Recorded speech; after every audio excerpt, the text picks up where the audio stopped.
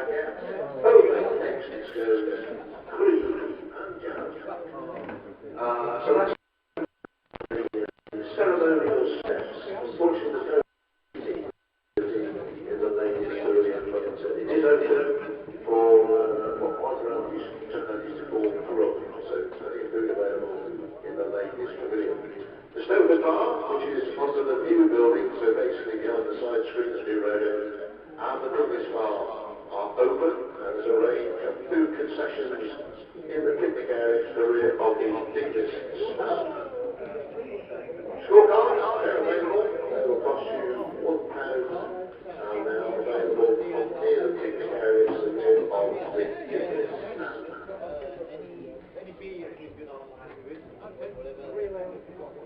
Toilets and baby changing facilities, ample toilet facilities are located around the ground, well signposted in various locations. Baby changing facilities are available at the rear of the Basil College University.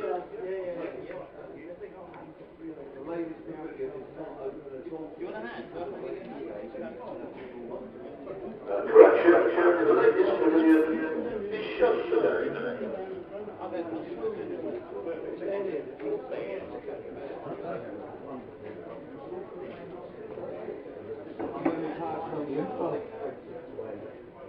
So now ladies pavilion today, you have to get your scones, jam and cream from elsewhere. Only do good for your diet, actually.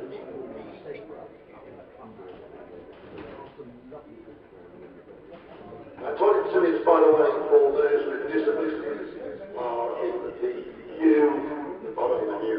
Again, that's basically behind the side screen at the new road end of the ground. A couple of other things have to run past you. No smoking in the seats, buildings, catering outlets, balconies, walkways, etc. Smoking is allowed in open areas behind the stands. Your gives you consideration all times to other spectators. Please do not come on the ground at any time. You could be liable to a fine of £1,000 and prosecution under the public order. And if you've got bags with you, make sure that somebody's keeping an eye on for you. Don't leave them on their own. Don't leave a lonely bag, or the stewards may remove them. Again, for safety reasons.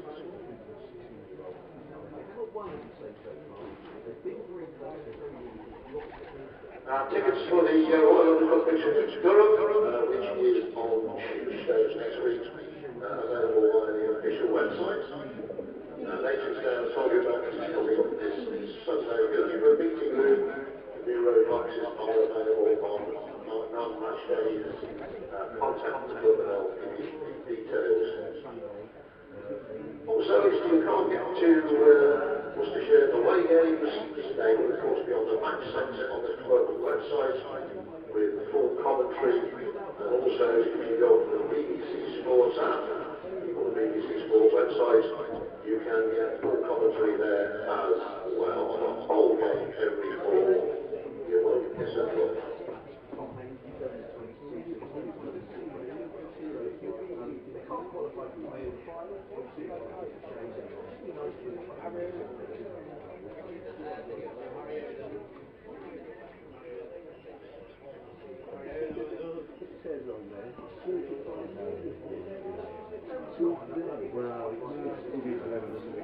Just join us Worcestershire with the toss and elected team back. Original teams with the shirt numbers as well. For the Sussex Sharks, Andy Ward is number 6. Ben Brown is number 26. Tom Haynes is the skipper, declares number 20. Number 62 is Travis Hill. James Cole was number 13. Ollie Carter will keep wicket number 11. Daniel Ibrahim is number 40. Will Beard number 18. Henry Crocombe is number 5.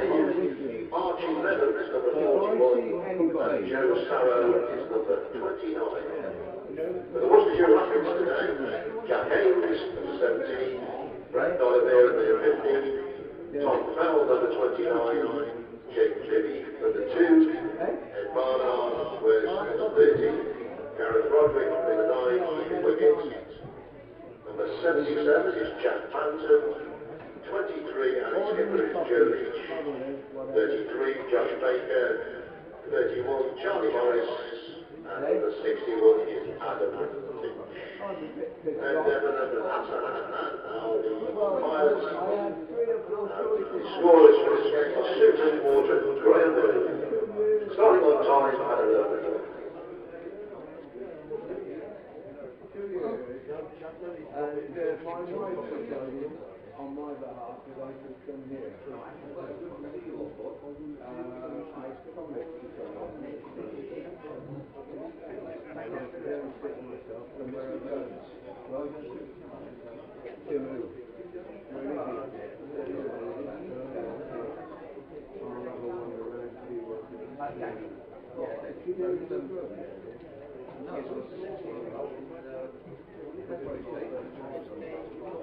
Still kicking the bucket then. I did actually say to him, still alive then. I have a lot of mates. So, eat it. I'm going to use it again, but I know people who follow my post guys. Go on for you, it's a big golf news around. Well, it's really. Yeah, I'll just get back into it. That was one of my duties lost in weight now. No, how's it nice out at all right? All well?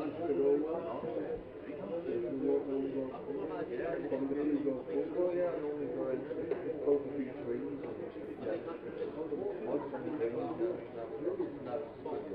Long water on that course. Yeah, bloody hell. Long time leeway, haven't you? It's a long time since I've been there, to be honest.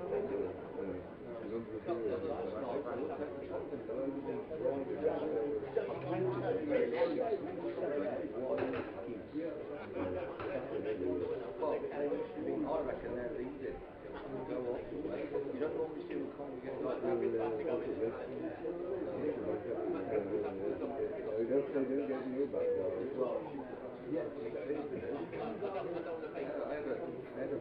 I'll tell you one thing we did have. We get those gates occasionally, but the green stuff is got a cooking sun. Most of those are looking shooting, but they shoot over them and that's quite smart. But the other week, about 3 months ago, 2 or 3 guys were playing a short game for the Christmas. One of them the next day appeared out of the bushes on the right, ran across, picked the ball up, and dropped it in a bunker. So they tried it again, and following it, and he got the same thing. So they filmed it.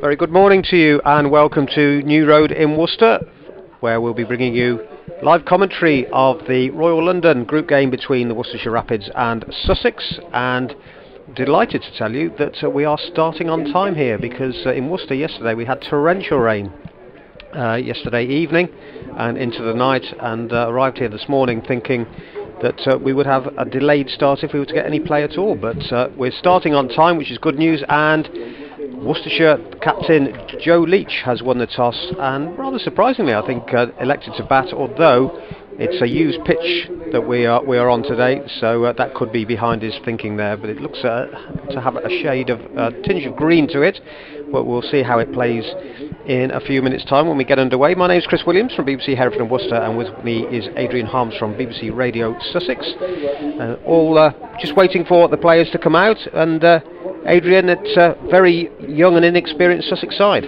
Yeah, it is. First of all, Chris, just I love coming to this cricket ground. We haven't been down here for a number of years, and it's just great to come back and, you know, great to meet yourself and people like Dave Bradley as well. So it's just a lovely place to come and watch cricket. So it's great to be here. Yeah, a very young Sussex side, 6 teenagers. That's not unusual in this competition because Sussex actually throughout the season have blooded an awful lot of young players. They've got some experienced amongst them, the likes of Travis Head, Will Beer, Ben Brown. Sussex yet to win in the competition, and I think although they can't qualify for the quarter-finals now, they don't want to go through this whole competition not winning a game. So I think it's important for Sussex to try and win one of these last 3 games, but it'll be difficult today. And Travis Head on one of his old grounds. He's played here a couple of years ago. Yeah, funny enough, he was doing some catching practice down here, and I said, "Oh, Travis, like coming home again?" And he went, "Yeah," and he sort of looked around, and I think he was quite popular down here, wasn't he, Travis? Yeah, he was, and yeah, had a couple of seasons here, I think. But, Yeah. and he's, as I said, it's a mixture of youth and experience in this. It's interesting to see how he feels about playing in such a young side there, whether he's looking to bring that experience and help the youngsters out. Yeah, he's spoken quite a lot about it actually, and saying, and he's here. He should have come last season, didn't come because of the pandemic and everything else. But he was saying how he's keen to come back next season, and he's enjoying playing with these younger players. To be honest, he hasn't scored the volume of runs he would have expected to, Chris, and he'll be very honest about that. He's made runs in this competition, but his form in the county championship was disappointing. So he might feel he's got a bit of a point to prove if he comes back next year, but no news on that yet.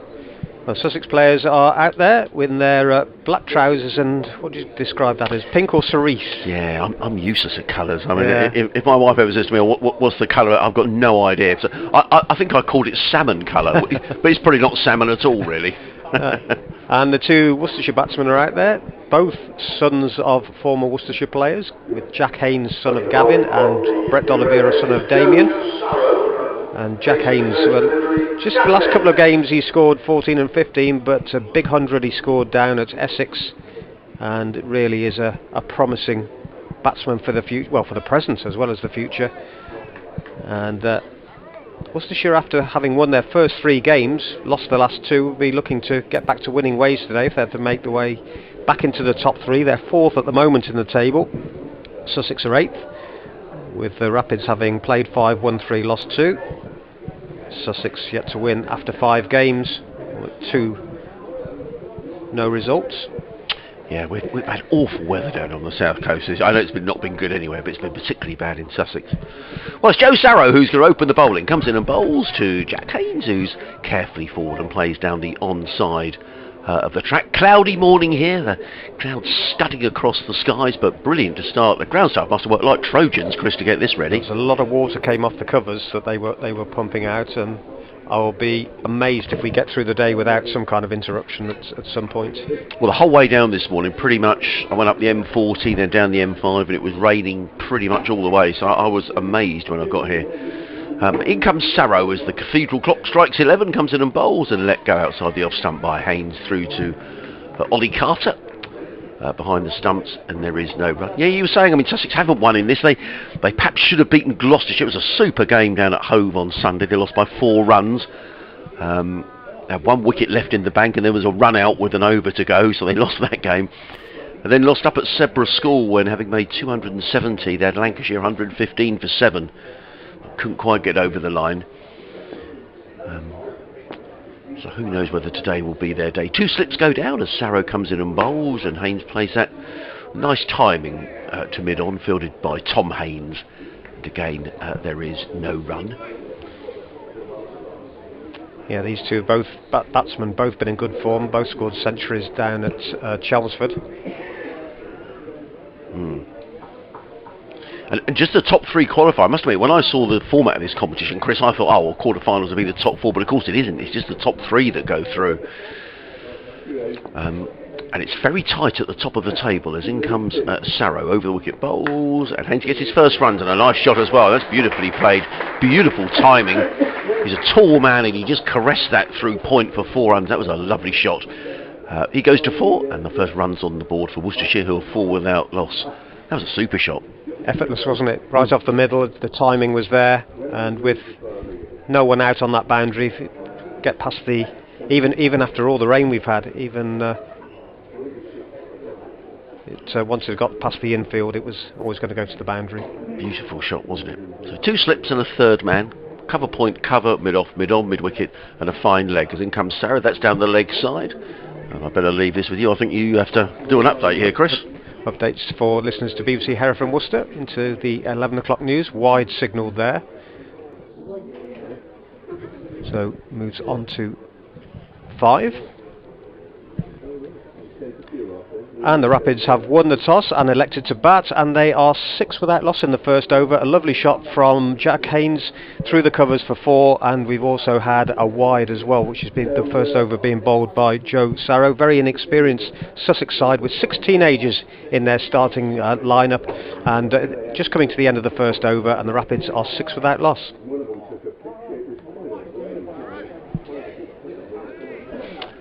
It's a bit fortunate to get away with a wide there. Just thinking that looked a long way outside the off stump, that delivery. We've got some blue sky, Chris. We've got lots of cloud around as well, but we have got some blue sky. Has it been wet down here this summer?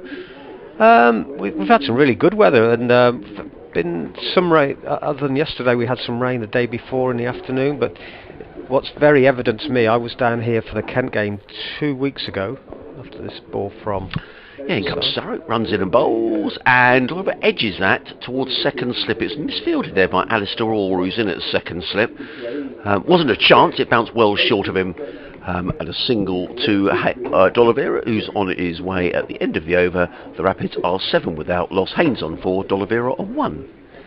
Yeah, if you look to the right, as we look out of the commentary box, we're in the New Road end, just to the left of the pavilion, and it's lush green out there now. Now, 2 weeks ago, that was very barren, very dry, brown. You could see all the drainage, where the drainage lines were running underneath the outfield, and now it's very lush. It's looking in tip-top condition. So the rain in the last week or so has done the outfield a lot of good. Look, I mean, the ground looks now. I mean, it looks immaculate. It looks like it might do sort of in April. Yes. In terms of the colour of the grass. Well, let's hope that blue sky remains. But you say lots of cloud around, Chris. So we'll just have to see. And I think the forecast is for showers. But I don't know the local forecast, but suggesting maybe they may be a bit north of here. So maybe we'll get lucky. Is this Henry Crocombe? Yes, it is. Yes, it is Henry Crocombe. Yeah. It's opening up from the Diglis end, far end as we look at it. Right arm over and flicked away down to fine leg. It's quite wide down there by D'Oliveira. Thinks about a second, but it was never there. But these two run well between the wickets. Crumbs. I was thinking, like, D'Oliveira looks like he's been in the Olympics. I mean, that was extraordinary. They are very quick. Well, he certainly had Sarrow on it, because that was only ever a single. It should have been, but he was almost coming back for 2. D'Oliveira. Yeah, putting the pressure on, wasn't he? That's the thing. Turn quickly. Yeah. 8 without loss. Interesting. Actually, they're bringing that fine leg up a bit. Yeah. So we've got fine leg is the only man out on the boundary at the moment. Got a slip. Yeah. Sorry. Yes, right. Just hidden from me and behind the press box there. Got a man down at wide third man, deep backward point as Haynes gets in line, drives up to mid-on. No ball called by the umpire. So that's a free hit, is it? Yep. The umpire at that end is Hassan Adnan. Ben Debenham is the other umpire today. So we have a free ball. This happened to Henry Crocombe up at Durham, at Sedbergh School, which is a beautiful cricket ground, Chris, in the penultimate over, and he bowled a no ball, and then Danny Lamb hit him for 6, which helped seal Sussex's fate. I don't think Haynes will hold back here. Well, he wasn't holding back, but he forgot to hit the ball. He just got little I think taken on the upper arm there, but looking to work the ball away over mid-wicket. So Crocombe got away with that one. Crocombe is 19 years old, wearing 5 on the back of that bright pink shirt. Yeah, made his debut last year during the Bob Willis Trophy, one of the many Sussex youngsters who have come through the ranks in the last couple of years. And he short of a length and pulled away through mid-wicket by Haynes. Again, nice timing. Didn't really have to thrash at it. It was pitch short, came up nicely for him, just swiveled round, pulled out to deep mid-wicket for 4. He moves on to 8, 14 without loss. Do you know, there are some good young cricketers around, aren't they? Watching Gloucestershire, he only batted for about 10 overs last Sunday, was Ben Charlesworth of Gloucestershire, left-hander. He looked a good player. And just having watched 2 shots here from Jack Haynes, I've never seen him bat before, just I mean, that was short from Croker. Probably got what it deserved, but I mean, you've still got to hit it for 4. It was beautifully played. They've lost the ball actually. It's gone under the covers. Yeah, I think it'll be soaking when that comes back. But I have to say, I was very sceptical of this competition at the start of the season because I thought it is going to be. I didn't know what to expect. Yeah. We're going to see basically people coming in and paying for second 11 cricket. I think it's been better than that, the games I've seen, and especially, I have to say, if you look at the test side batting lineup at the moment, if young players can make their way into the first team, and I know this is limited over cricket, totally different, but it needs more new players coming through. I think to start. I agree. I couldn't agree more. There needs to be that conveyor belt of players coming through, which the more a player getting experience, more chance of his next delivery. Sees Haynes in the crease, just letting the ball run out to deep backward point and pick up 1. I couldn't agree more, Chris, and I think actually, and also I've got very frustrated over the last couple of seasons with this feeling that players who play for England can only play first division cricket. There seemed to be this feeling, oh, if you're second division, well, hopefully, from a Sussex perspective, Ollie Robinson has forced his way into the England side because he's just taken so many wickets. D'Oliveira, right-handed, will pick up a single here. They'll have to be quick though, but get home comfortably. There's Haynes running to the danger end. Ball had gone down to backward point area. Well, there was a fielder there. A run. It's, Archie good led him up. Yeah. But I agree with you. And actually, I think when you look at, if you find a young batsman who comes in and scores runs, I don't think apart from Joe Root, anyone's nailed in that England top 6, is there? No. Next delivery's driven and well stopped or half stopped by the bowler in his follow through, because I think that would have gone to the boundary at long on, but it certainly took a lot of the pace off the ball, and it was fielded at mid on, and they just picked up the single. So the end of the second over, 17 without loss, an expensive over that. 10 runs coming from it. Haynes has 10 off 9 deliveries and D'Oliveira 3. And actually, Chris, I mean, I've been down here and covered games between Sussex and Worcestershire. I believe there was a game here, it might have been at Hove, or certainly a game against Worcestershire anyway, where something like 9 of the Worcester side were homegrown players. Yeah, there's, again, Haynes, D'Oliveira, Fell, Barnard, he's a good Baker, cricketer. Yeah. Finch, and Banton in the side today. So, yeah, and then, of course, there's been some good players coming through the academy in recent years. Here comes Joe Sarrow running in over the wicket. Bowls let go outside the off stump. Umpire Debenham on this occasion has decided it is a wide. He rather gave Sarrow the benefit of the doubt in the last over with a ball that went past the off stump, but deciding on this occasion that that is a wide. So the total goes to 18 without loss. We're only in the third over. We had quite a delay in that over because the ball got lost under the covers. So a wide to start the over from Joe Sarrow, who's another 19-year-old. Well built. He looked like he'd make a big Worcester was a big rugby city. He looks like he'd make a good second row, just Joe Sarrow. He's a big fella as he comes running in and bowls, and forward comes Haynes to his delivery of full length, plays it to mid-on, fielded by Tom Haynes, and there is no run. But yeah, I guess the likes of Ben Charlesworth we might not have seen. Would Jack Haynes, has he had opportunities in the Championship, Jack Yes, Haynes? yeah, and he's had an injury earlier this season, but yeah, he's pretty consistent, still looking for his first century, but he's had 70s, 80s, 90s. Right. It was good to see him get his century in this competition, because I think that's broken. He's got the monkey off his back there. Sarrow in bowls, and again let go outside the off stump by Haynes, who has a look towards the umpire as if to say, is that a wide? And the umpire says no. So it finishes in the gloves of Carter, there's no run. Yeah, so the test side at the moment, the batting line up there, there's with the Sibley, Lawrence, etc., Crawley even. Well, I'm not sure that Burns nails down the spot, does he? No. Really? I mean, he's not regularly scoring big scores. No, it's inconsistent.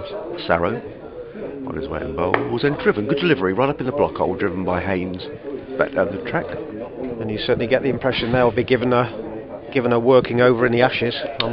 Well, and that's why it's such a shame, and we're all very disappointed down at Sussex with the news yesterday that Jofra Archer is out for not just the World Cup but the Ashes as well. I mean, I have to say I was looking forward to seeing Jofra at full steam racing in to bowl some of those Aussies on the quick wickets in Australia, but sadly we're not going to see that now. But you have to say, would England get enough runs anyway at the moment? Exactly. In comes Sarrow, running in bowls. Haynes again lets that one pass by outside the off something. Goes a bit low. Very low, isn't it? Goes through to keeper Carter, and there is no run. It's funny, I talk about the Ashes. Flashed up on my Facebook page yesterday. It was 5 years ago yesterday that we were in Australia doing a tour of the MCG. Oh. And we walked out of the tunnel there, so we'd been in the change rooms, walked out, and I said to my two lads that they love the cricket. So can you imagine walking out here, what it would feel like when there's 100,000 people in here? Sarrow running away from us from the New Road end, comes in and bowls to Haynes, who plays that uppishly. It's past backward point, it wasn't a chance. He's led a couple of runs down towards third man, but a moral victory for the bowler. Nonetheless, Haynes come back for a couple of runs. He goes to 12. I think that's going to click over to in a moment. So, yeah, there we go. And the Rapids to 20 without loss. Yeah, I mean... Well, it's easy to criticise people for not scoring runs and etc., but you've got to have such nerves and you know, young people. They're all young players walking out there in that kind of intimidating atmosphere. Yeah, and I think they get plenty as well from the people watching. He comes at Sarrow again, bowls, and forward comes Haynes, plays straight back down the track. Nice tidy over from Joe Sarrow. He conceded a wide and a couple of runs, but in the main, that's a good start by the young Sussex opening bowler. At the end of the third over, the Rapids are 20 without loss. Haynes on 12, D'Oliveira on 3. I was lucky enough, Chris, to go to Australia. I didn't follow the whole tour, but followed a bit of the tour in 1990-91 when it was the tour that when David Gower got in all sorts of trouble for flying loop-the-loop in the Tiger Moth and all the rest of it. But anyway, he came out to bat at the MCG on Boxing Day, and he got a standing ovation all the way to the wicket. I mean, it was just remarkable. And he got 100. Not on that day, he got 70 odd that day, and then finished it off with a ton the following day. But I mean, yeah, standing ovation to the middle from the Aussies. That was quite something. Crocombe to start the fourth over from the Diglis end, pulled, but now a deep mid wicket is in position, so restricts them to 1. Yeah. Can I just give an email address out, Chris, just in case any of our listeners down on the south coast or anybody wants to send us a note? It's sussexcricket@bbc.co.uk. So if you're listening and you want to send an email, or regular listeners down on the south coast or wherever, just drop us a line. It'd be lovely to hear from you.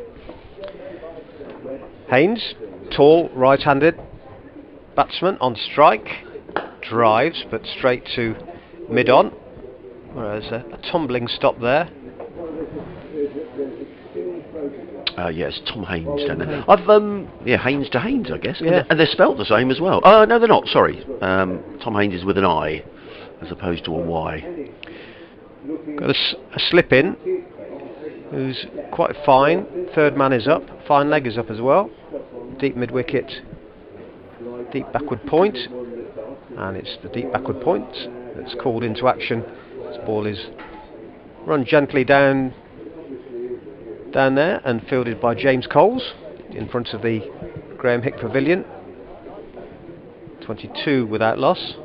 We're talking, Chris, about some of the younger, Worcestershire are very good at bringing through younger players. I'll come back to that in a moment. Crocombe is quickly into his action again. D'Oliveira drives off a thick outside edge to wide mid-off, and there's no run. And some of those players have moved on. Is that a frustration sometimes with a county like Worcestershire, that you develop young players and then they feel they need to move to advance their careers? I think it will always be a frustration, but you can't stop players wanting to better themselves and try and win things and get noticed. And I will be. This next delivery is cut. Beats the dive, gets a hand on it, the third man inside the circle, and takes a little bit of the sting off. They pick up 1, 23 with that loss. You have to get noticed, and I just question where some of the smaller clubs like Worcestershire, you don't get noticed. Ben Cox, I think, is an excellent wicket keeper, good batsman, and you look at the number of wicket keepers that have had a go this season. I wonder if he might have been noticed more. This next delivery is driven down to deep cover. They'll pick up 1 more, but they don't. Joe Clark's done well at Nottinghamshire. But there have been, over the years, a fair few players that have moved on, not always with success. Yeah. You always take a chance, but I would never knock anybody. It's the end of the over, by the way, 24 without loss, Haynes 14, D'Oliveira 5. I personally would never knock anyone that's trying to better themselves and give themselves the best opportunity for, make a few more quid, win silverware, or give themselves a better chance of playing for England or whoever. And actually, because it's a debate we've had a lot in the commentary box this year, also as well, whether the conference system is actually, whether that quite helps. Because if you're, I just got this thing about players being just sort of stigmatised as being second division players or second division county, and I don't think it should matter. As in comes Sarrow running it over the wicket, bowls, and Haynes has to reach for that one outside the off stump. He plays it to mid off without timing, fielded by Ben Brown. And there is no run. And as I say, I think Ollie Robinson is a great example. People saying, oh yeah, he's taken loads of wickets, it's in the second division. Well, he's still taken the wickets, and stacks of them. So I just wonder if the conference system means you're perhaps playing some of the inverted commas bigger counties and a chance to really show your skills. There we get me on my soapbox about that, Chris. Probably not a good thing. Sarrow runs away from us on a cloudy morning here in Worcester. Bowls, another good delivery from Joe Sarrow that Haynes plays very respectfully to mid-on and fielded by his namesake Tom Haynes, who is the Sussex captain. No run. Yeah, I think sports fans always see things differently to real life, in terms of they think if you play for a club you should play for them all your life, and when most of us, if we're offered better opportunities, we'll go off and do that. Yeah. Sarrow again. In bowls and forward comes Haynes. Again plays to backward point. Then there is no run. Nice tidy start here from Joe Sarrow, who's in his third over. Rapids 24 without loss. Haynes on 14. He's had the majority of the strike. In fact, he's faced 21 balls. Brett D'Oliveira has just faced 5 deliveries. Yeah, Sarrow 2.5 overs for 10 runs. Yeah. Delayed starts in quite a few games today, so we're quite lucky here, not least at the test match where it's raining again. Sarrow on his way, bowls right up into the block hole, played to mid-on, and again there is no run, fielded by Ben Brown. Total remains on 24 without loss.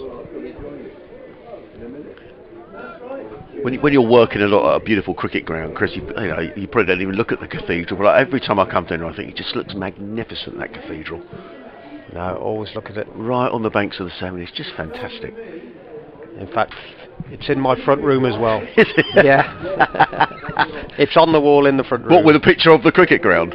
No, that's in my room. That's in my work. That's in my study room. How is it? Spare bedroom. In comes Sarrow. Bowls, and Haynes drives. Has to reach for this into the covers. Good bit of fielding there by James Cole, sliding along on his knees. I'm sure he hasn't hurt himself there. Maybe just winded himself, but it was a good stop. Haynes didn't quite time that through the covers, but it was a good diving stop by James Cole. Haynes goes to 15, and the Rapids to 25 without loss. Yeah, there's a local artist here called David Birtwistle, and I've got a couple of his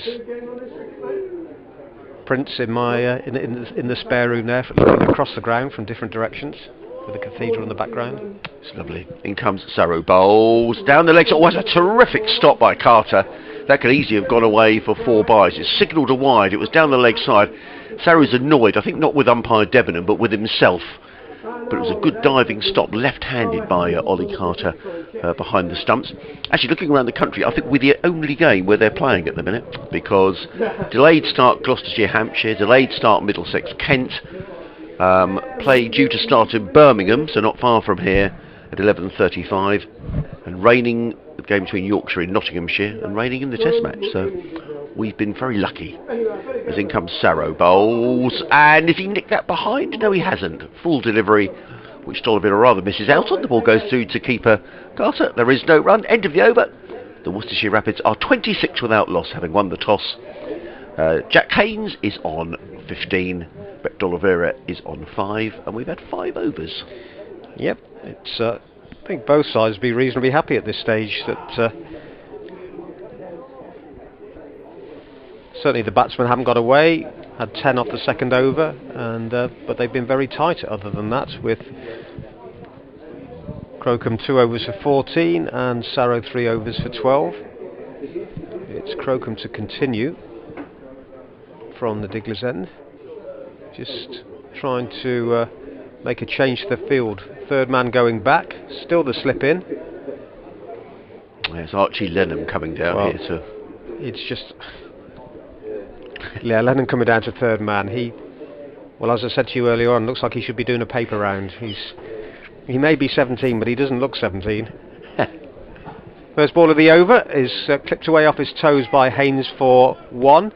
Mid-wicket coming round to deep square leg to do the fielding. Good bit of fielding there, but looks incredibly young, doesn't he? Yeah, he does.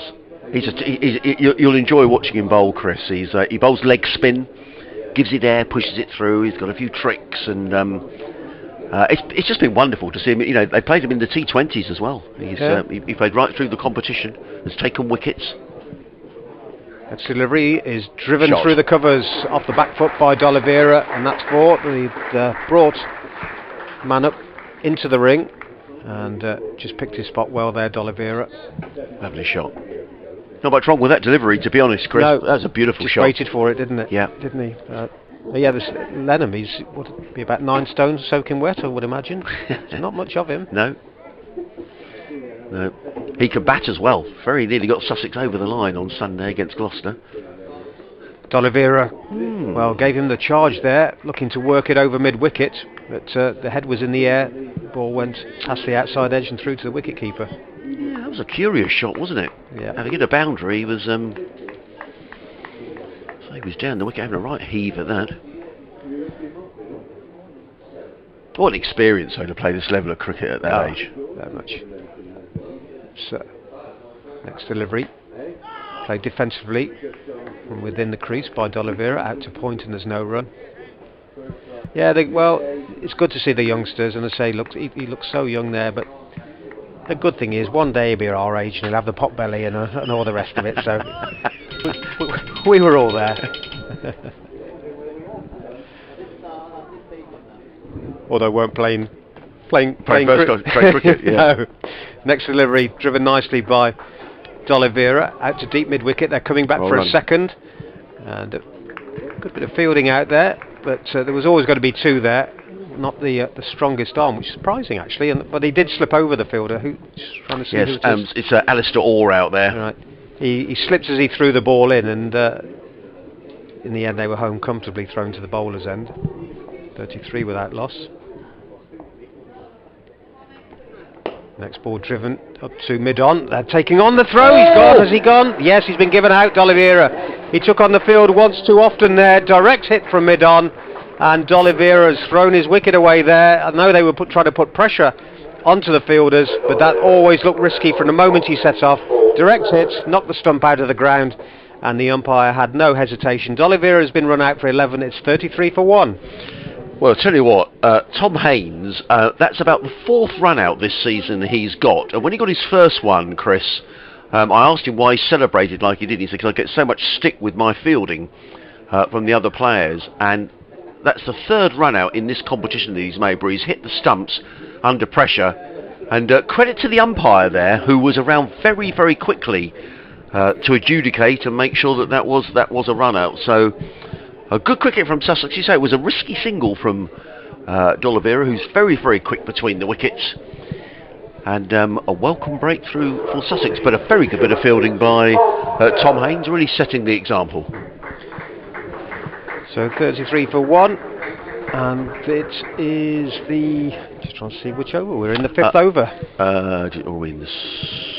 That was the 6th. I think that might have been the last ball of the 6th. 6th over. Good umpire in that though, Chris, because sometimes it's not easy for an umpire to get round really quickly and get into a position where you can adjudicate on that sort of decision. So that was really good stuff. No, you're right actually, because the last game I covered, which was the Rapids against Kent, there was one occasion where the umpire thought was quite slow getting across and not looking along the line, and one that looked to be quite close. He didn't look in any position to give one way or the other. No, really good bit of fielding and good umpire. I forget the name of the umpire. We got that wasn't Ben Debenham. Hassan Adnan. Right, well done, Hassan Adnan. That was a very good bit of adjudicating, so well done. As in comes Joe Sarrow, running in over the wicket, bowls, it's played in the air, oh, it's just wide of, in fact it's Tom Fell who clipped these, he's going to get 4 runs through mid-wicket. That wasn't a million miles away from the mid-wicket fielder. Nonetheless, he's on his way with a nice looking shot, and the Rapids go to 37 for 1, and Tom Fell is on his way.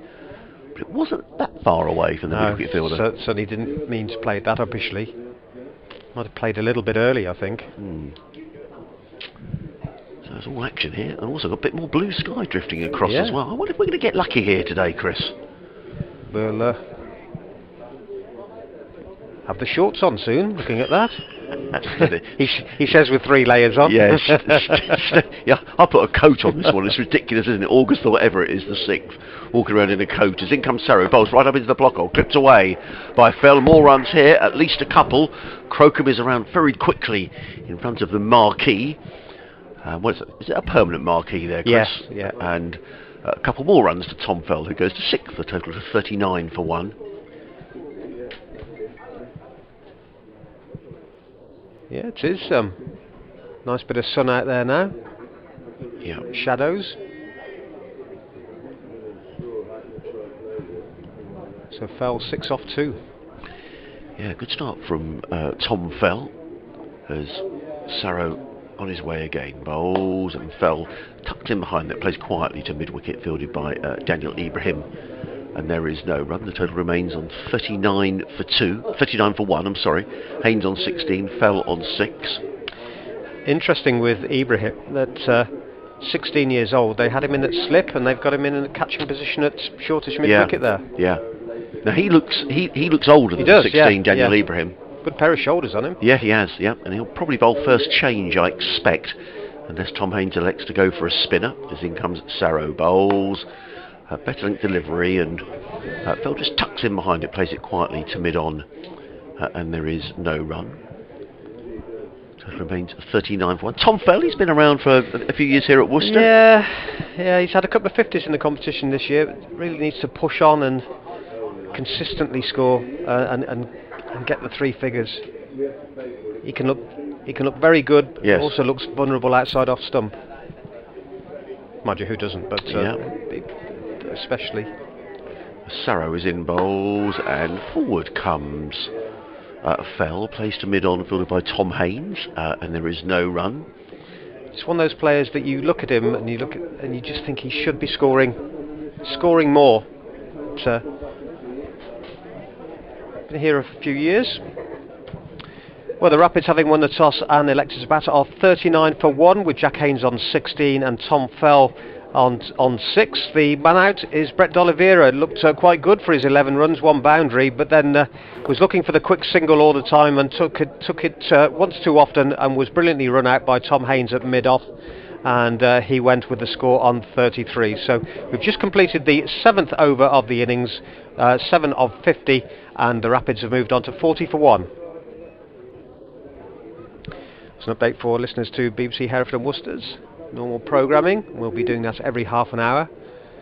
But, here,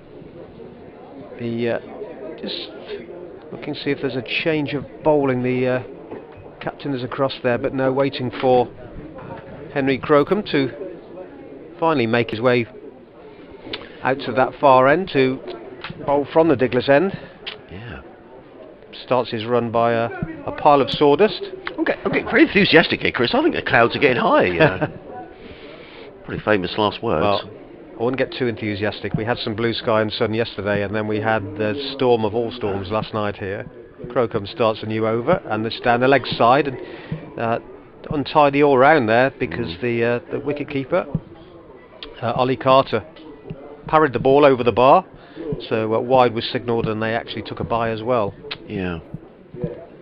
A little bit rooted there, the Ollie Carter. Yes, he was. I think he'll be disappointed he didn't take that cleanly. It was quite a quick delivery from Crocombe, actually, who, I mean, the two opening bowlers are both very different in stature. You know, Crocombe is quite wiry, isn't he? But he's quite sharp, you know. Nice straight run to the wicket. Bowls here full length, driven by Haynes into the covers, and there's no run. Yeah, I like him. Of the young Sussex bowlers who have come through this season, I think he's got a terrific action, and has got a nice whippy action. Gets the ball through at pace. We're just going back to what we were saying earlier. There's a lot of young cricketers have had an opportunity, and not just a fleeting one, because a lot of them will end up playing 8 games. Yes, indeed. Which is really good for them, as Haynes, in the crease, just drops it into the offside, and there's no run. Have Worcester lost many players to the 100, Chris? Who have they lost? Pat Brown played the other night for the Phoenix. Ben Cox has gone to Trent, but I don't think he's played a game yet. Moeen Ali is the big one. Yeah. Ross Whiteley. I don't think who else has gone. Keeping up with it all at the moment. Yes, I know, yeah. There's people going all the time. Next delivery is turned square on the leg side by Haynes for a single. Fielded by James Cole, coming off the boundary. Yes, I mean, fun enough, Luke Wright is at the Trent Rockets. I'm not sure Luke would have played in the 50 over competition anyway, but I don't think he's in a game either. So some of these players are away, but not actually playing. No. Crocombe bowls to Fell, turns him nicely through mid-wicket.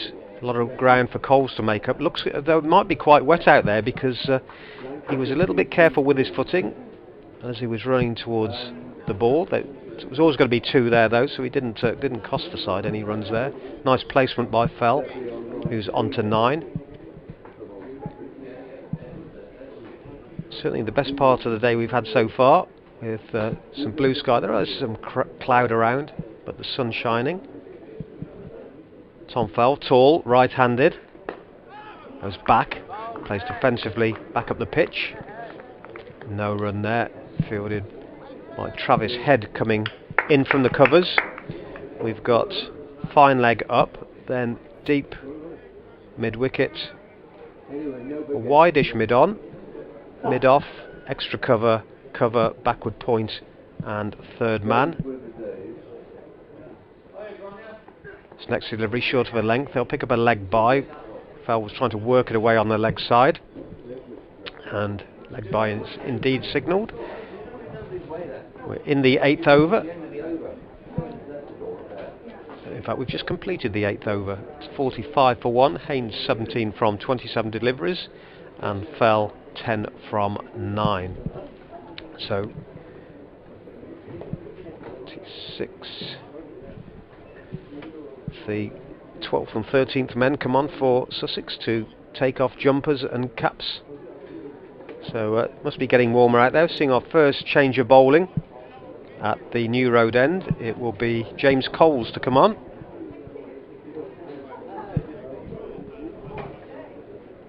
And he's replacing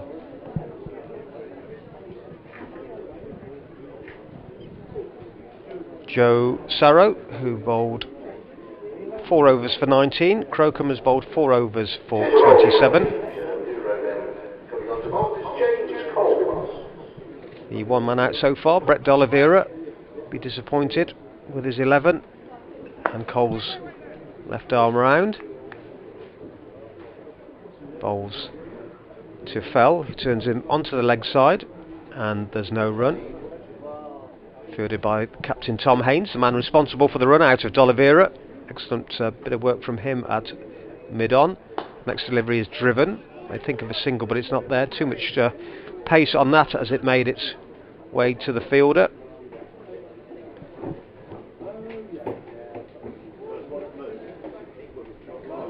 Coles bowls again. This time they will pick up a single, because Orr is at long on and has to jog in to the edge of the circle to complete the fielding. One more to Fell, takes him on to 11.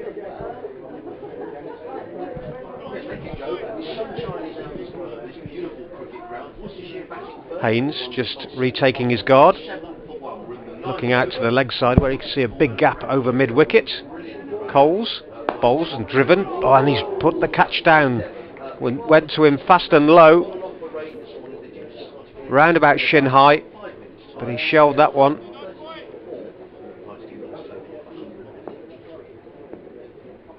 but he's forgotten about it, and he's bowling again now, short of a length. Haynes this time plays forward defensive, back to the bowler, no run, remains 47 for 1.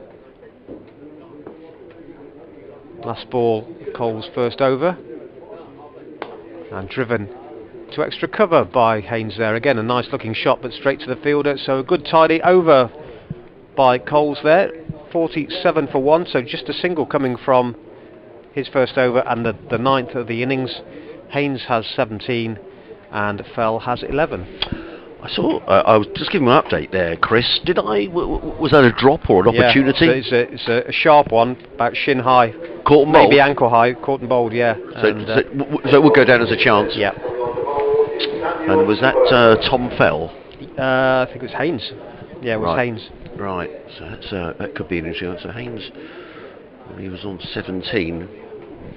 And the total 47 for 1. What you will find with Sussex today is that they will rattle through their overs. They are. So you've got James Coles will bowl spin, Archie Lennon bowling his leg spin, Will Beer bowling spin, and the other bowlers don't come off huge run-ups. So quite often in these matches we found Sussex are through their 50 overs very quickly. But it's going to be Daniel Ibrahim who's going to pick up the Sussex attack from the Digley's Road end of the ground. A third man, point, cover, extra cover mid-off.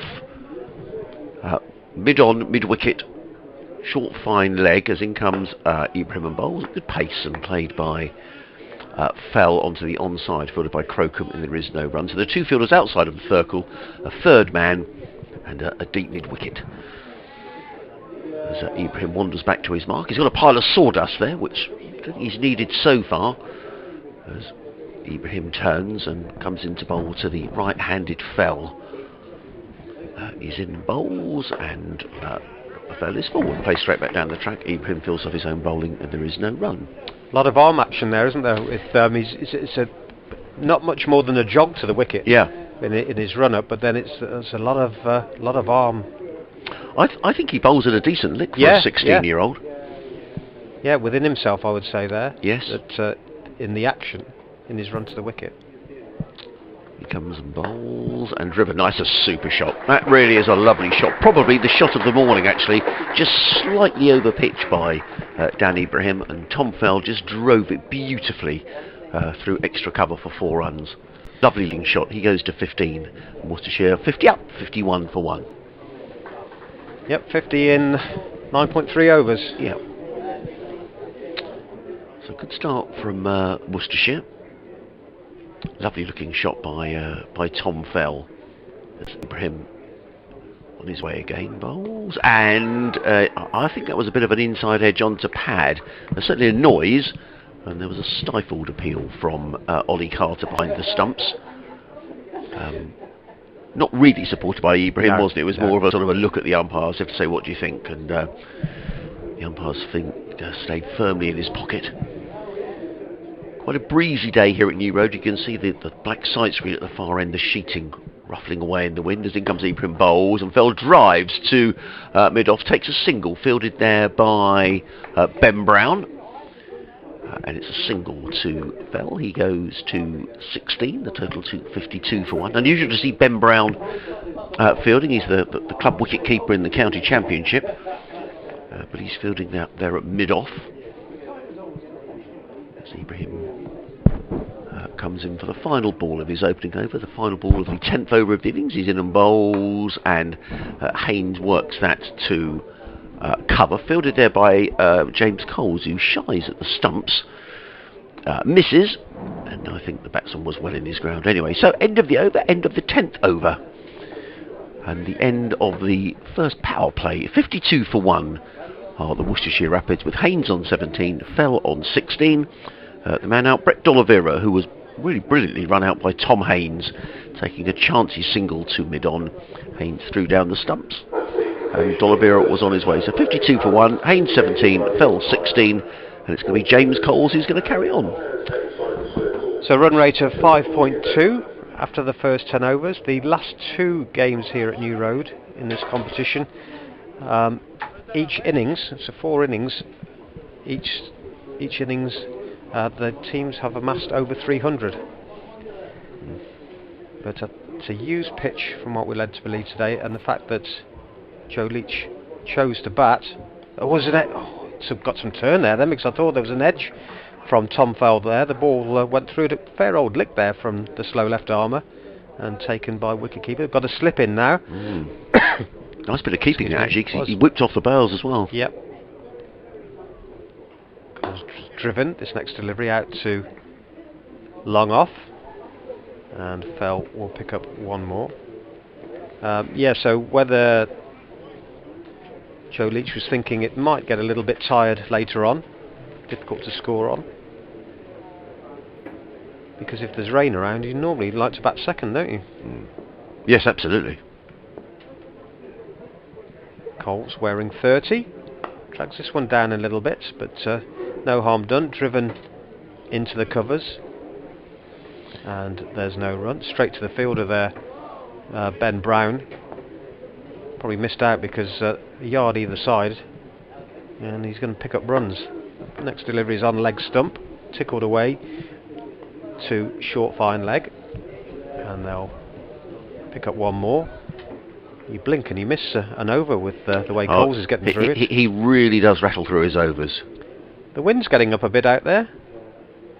He's in now. Got the sun shining on his back as Fell just plays up to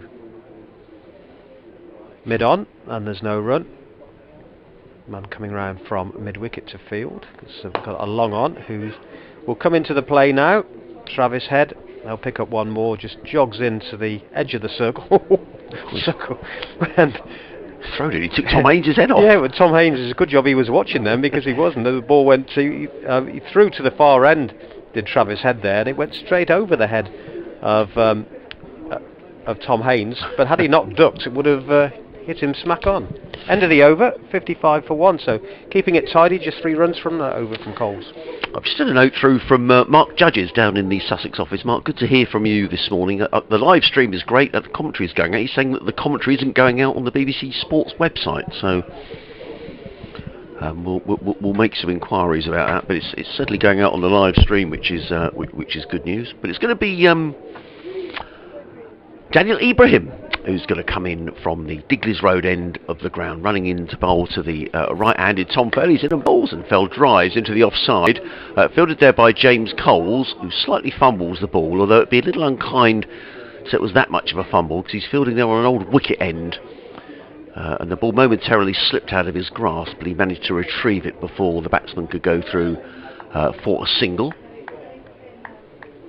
and the total remains on 55 for 1. As Ibrahim turns again. So Mark, thank you for letting us know that, much appreciated. As in comes Ibrahim, bowls and worked again to backward point, fielded by Will Beer, and there is no run. John Malone's been on. He says pictures and sound are good on the stream today. Do they have floodlights if the clouds come over at the ground? Although early August we shouldn't really need them. No, they don't have floodlights here, John, and the good news is that there's plenty of blue sky above the ground now, which is great news. As Ibrahim he's on his way again, over the wicket, bowls and clipped onto the onside by Fell. He's going to take one through mid-wicket as Alistair Orr comes into field, and that's what they take. And the total goes to 56 for 1. Fell to 19. It must be one of the few grounds, I guess, that doesn't have floodlights now, Chris, New Road. But is that contentious, or? It's come up every time I've worked this season. Someone's mentioned that, and break off while this is going on. In comes Ibrahim, bowls and edged by Haynes, down to third man, fielded by Archie Lenham, who gets in the throw. One more to Haynes, he goes to 19, the total 57 for 1. I think this is a personal view, but I've said on each occasion I don't think I'll see them in my lifetime. Right. I think a lot to do with planning and etc. Well, it's such a lovely cricket ground. It really is a beautiful ground. As in comes Ibrahim and bowls and hammered away, and that's going to be just a single. I thought for a moment it'd gone for a boundary out to cover, but fielded there by Travis Head, racing around from fielding at sort of a wideish cover point. So just a single to Haynes. He goes to 19. The total's a 58 for 1. And looking at the outlay, I don't know really what Oh, huge. It's a small ground, so whether it would take a lot of time to get the money back, I would have thought. Yeah. Ibrahim in bowls and takes a step down the wicket, and he gets another single. It's not that far away from the fielder at cover point. Again, head comes in from fielding on the boundary, gets in the throw. Another good accurate over from excuse me, Dan Ibrahim. At the end of it, Worcestershire are 59 for 1 with Haynes on 20 and Fell on 20. Listening to live cricket on BBC Radio Sussex and BBC Hereford and Worcester. If you want to get in touch with the Sussex Cricket at bbc.co.uk, or you can tweet us at BBC Sussex Sports. It'd be great to hear from you. Mark, thanks very much for your message about the stream, which I think we've got sorted. And the two umpires having a natter. I'm not sure what that's about, Chris. Probably the lunch menu. Possibly. Oh, they seem to be having a laugh and a joke. A bit more heavy cloud drifting in, but there's some breaks in that cloud as well. Yeah. And hopefully, says fingers crossed, we may get through. So I think probably honours about even here. Chris, do you reckon 59 for 1 after 12 overs? I think Sussex would be quite happy at the moment. Yeah. The run rate below 5, and Cole's 2 overs for 4, Ibrahim 2 overs for 9. I think they've done really well, those two. Yep. And what they're doing is building the pressure on the batsman, which they'll be hoping will lead to a mistake. And Haynes 20 from 35 is certainly pedestrian by his standards, and he attempts a sweep there, but they'll pick up a leg by. Yes, indeed, it's signalled by Ben Debenham. Ball just making its way out to square leg. Yeah, they're still having a bit of a chat, the two umpires there, even after that delivery. So whether they're just looking to where the weather's coming from. Nice looking drive by Fell using his feet, getting to the pitch of the ball, drive too long on, and one more to him. In fact, he's gone ahead. Yeah, just moved ahead of Jack Haynes there, 21 from 26 for Tom Fell. Coles. Cut. It's a nice looking shot from Haynes. Good fielding out on the boundary. By there. Joe Sarrow. So, got across very quickly there, but good placement by Haynes. He's now gone ahead of Fell, 22 from 37.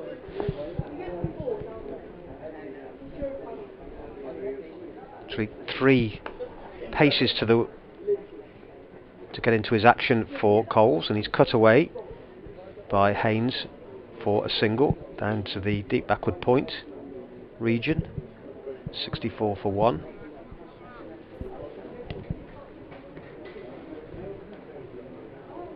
Fell, right-handed, so only finds the fielder at point, and there's no run there.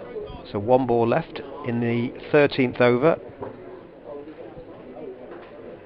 Ground staff just moving across towards the covers yes, of the far it's end. always slightly worrying when that happens. As the sun shines as bright as it has done all day. There's a good bit of fielding in the covers. The last ball of the over by Ben Brown prevents a run. So after 13 overs, it's 64 for 1 with Haynes on 23 and Fell on 21. The one man out, Brett D'Oliveira, run out by Tom Haynes for 11 when the score was on 33.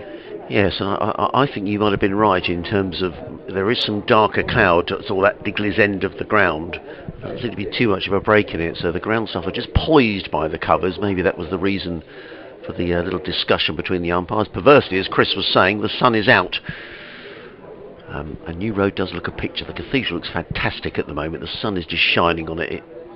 If you know this ground, you know what I mean, and if you don't, it's just the most wonderful cathedral on the banks of the Severn, surrounded by trees. It just looks fabulous. Daniel Ibrahim's going to carry on from the Digley's Road end of the ground. He's coming running into bowl to the right-handed Haynes, who plays rather across the line. He's hit on the pad. The ball trickles down to where third man would have been. In fact, the umpire has signalled that as a run. I don't think he did signal a leg by. So it's 1 more to the total, and Haynes goes to 24. Yeah, did give that as a run. Haynes just struggling with his timing at the moment. Yeah. Total goes to 65 for 1. Daniel Ibrahim in his 3rd over. Previous 2 have cost 9 runs. As the wind gets up here at New Road, and Ibrahim is in and bowls, and Fell plays to mid-wicket. Fielded there by Crocombe, and there is no run. Hugh Johnson's been in touch on Twitter. Hello, Hugh. He says, The commentary has just started working on the BBC website, so thank you, Hugh, for letting us know. He asked a couple of other questions that I'll come to in a moment. 65 for 1. Worcestershire, we started on time here this morning. Worcestershire winning the toss, deciding to bat first, losing D'Oliveira for 11. As in comes Ibrahim over the wicket, bowls, and worked again by Fell to mid-wicket, fielded again by Crocombe, and there is no run. Ibrahim wanders back to his mark. Hugh asking a question about Ben Brown. Why was he removed from the captaincy? Well, I think there are questions, to be fair, Hugh, that were answered by Rob Andrew, the chief exec, when we spoke a couple of weeks ago now. As in comes Ibrahim, bowls, and forward comes Fell, plays straight back to mid-off, and there is no run. He also asks, how would I compare the keeping between Ben Brown and Ollie Carter? Well, there's been a couple of really excellent bits of keeping from Carter this morning. The one where he whipped off the bails to a delivery from James Coles that beat Haynes outside the off stump. That was a super bit of keeping, standing up to the stumps.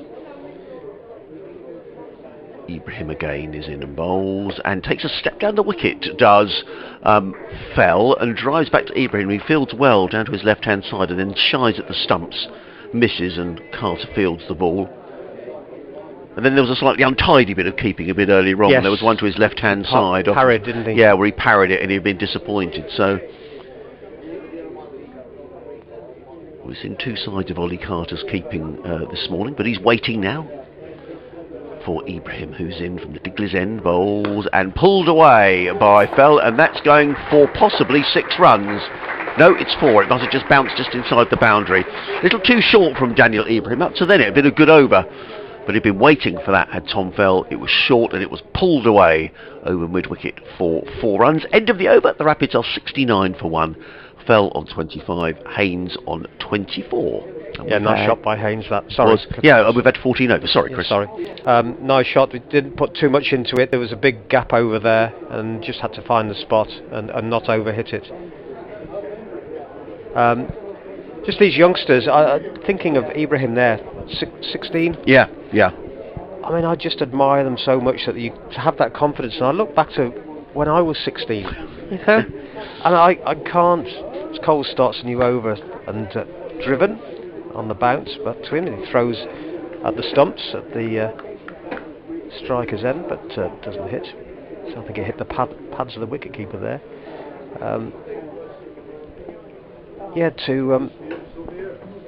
Just go into it after this ball from Coles. Oh, was caught behind. He just got at the slightest edge there. Did Jack Haynes, trying to cut the ball away, got too close to it, and it was a good catch by the wicketkeeper. Went through sharply right behind the stumps, and Jack Haynes has been struggling in this innings. Had not been timing the ball that well, and I think his probably frustration got the better of him there, trying to cut one that was too close to him, and he's gone caught behind off the bowling of Coles for 24 from 41 deliveries. It's 69 for 2 in the 15th over.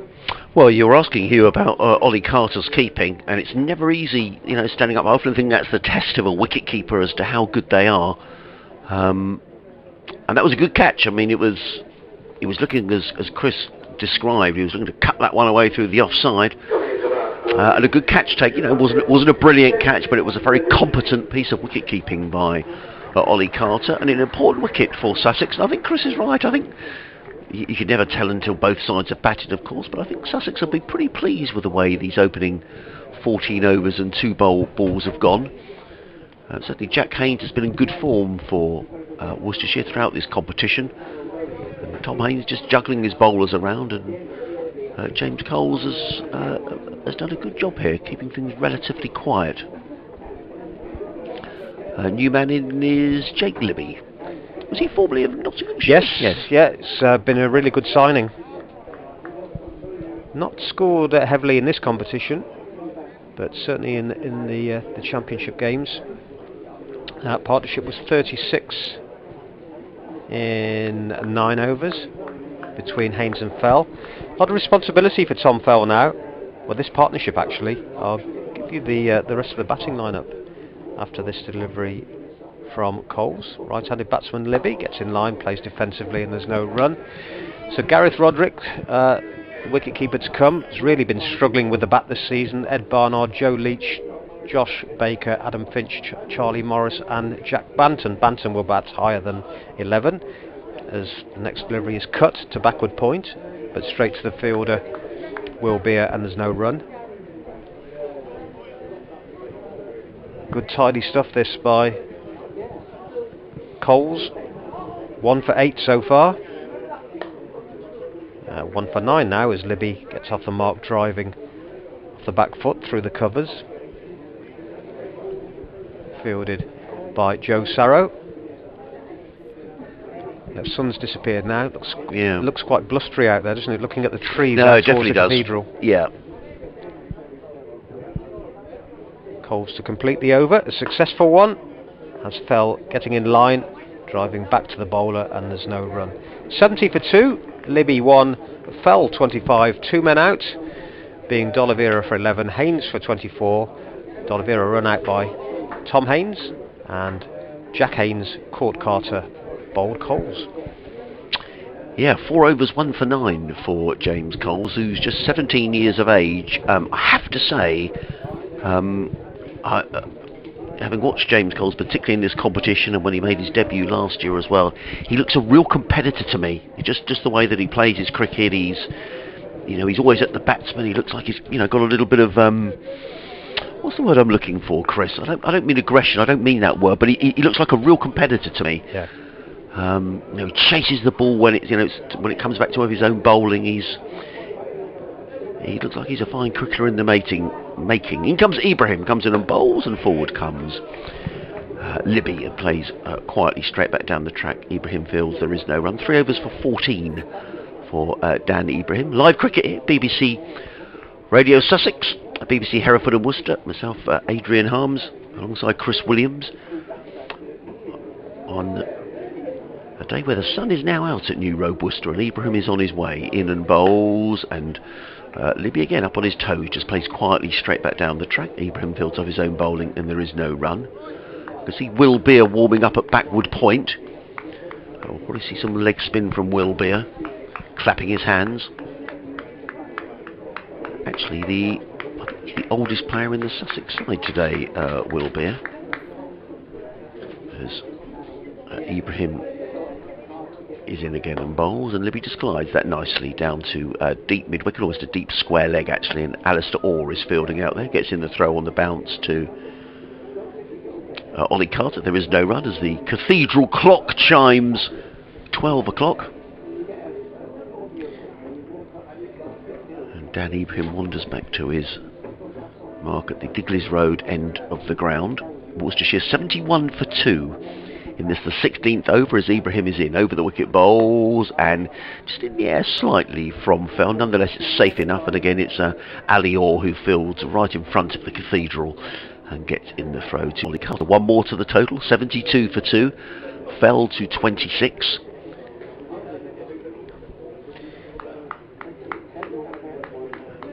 Again, he will be clapping his hands there at backward point. 3 men saving 1 on the offside. As Ibrahim is on his way in, and just as he's about to bowl, Jake Libby pulled away. Maybe a bit of chatter going on in the field, or maybe a bit of movement behind the bowler's arm, although to be fair, I can't see anyone moving behind that bowler's arm, so maybe he was just slightly distracted by something, Jake Libby, and quite within his rights just to pull away and wait for Ibrahim again, who goes back to his pile of sawdust and runs in again and bowls, and Libby is forward, plays to mid-wicket, fielded by Crocombe, and there is no run. The other fielders, there's a wideish third man, there's Archie Lenham down below us. Travis Head is patrolling the cover boundary. There's a fine leg who's Joe Sarrow, and then out in the distance on the cathedral side of the ground is Joe Sarrow. The other 2 fielders are mid-wicket and a mid-on, as Ibrahim in again, bowls, and Libby again forward, a ball of good length, and Ibrahim fields off his own bowling. That's good over by Dan Ibrahim. At the end of the over, the Rapids are 72 for 2, with Libby on 2, Fell on 26, and an over that just cost 2 runs from Daniel Ibrahim, who's bowled a nice spell here. He's bowled 4 overs and has taken none for 16. And some news from the Olympics that Great Britain have won their second gold of the day. Whoa! Kate French in the modern pentathlon. Wow, good stuff. And they won a cycling gold early, didn't Laura they? Kenny, yes. And wonderful. so I think it's her third at 3 games. Wow, fantastic. Games. There's been some great performances in the Olympics. So Coles to start the new over, and is driven by Tom Fell out to deep mid-off. Just pick up a single there. Big responsibility, I feel, for these two now. The batting didn't fire against Hampshire earlier in the week, and went down to quite a heavy defeat there by Hampshire. But Coles bowls again and is cut. And the Rapids are 73 for 2 now, and we're in the 17th over. Libby is there on 2 and Fell on 27. The 2 men out. Brett D'Oliveira was run out by Tom Haynes for 11 in the 6th over with the score on 33. Jack Haynes out a couple of overs ago, well caught by the wicketkeeper, standing up to James Coles for 24. Didn't really look in top form today. Jack Haynes was struggling with his timing, and he fell with the score on 69. In the 15th over. So a bit of a rebuilding job for Libby and Fell. They need to stay together because the batting looks a little bit fragile after them. At the moment though, we're in the 17th over and Worcestershire 73 for 2. Another update there for listeners to BBC Hereford Worcester's 12 o'clock news. And just mentioning that batting to come, as I say, the Roderick has been struggling. Saw a great innings by Joe Leach in the game against Kent a few weeks ago. So next delivery is driven out to long on, fielded by Henry Crocombe. Pick up one more. After them, inexperienced Jacques Banton. So next delivery is driven into or through the covers, through point. And one more to Libby, score on to 75 for 2.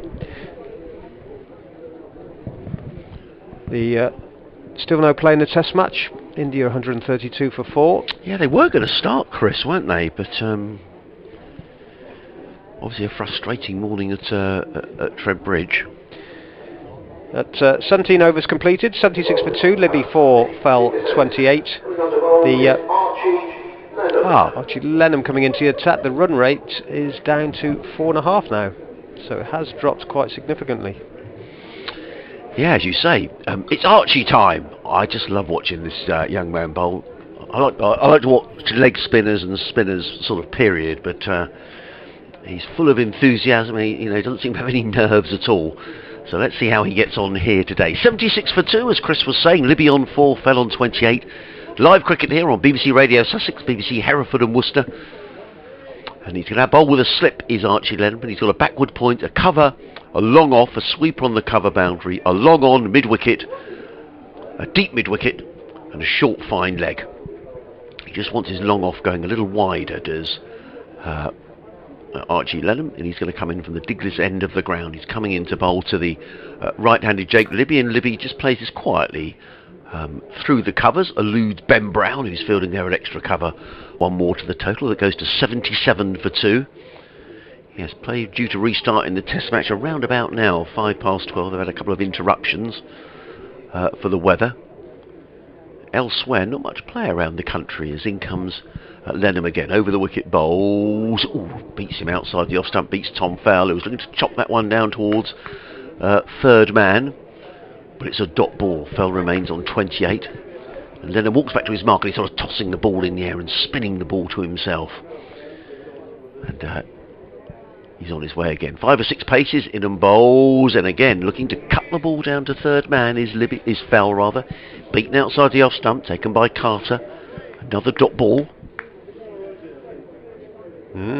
2 in a row. He's beaten the cut. This happened the other day. I don't know if Archie Lenham's shirt's too big for him, but Tom Haynes looks like he's sort of tucking in the label, like your mum might go when you go to school. You sort of tuck in the label on your shirt, make yourself look tidy. Tom's just smartening young Archie up then. But he's ready now. comes in over the wicket, bowls, and just reaching for that one slightly. Tom Fell, nonetheless, a shot through the covers, fielded by Travis Head, the ex-Worcestershire man. Gets in the throw on the bounce to Carter. One more to Fell. He goes to 29, 79 for 2. I think tucking his label in is one thing, but licking a hanky and just wiping his mouth, the side of his mouth, is pushing it a bit. In comes Lenham again over the wicket, bowls. That's a full toss. Rather got away with that, did Archie Lenham. Driven away by Jake Libby. Again, Travis Head is the fielder. One more to the total. Libby goes to 6. I think that's going to click over to in a couple of moments' time. There we go. 6 off 14. The total to 79 for 2. Lenham already on his way again. Bowls. Oh, and he's got a wicket. That's a super bit of bowling by Archie Lenham. He can't quite believe that, Tom Fell. I think that might well have been the googly, because he played completely down the line, and Archie Lenham runs down the wicket, arms aloft. I think that's a super bit of bowling. For 29, and the Rapids are 79 for 3.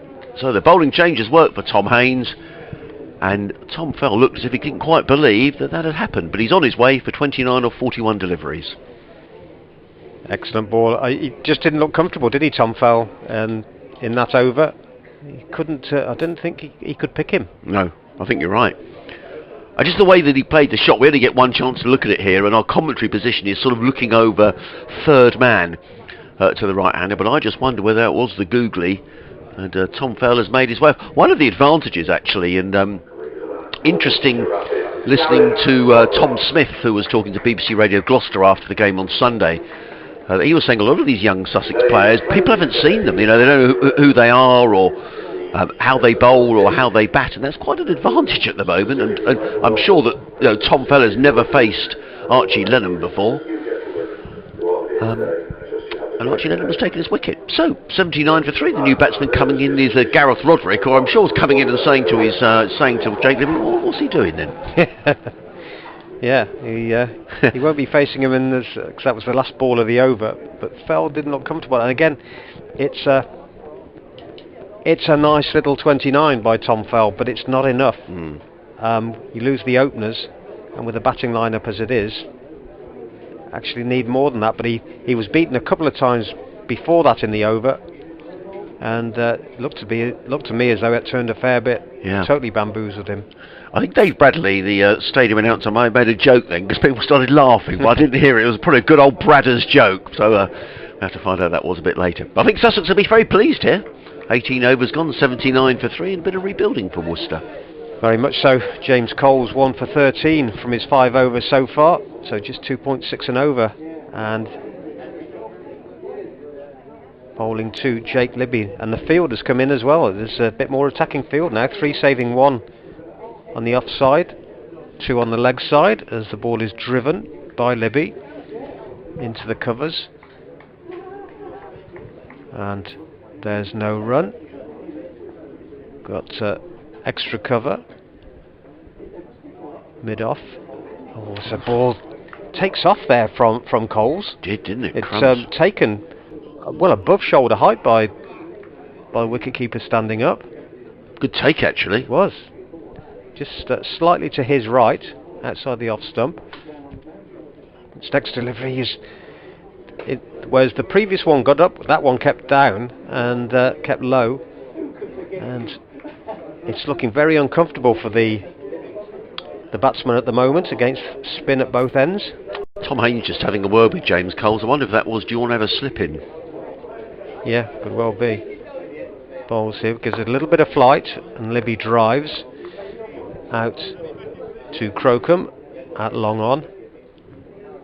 Run rate down at 4.3 now. There we go. Yep, slip in for Roderick.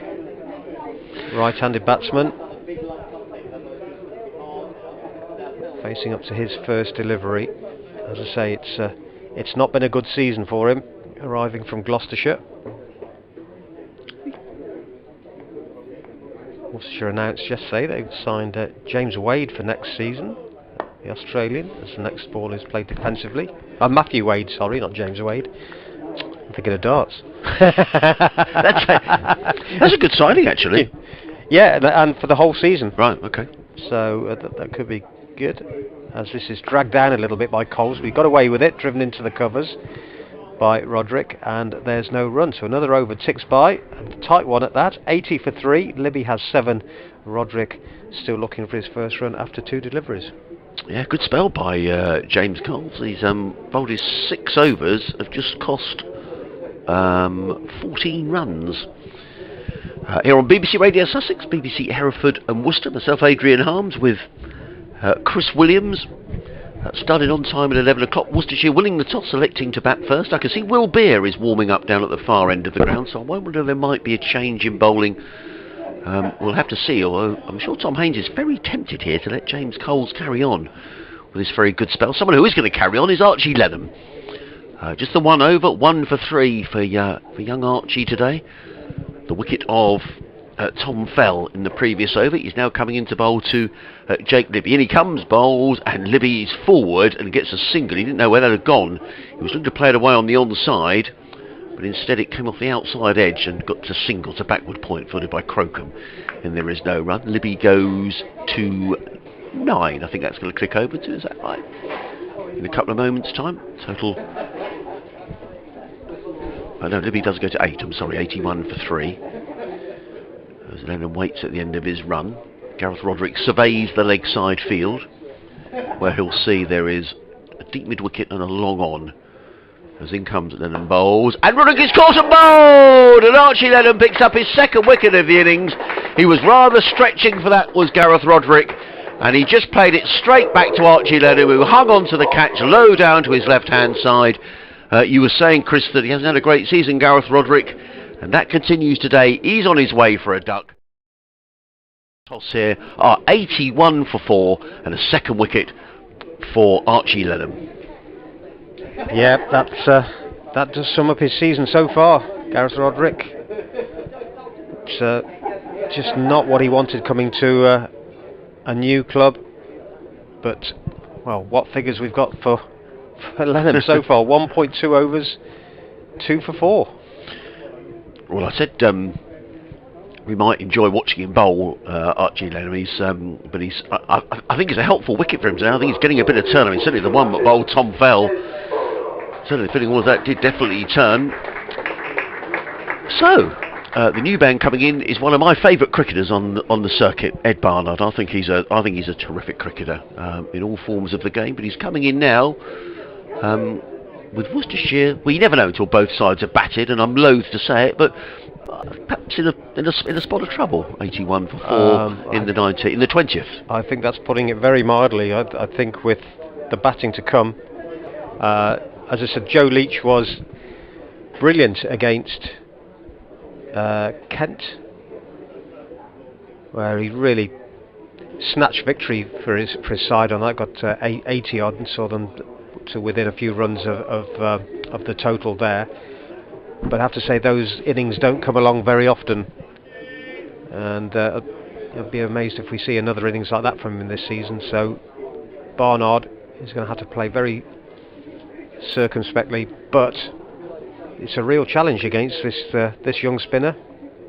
He comes in again from the Digley's end of the ground, comes in and bowls to Barnard, and Barnard hits this firmly to backward points up midfield by Henry Crocombe, and that was a little sloppy by Crocombe. Throw comes in from Travis Head. Now there really shouldn't have been 2 there, and I think Tom Haynes will not be happy with Henry Crocombe there. That was a rather casual piece of fielding at backward point, and now Barnard to come back for his 2nd run. 83 for 4. Barnard on his way. Yeah, I think he just switched off there, hadn't he? Took him a long time to get down to the ball. Yeah, he did. He'll know that as well. As Lenham is in, bowls forward comes Barnard, and Lenham fields off his own bowling, and there is no run. A slip still in place. Daniel Ibrahim is there. Backward point, sweep on the cover boundary, cover long off, long on, a straightish mid wicket, a deep mid wicket, and a short fine leg as Lenham is in again. Bowls, gives that plenty of air, and just played by Barnard, who smothers the spin and plays it through mid wicket, picks up a single fielded by the Sussex captain Tom Haynes. Barnard to 3, and the Rapids to 84 for 4. Already Lenham is back at his mark at the Digley's end of the ground. He's in and bowls, and Stretching forward is Jake Libby, plays that quietly into the offside, fielded by Ben Brown. There is no run. It is the end of the over. Another successful over from Archie Lenham, who gets a good round of applause from this Worcestershire crowd. The Rapids are 84 for 4. Barnard is on 3. Libby is on 8. And Archie Lenham has bowled his 2 overs for 7 runs. And the run rate is only just over 4 now. So they've not only been taking wickets, well, when you do take wickets, you put the brakes on, so the two things have gone together. But batting hasn't looked comfortable all day, really. Will Beer coming on at the New Road end. Yeah, so leg spin from both ends now, Chris.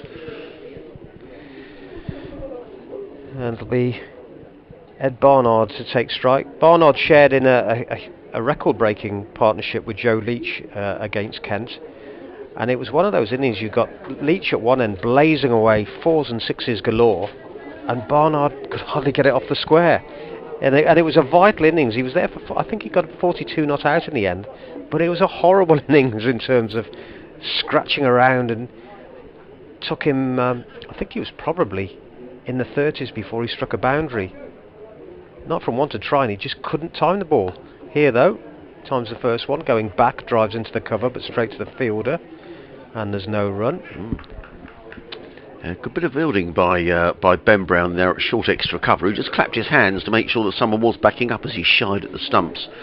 It was the skipper Tom Haynes who was backing up. Yeah, he's the senior man in the Sussex side today, is Will Beer, just a couple of months older than Ben Brown. Bowls again, and back goes Barnard, and Brown in the covers with a scrambling stop.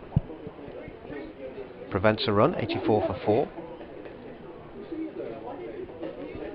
Yeah, I do feel for Gareth Roderick at the moment, is when you're in one of those... Yeah, when you're in a trot like that.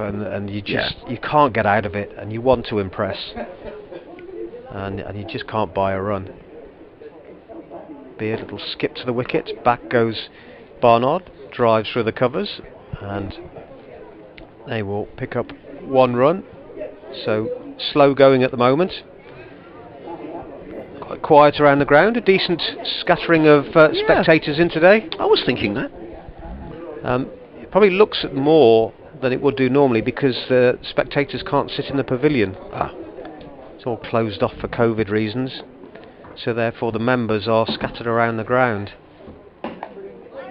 Next delivery, Libby plays to backward point, and there's no run. So and the pavilion next to it, is that called the ladies? That's the ladies' pavilion. That is the pavilion. ladies' pavilion. Yeah, they often serve cakes from there, don't they? Yeah, but that's where they're doing refreshments at the moment that okay. would normally be in the pavilion. So Okay. it's not the old Victoria sponge and lemon cake in there at the moment, I don't think. It's not open at the moment, as the next ball is driven out to long off, and they'll pick up 1, fielded by Ali Orr down there, way to our left. Just notice they're playing again in the test match, and another wicket for Ollie Robinson, which will please all Sussex supporters. He's got panned out, which is a big wicket, caught by Johnny Bairstow. So India now 145 for 5. Yeah, if Pant had stayed there, they would have really got racing. Beer, last ball of the over, driven for another single. Out to deep mid-off, where Ali Orr fields again. 87 for 4. Libby has 9, Barnard has 5, and we've now completed 21 of the 50 overs. Yes. Oh, Bradders is just giving out the score in the test match as well. Elsewhere, in this group, Gloucestershire against Hampshire, I presume is at Bristol. Delayed start. They're due to start at 1 o'clock in that game. Play due to start at 12:30 at Radlett in the game between Middlesex and Kent. Warwickshire are 34 for 2 against Northamptonshire, and reigning in the game between Yorkshire and Nottinghamshire, Notts 25 without loss. So we've been lucky here this morning, Chris, to get as much play as we have. And it's going to be Archie Lenham, figures of 2 for 7, coming in from the Digley's end of the ground. He's in and bowls, and cut away by Ed Barnard to backward point. This time Henry Crocombe makes sure he gets down quickly to field, so as not to incur the wrath of his teammate. Conceded a couple of runs in the last over.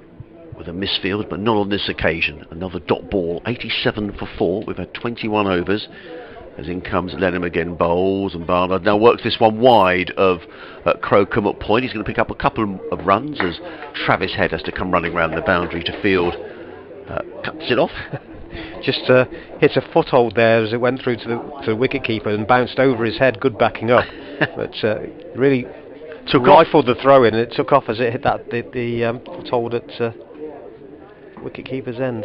Just a slip in place as Lenham again in the bowls, and it plays on, does Ed Barnard, and Archie Lenham has picked up his 3rd wicket, and Ed Barnard looks rather ruefully at the pitch as he makes his way off. He was looking to cut that one away through backward point. All he succeeded on doing was chopping the ball onto his own stumps, and Ed Barnard is on his way for 7, and Worcestershire are 89 for 5, and 3 of those wickets now to young 17-year-old Archie Lenham. What a super spell of bowling. Doesn't look too happy, Ed Barnard, as he wanders off. Well, I should think after what he's seen earlier on, the cut shot doesn't appear to be the one to be playing, does it? Yeah. And yeah, that's Barnard. Well, there was a lot resting with him, I feel, there. It's Joe Leach coming in next, and as I said before, it was one of those once in every probably 3 season innings from Leach earlier on against Durham, and interesting to see what his approach is here to taking on these spinners. Yeah, I mean, Barnard was looking to play quite aggressively, wasn't he? But I guess the thing from a Worcestershire perspective here, they'll be looking at, there's stacks of overs to go. We're only in the 22nd over. Well, that's why I'm surprised trying to cut aggressively as he was. 29 overs or 28 and a half overs left. Yeah. You're 4 wickets down. Surely it's about trying to rebuild the innings. But Lenham, well, he's having a dream game, isn't he? Let's have a look. 3 for 9. Yeah, in his 3rd over, halfway through his 3rd over. Well, we were discussing him before the game. He's just been a joy to watch, Archie Lenham. Well, he does give the ball air, he does give it a chance. Even in the T20s, when he was not even, he's only just turned 17. He's only 17 by a few days. So he's playing in the T20 as a 16-year-old.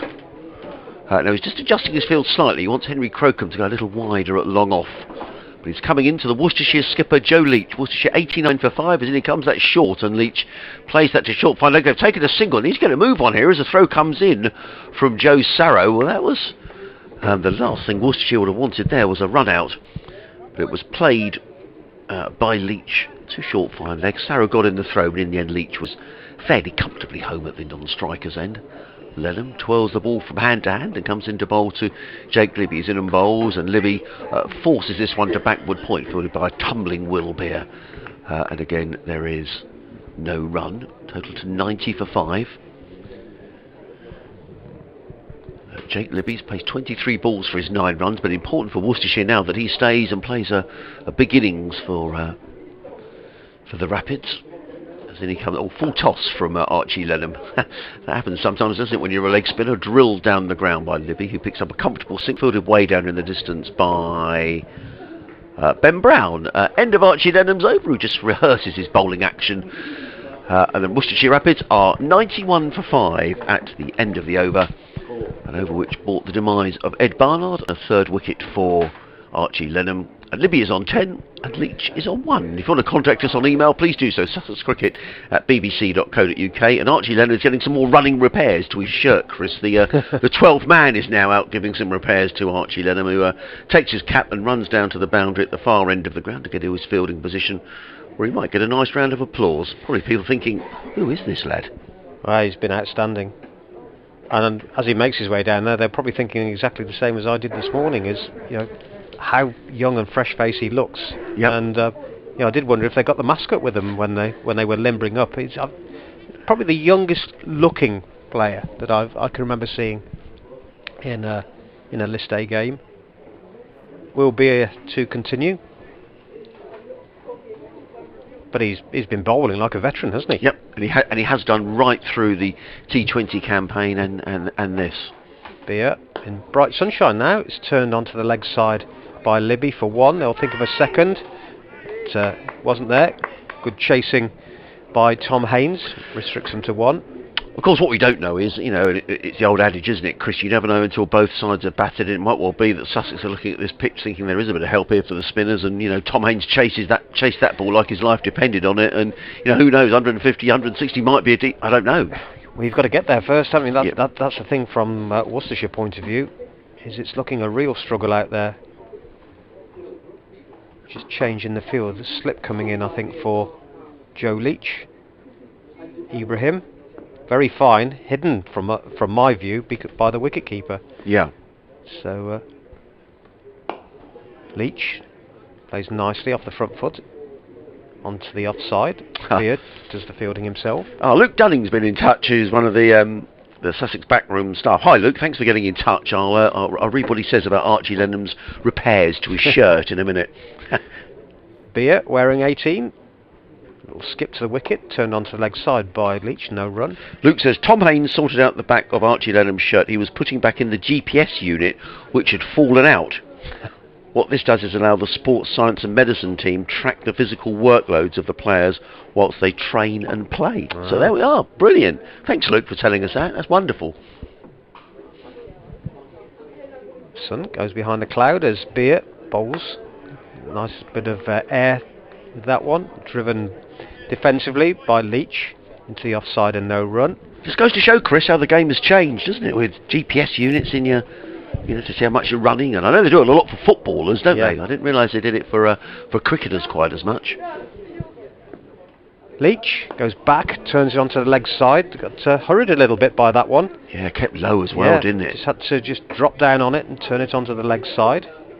92 for 5 it remains, with 1 ball left in the 23rd over. I don't think you'd want to be chasing a big total here, you know. That definitely kept low. Yeah, that's certainly. There's a long way to bat here, as Leach plays defensively again into the offside, and there's no run. 92 for 5 after 23. Yeah, the fact that Joe Leach batted first with weather around makes you a little bit suspicious of the pitch, but from a Worcestershire point of view, for spinners, they've got Brett D'Oliveira and Josh Baker. Now, Baker looked very tidy in his first couple of games, but it appears that he's been targeted in the last 2.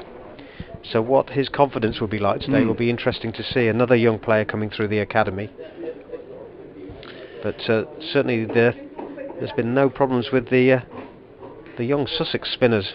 No, and we're going to see Archie Lenham is going to be coming in again. To bowl this time to Jake Libby, who's on 11 of 25 deliveries.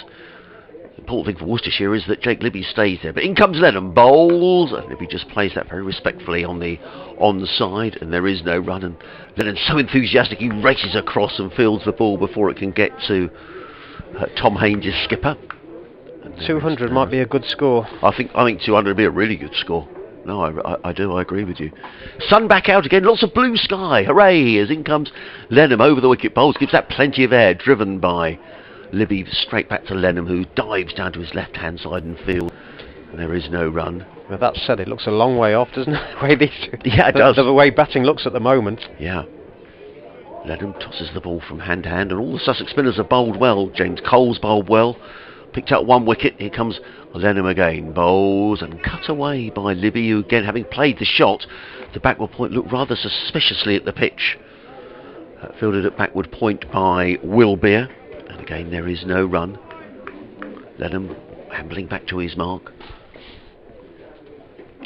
Is in again and bowl, gives that plenty of air and driven down the ground, this time by Jake Libby, picks up a single. He goes to 12 on the total to 93 for 5 here on BBC Radio Sussex, BBC Hereford and Worcester. Myself, Adrian Harms, alongside Chris Williams, on what's turning out to be a lovely day here at Worcester. Oh, and you've got an update to do, I think, Chris? Yes. In a moment or two, update listeners to BBC Hereford and Worcester. Well, Worcestershire in a lot of trouble at the moment. They're now 93 for 5 as we start the 25th over. So at the halfway marks, Joe Leach is there on 1, Jake Libby on 12, but the man that's done the damage, as I say the man, it's more the boy that's done the damage, is Archie Lenham, just 17 years old, and only just 17 years old. He's taken 3 wickets so far, Those of Tom Fell, Gareth Roderick and Barnard. Fell for 29, Roderick for a duck and Barnard for 7. It's getting a lot of turn out of what is a used pitch, but Worcestershire have got a lot of batting to do if they're to make anything like a total to defend. So we're at the halfway, approaching the halfway mark. 94 for 5, Libby on 12 and Leach on 2. As a rare boundary is scored there by Jake Libby, just cutting the ball down to a wide third man. So Libby moves on to 16 from 30 deliveries.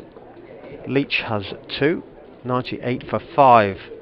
I said we were at the halfway mark. I was actually ahead of myself there because that was the end of the 24th over. So 26 to go, run rate 4.1, and Joe Leach and Jake Libby in conversation at mid-pitch.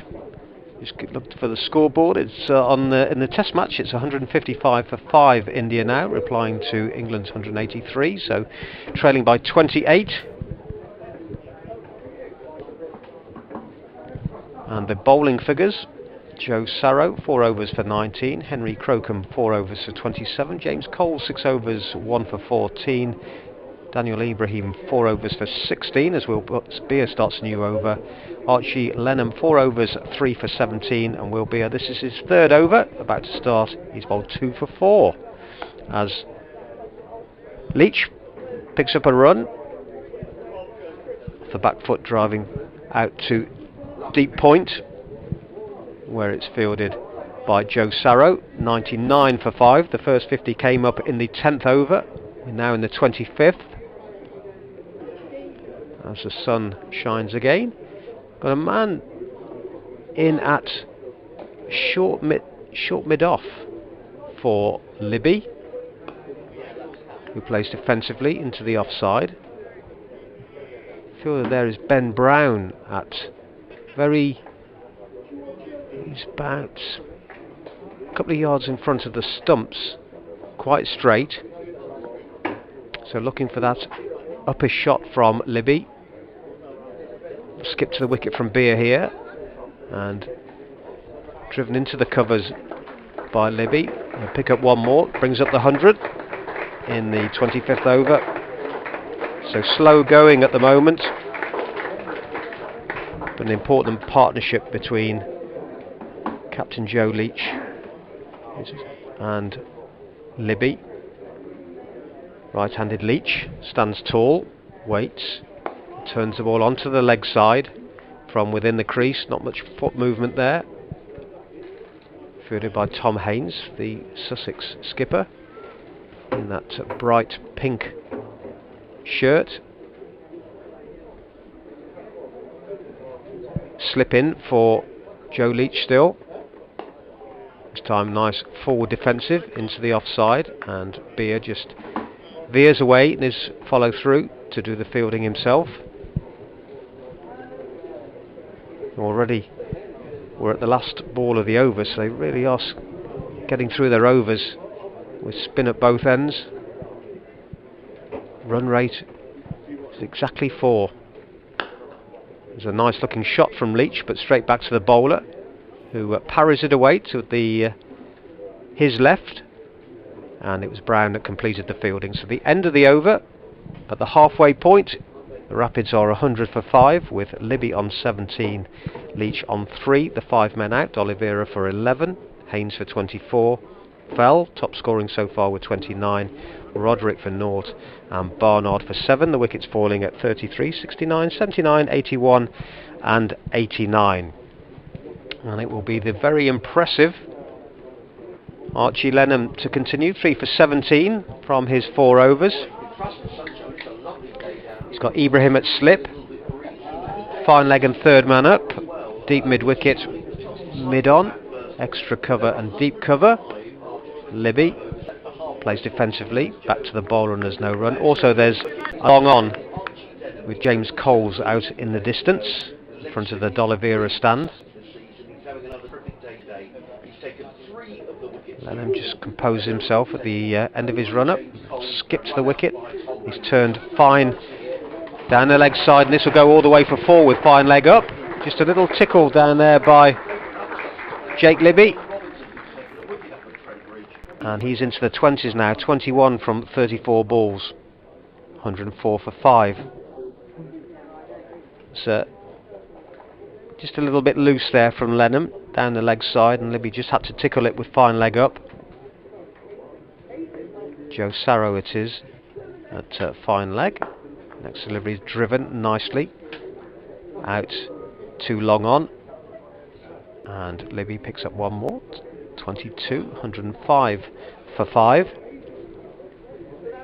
Interesting to see what Joe Leach's approach will be, where it's more measured than it was a few weeks ago when he really did give the ball some clout. Batting a lot higher this season. Coming as the next delivery, it's turned onto the leg side to mid-wicket and there's no run. And certainly been worthy of pushing himself up the order.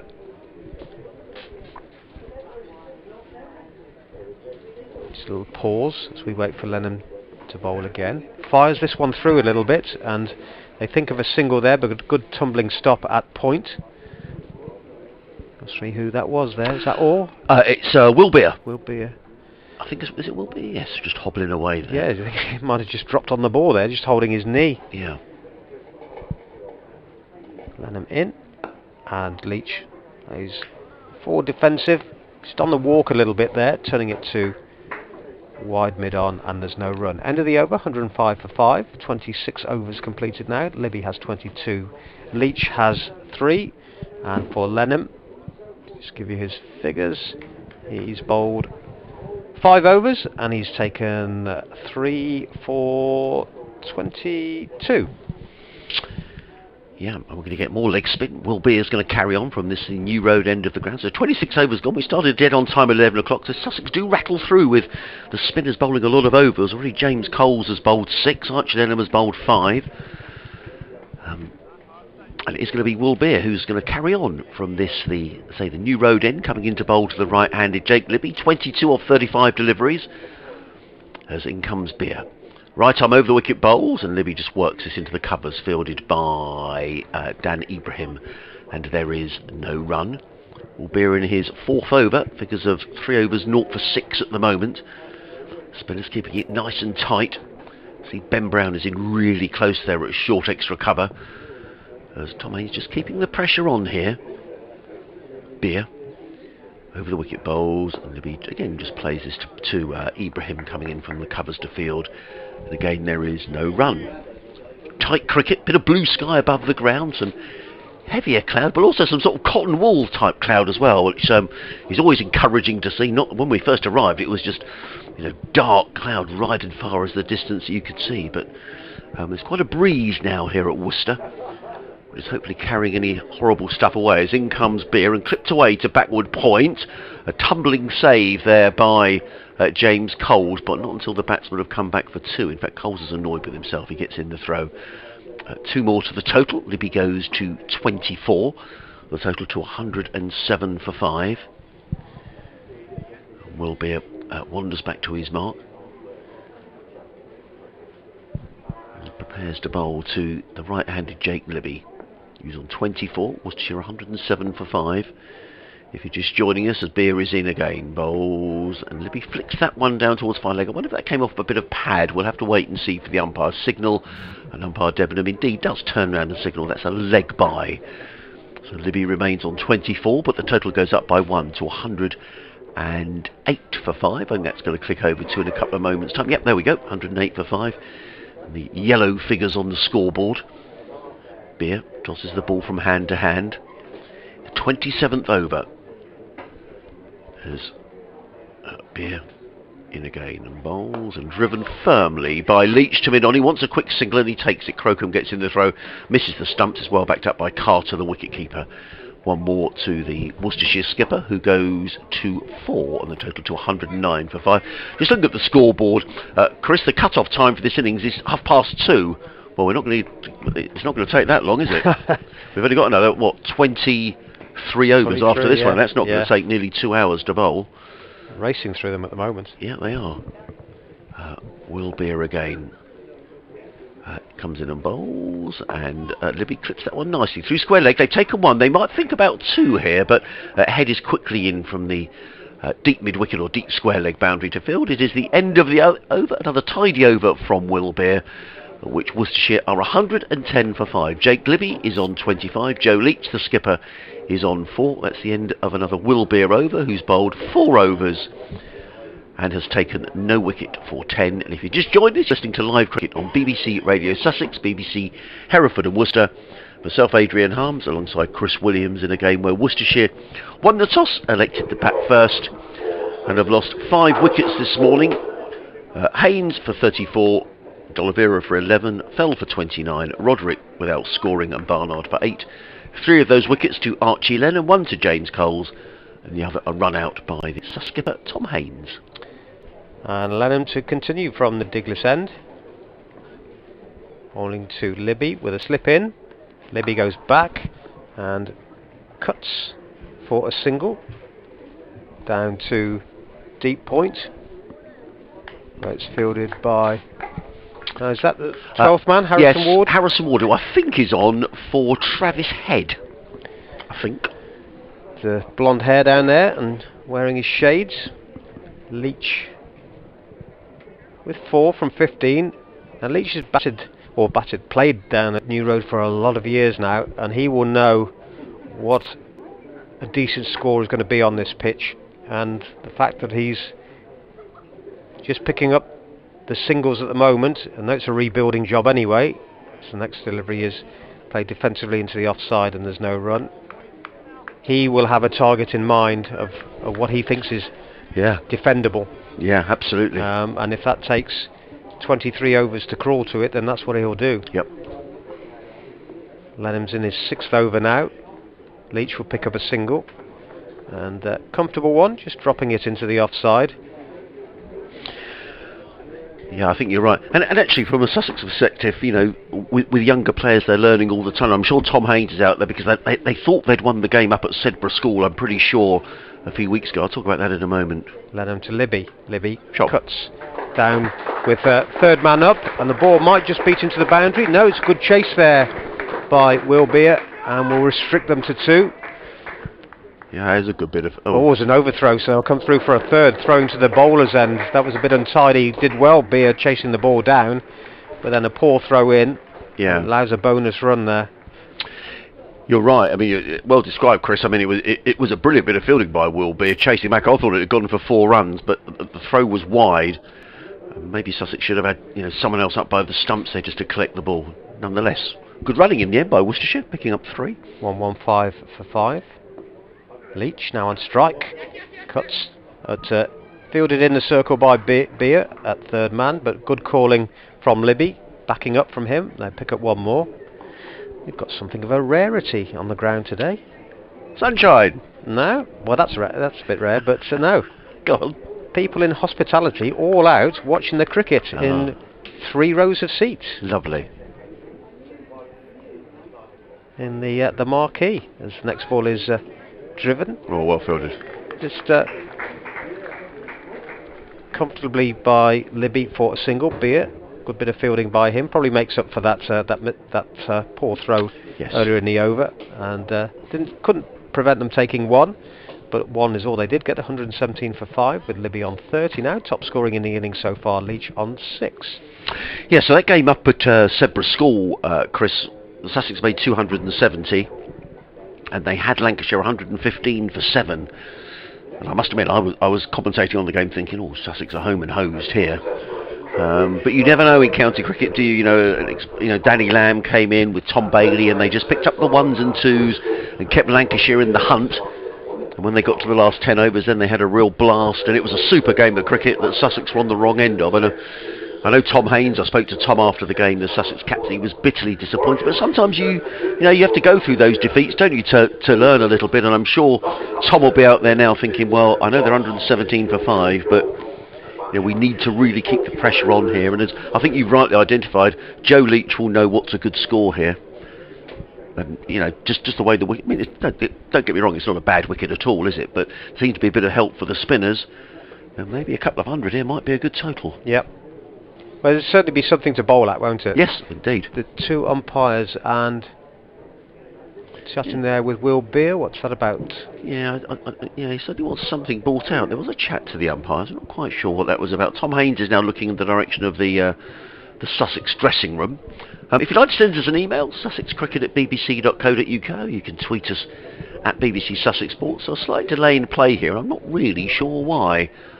I was just looking at the 12th man as he made his way off there. Could do with the bigger bib, I think. Yeah. Yeah, who's on 12th man duty? Yeah, it's Sean Hunt. And in comes Will Beer to bowl his 5th over. They've taken one through mid-wicket. Harrison Ward is very quickly in. Now, it just goes to show what happens when you put fielders under pressure, because the ball was played to Harrison Ward, who came racing around the boundary, had to come in a little bit as well. And the batsmen were always going to come back for two, but he just took his eyes slightly off the board and allowed Libby to come back for his second run. He goes to 32. 119 for 5. He's a good fielder, Harrison Ward, who's on for Travis Head, who's off field at the moment. Beer.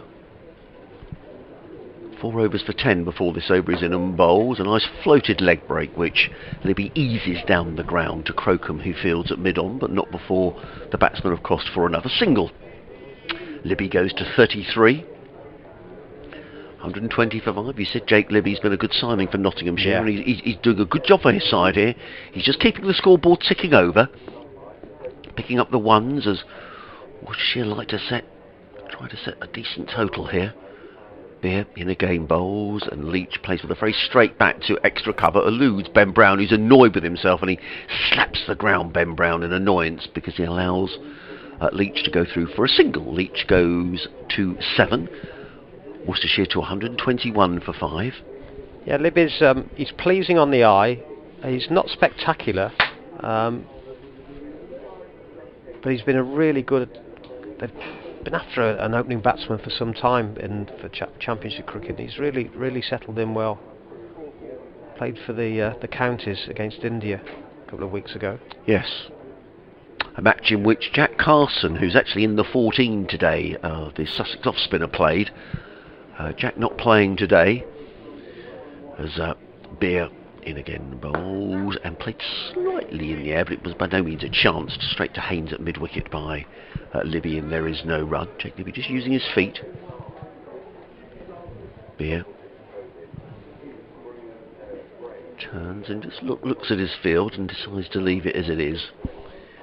Waits. 2 more balls to go, and this is the 29th over of the innings. He's in and bowls, and cut away by Libby. He's going to get a single out to the sweeper on the cover boundary, who's Joe Sarrow in front of the Cathedral. Gets in the throw to Carter. 1 more to the total, 122 for 5. And these two are going about their work in a very steady manner. They've added 33 so far for this, the 6th wicket. Not really taking any chances, picking up the 1s and the 2s. Just keeping the scoreboard ticking along as Will Beer with the final ball of his 6th over. He's in and bowls, and Leach drives, and a good bit of fielding by Haynes in at mid-wicket prevents a single. It's the end of the over, and the Worcestershire Rapids are 122 for 5. Libby is on 34, Leach is on 7. The end of Will Beer's 5th over. 5 overs, no maidens, and I think that's going to kick over to 0 for 17 at the end of that over. Yep, it's a good partnership so far. Not spectacular, but just what was needed about rebuilding and getting up to, or looking to get up to around 200. Anything over that I think would be a bonus after falling to 89 for 5. Lenham is continuing. He's got 4 overs to go, 3 for 29 so far. Libby's on 34 from 47, so top scorer next to him is Tom Fell, and then Haynes with 24, Fell making 29. You do feel from a Worcestershire point of view, this is the key partnership, and it's how many can they put on. Lenham, bowling from the Diglis end, just drags that one down a little bit, and Libby drives through the offside. Travis Head is back on and fields in front of the latest brilliant, just coming in about 15 yards. Yeah, this will be the 30th over. At the end of this over, Sussex will have bowled 18 of those 30 overs in spin. Leach, been very passive so far, not gone for any big shots at all. Just drops the bat onto the next delivery, lets it run down to backward point, and there's no run. Where it's fielded by Will Beer. He is naturally attacking batsman Joe Leach. It's got 7 from 21 so far. Cuts the next delivery, and he may pick up a boundary here as Beer chases it down to the boundary in front of the commentary point. Can't keep it in. There's a tumble into the advertising board there. I think Will Beer might have done. Yeah, and he's not got up either. It was literally just down below us, and he went hurtling into the air. I think he's all right. Daniel Ibrahim is just saying, he's just put a thumbs up. I think the physio was just deciding whether to come down and treat Will Beer, but it's the second time he's had to. Just the ground run away this side. Yeah, you could just see it as it looked as though he was going to pull that one back in. It just ran away from him down the slope a little bit. But it's his right knee again, because he took a tumble a couple of overs ago and stopped the ball. I think he might have dropped onto the ball there with his knee, and he's hurt it again there. Yeah, I was just going to say, I wonder whether Tom Haynes might think about changing the field here now, and he has got a third man in place. I think that's the correct thing to have a fielder there. Leach, next delivery, plays full defensive onto the leg side, and there's no run.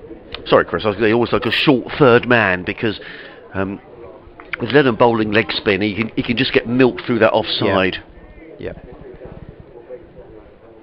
But he does know that the batsmen aren't trying to get after him at the moment, so his next delivery finds Beer again, and you've taken a tumble like that. It's pretty odds on that the ball's going to find you next delivery, isn't it? And it'll probably follow him no matter where he goes around the ground at the moment. You're right. Remains 127 for 5. 89 for 5 when these came together. Right-handed Leach. Nice stride forward, playing defensively into the offside again, and there's no run. So another over ticks by, the 30th now, so 20 remaining. And not Ibrahim, whom I'm thinking of, Lennon. Yeah. Just give you his bowling figures. He's taken 3 for 34 from his 7 overs. So with 20 overs remaining, 5 and over takes them to 227, if they can actually see out the overs, which they're in conflab again, the batsmen at the moment. If they can get somewhere near that, then at least they've got something to bowl at. Yeah, I'm just watching here as well. There's a conversation going on between Will Beer, Ben Brown, and Tom Haynes, the skipper. I just wonder whether that's about, do we keep Archie? One of the dangers of keeping Archie on too long is he may think, or Leach may think, actually it's time for him to go now, although there's still plenty of overs left. I just wonder whether that might have been about a bowling change. We'll have to see. But for the time being, it's Will Beer. Is it my over or yours, Chris? I forget. Yours. Is it? Yeah. Comes in from the New Road end. Comes in and bowls to Jake Libby, who punches that to mid-wicket fielded by Haynes, and there is no run. I would have said that anyway. It's coming to something, you can't remember which over it is, can you? Crumbs. We've still got 2 months of the season to go, Chris. And 4 days of those are going to be spent here at Worcester, which will be lovely in the Championship, as in comes Beer and bowls, and forward comes Libby and eases that to mid-on. Tom Haynes raced round from a straightish mid-wicket to field and prevented a single. So 2 dot balls to start the over. Surprising, this is the first 50-over game between the two sides. Yeah, I'm amazed. Yeah, I wasn't aware of that stat.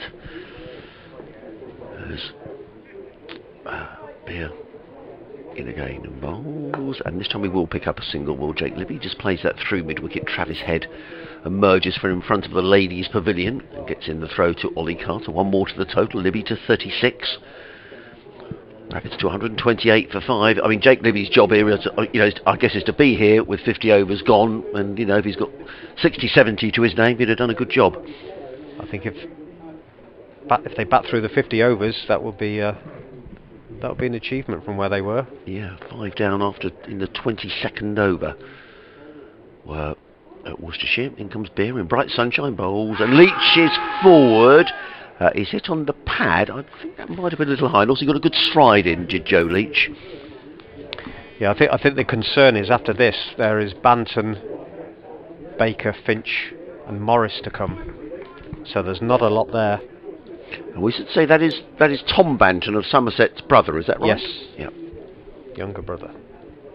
Is Tom Banton a Somerset lad, or is Tom Banton a Worcestershire lad? I don't know. I'll have to look him up. In comes Beer and bowls, and Leach is forward a bit uncertainly there. I think he was looking to drive that through extra cover, rather checked his shot. The ball bounced away on the offside. There is no run. Beer wanders back to his mark. One more ball to go in this, his 6th over. And the 31st over of the Worcestershire innings, and Beer in again and bowls, and Leach just solidly behind. Plays it to short extra cover, fielded by Ben Brown. It is the end of the over, the end of the 31st over of the innings. And the Rapids are 128 for 5. Libby on 36, Leach on 11. And Will Beer has now bowled at 6 overs. No wicket for 16. And Sussex are going to make a change. I wonder whether Archie Lennon might come out of the attack. And it is going to be James Coles who's going to come back into the attack from the Diglis end of the ground. He's got very tight figures as well. 6 overs at 1 for 14. In the Test match, India are 169 for 5, replying to England's 183, so trailing by 14. Here we've 90 overs to go in the innings. Coles, a change of ends for him. Slow left arm, and Libby turns him onto the leg side. It's fielded at wide mid-on by Tom Haynes, skipper. Libby, next delivery, cuts, and will pick up a single down to Travis Head at deep cover. The sun reflecting off the roof of the marquee way to our right. I have to say, when I looked at the forecast earlier this week, I didn't anticipate it would get a day like this. Oh, it's lovely now. Coles is just turned onto the leg side for a single by Leach. Good tumbling stop by Haynes, who had a little bit of ground to make to his right from mid-on to do the fielding. 130 for 5 now. So 41 these two have put on so far. Libby now. It's a full-length delivery. She drives to long on. Bit of work for the fielders to do out there, but gets across very quickly. It might have been a second, but I think there was a bit of a tangle between the bowler and Joe Leach, which meant that Leach was very slow to set off. And the Rapids skipper is on strike now, playing defensively up to mid-off, and there's no run. And racing through the overs. We've already had 5 balls in this over. Yeah, I think that's quite a good tactic, isn't it? To get through your overs quickly when sides are looking to rebuild. Sweep, or attempted sweep by Leach, but wide called by the umpire, Hassan Adnan, at the Diglis end. Who now stands very passively as Leach sweeps again, and he's been given an out. LBW, the umpire, who I said was standing there very passively, then raised a finger high. Leach has gone, so that partnership is broken. Leach has gone for 12 from 30 deliveries, and Worcestershire in big trouble now. They're 132 for 6 after 32 overs. Well, a partnership of 43 between Jake Libby and Joe Leach has come to an end, and Coles was convinced he'd got his man. The ball before that, he'd slid down the leg side. I just wonder whether Joe Leach had got a little bit more over towards his off stump with that delivery, and James Coles was absolutely convinced he'd got his man. He picks up his 2nd wicket, and an important wicket for Sussex, because Jake Libby and Joe Leach were just rebuilding the innings. But you had a good bowling change from Tom Haynes, who'd taken Archie Lennon out of the attack and brought James Coles in. So Jacques Banton is the new man in. Brother, as you were saying, of Tom Banton. I was just checking here. Tom Banton was born in Chiltern in Buckinghamshire. He's the son of C. Banton, who played for Nottinghamshire, which I wasn't aware of that. So he's got that. When you've got a brother as good as Tom Banton, that's a bit of living up to do, isn't he? So does he bowl a bit as well, or? I think he's a batsman. Right. Okay. Predominantly a batsman. But he's got a job ahead of him here now, and it's to support Libby and just I wouldn't say necessarily hold and end up, just pick up for singles where he can and support Libby through these last 18 overs. Another right-hander. Have there been any left-handers so No. far? No. That'll be in stark contrast to the Sussex lineup, where probably 3 of the top 4 will be left-handers.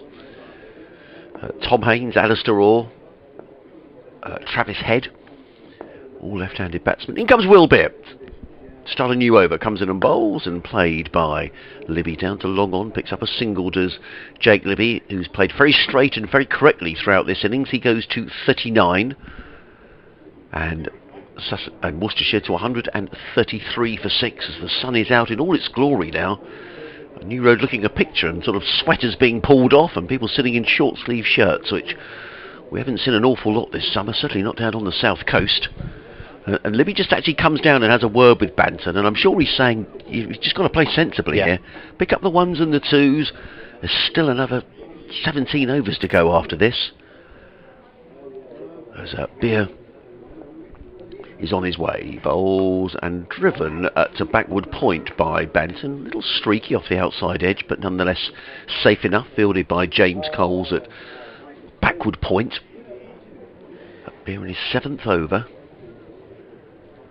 James Cole's figure, who came on at the other end, 7 overs now, 2 for 18.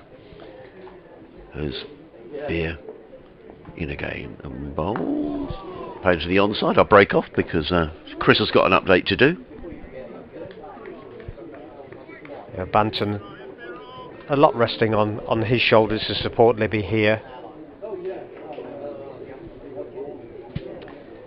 Well, Worcestershire still in trouble. They're 133 for 6 now. Joe Leach was the last man out, LBW to James Cole for 12. He put on 43 in 10 overs with Jake Libby, but with batsmen running out, it looks a long haul to get towards 200 at the moment, with the batting still to come. The inexperienced Jacques Banton is out there at the moment, still looking for his first run. But it's Spin that's done Worcestershire today so far, with Archie Lennon taking 3 wickets, 2 for Coles. Top scorer in the innings so far is Jake Libby. He's still there on 40 now as he picks up, in fact he's not, he's on 39 as Banton picks up his first run of his innings. So it's 134 for 6 now, and we're just completed the 33rd over.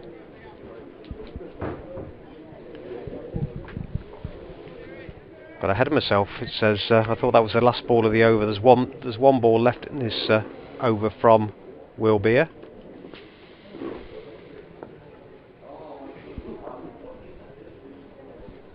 Little skip to the wicket here, and Libby, well, was looking for a run there, but found the fielder at point and sent Banton back. In fact, it might well have been Banton sent him back. So the end of the over remains 134 for 6, Banton 1, Libby 39. And you're listening to live cricket on the BBC. Wherever you're listening, you may be watching the Worcestershire stream, you may be listening to us online, but whatever you're doing, a very warm welcome to New Road, which always looks wonderful even when it's cloudy, but it's not now. It's blue sky, about 50% blue sky above the ground. We got underway at 11 o'clock. Worcestershire winning the toss, batting first, but they've lost wickets steadily, but who knows whether this might prove a decent score. We'll have to see. 134 for 6. You would think Sussex on top, but you never know, as in comes James Coles to bowl his 8th over, clipped away by Banton to deep mid-wicket, fielded out there by Alistair Orr, who gets in the throw. One more to the total, 135 for 6. James Coles with figures of 2 for 18 before this over. The slow left-arm spinner. He's bowling with 3 men saving 1 on the offside, a sweeper on the cover boundary, a long off, a long on. Coles is in again and driven down the ground by Jake Libby to that fielder at long on, who's Archie Lennon, who does everything with huge amounts of enthusiasm. He comes racing in and gets in the throw. One more to the total. Libby goes to 40 off 57 deliveries. Worcestershire to 136 for 6. James Coles is ready to bowl again. He comes in off 3 or 4 paces. In and bowls, and Banton works this down to long on, and again it's Lennon who comes in and fields. One more to Banton, he goes to 3. 137 for 6. As Jake Libby is back on strike. Around the wicket comes Coles, and he's hit on the pads. That looks like it might be close, and he's given out, so that's a big wicket. And it's Jake Libby who's on his way, and James Coles picks up his 3rd wicket. Libby is on his way for 40, and Worcestershire 137 for 7. And that's a big blow for Worcester, because Jake Libby had batted really nicely. He'd picked up the 1s and 2s, but James Coles picks up another LBW decision, and the Rapids 137 for 7 in the 34th over. Yes, you would feel that's pretty much it now as far as the batting's concerned, with Finch Morris to come, and it's not, you would feel, a defendable total at the moment, because even allowing for the pitch doing a little bit and turning, it does give a free hand to the for the Sussex batsman, for somebody to really try and open up. And it when you're defending a low, when you're only looking at a low total, that if one person comes off, then that can do the damage. Josh Baker is the new batsman, and well, I'm sure Tom Haynes will be saying, Chris, to the Sussex lads out there, and we have to say, you know, there are a lot of young players in this Sussex side. This is not done and dusted, you mate. You know, this happened at Sebra, where Sussex had Lancashire 115 for 7, and I'm sure Tom Haynes will be saying to the Sussex players, you know, we've got to bat yet. It's clearly not easy to score runs, and I'm sure that'll be the message. No huge celebrations out there from the Sussex players. But the new man coming out is Josh Baker. Is he a spinner? Yes, yes, he is. Yeah. Okay, so he might enjoy bowling on this. I mean, it's always difficult to tell from up here, isn't it? It doesn't look as if it's a bad track, but obviously there's a bit of help in it for the spinners. I mean, this is the 34th over, and this will be the 22nd over of spin.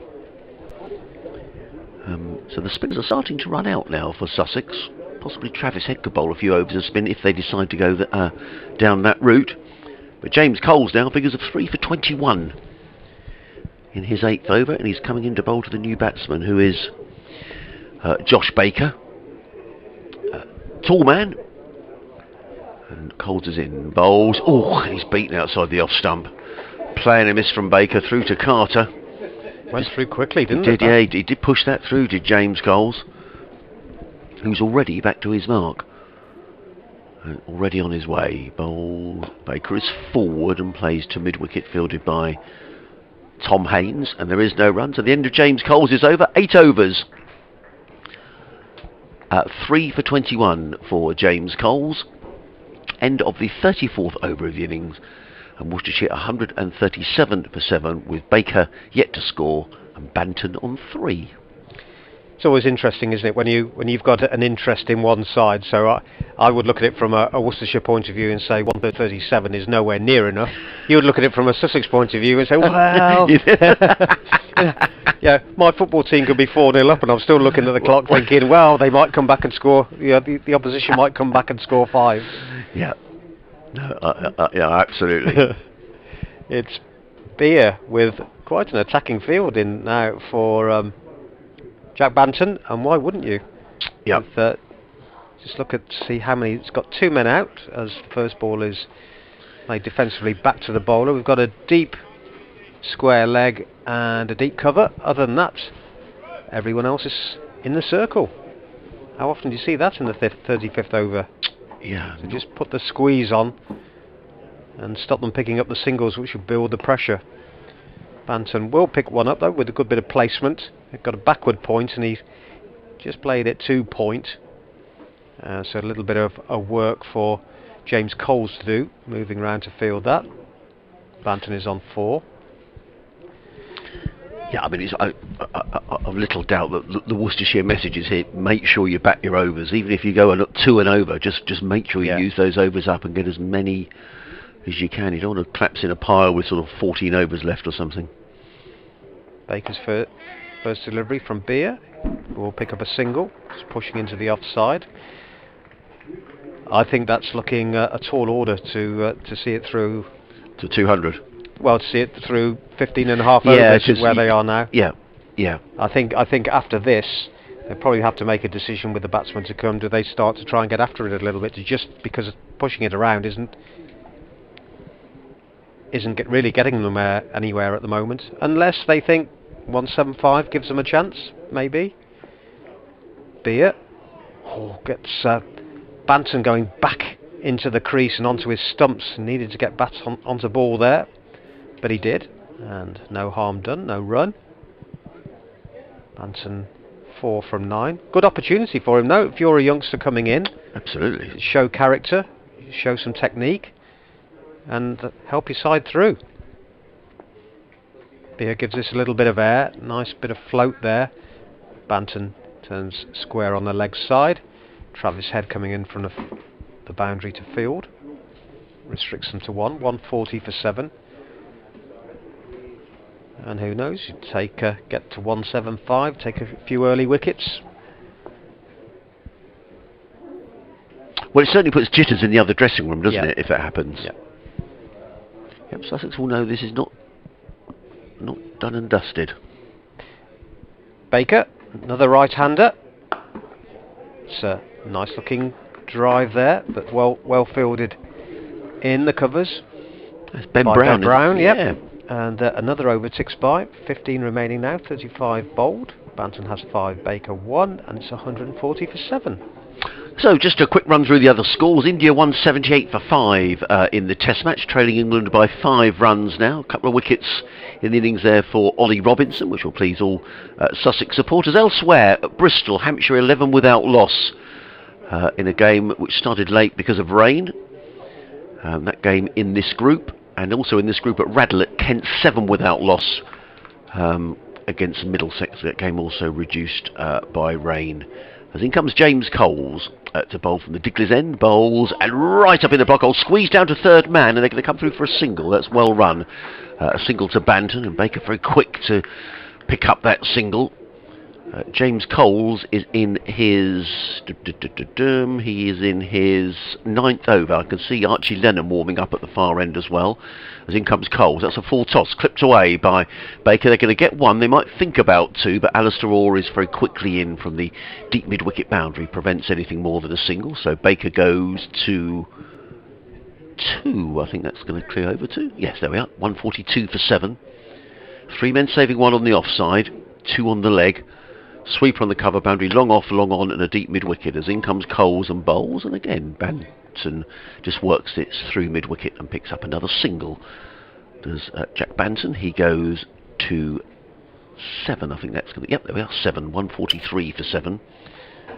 Well, they won't mind the singles. I'm just a little bit surprised not actually plugged that gap on the leg side, because they've picked up...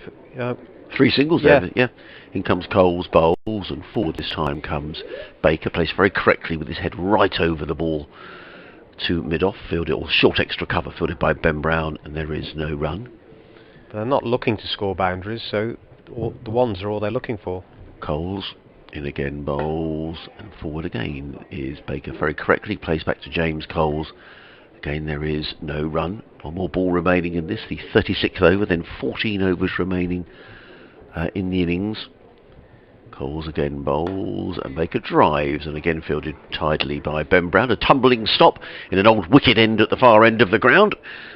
Just rubs his elbow, does Ben Brown, having fielded the ball. And then another tidy over by James Coles. He just conceded 3 runs. He's bowled 9 overs and has taken 3 for 25 at the end of the 36th over. Worcestershire are 143 for 7. Baker on 2. Banton is on 7. In terms of overs left to be bowled, so James Coles has got 1 to bowl. Will Beer has got 2 to go, so that's 3 in total. Archie Lenham has got 3 to go, so that's 6. So Sussex is going to have to find 8 overs from somewhere else, which won't be spin, although Travis Head does bowl a bit of spin, but we're going to see spin now. Will Beer is coming out of the attack, having bowled 8 overs, and Archie Lenham is coming back on for the first time, this time from the new road end. Yeah, what I liked in the last over from Josh Baker was one of the singles that they scored. He was the non-striker, and it would have been easy for him to just stay at his end and spend some time there. But it was him called for the single, calling Banton through for a quick one. So that's good to see from a young player. Yeah, prepared to take the responsibility. Yeah. He's played a couple of nice forward defensive shots, So he doesn't look the worst. Banton is on 7, and there's a lot of time for these two if they can get their heads down. Absolutely. Just keep picking up those 1s and 2s. But there'll be a test here as Lennon bowls, and that's turned onto the leg side to deep mid wicket by Banton for 2. It's Baker running to the danger end. It was a strong throw in from Travis Head there, and Lennon had a look at that and thought, I'll leave that to the man backing up. Wise move. And I would have done exactly the same. Yeah, he's probably thinking, well, it's the championship wicket-keeper who's fielding there, so he can take the sting off that one. 145 for 7. Banton needs to be careful. He's going back into the crease. Yeah. And onto his stumps. He's got away with that one. Just he got bat onto the ball. No damage done. But you feel that Lennon will be pushing him farther and farther back. And if he misses, he's going to be right in front. But got plenty of bat onto that one, playing it to Brown in the offside, and there's no run. With the spinning options in this, with these Sussex bowlers, as I say, Lennon and Coles are both 17. Make my points at the end of the over. He comes again. Just bowls this one a little bit shorter. Cut away by Banton for a single down to deep point.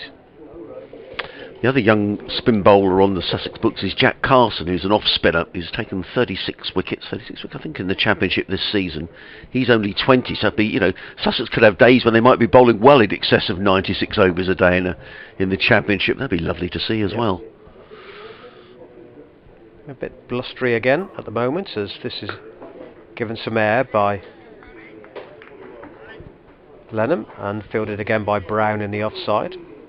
There's no run. It's Baker on strike. Faced 9 deliveries now for his 2 runs. Last ball of the over, the 37th over. And this is pulled away by Baker for a rare boundary. Nice looking shot. Saw it early and pulled it over mid wicket. And he moves on to 6, and the 150 comes up. 150 after exactly 37 overs, 13 overs remaining. Baker has 6 and Banton 10.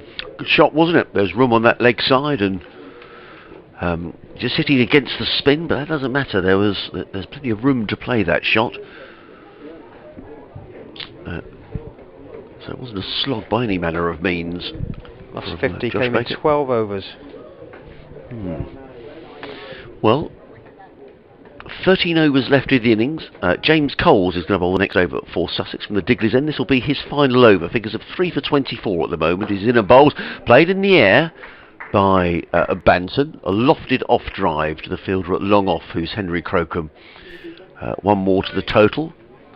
Banton on to 11 off 17. 151 for 7. All important runs here for Worcestershire.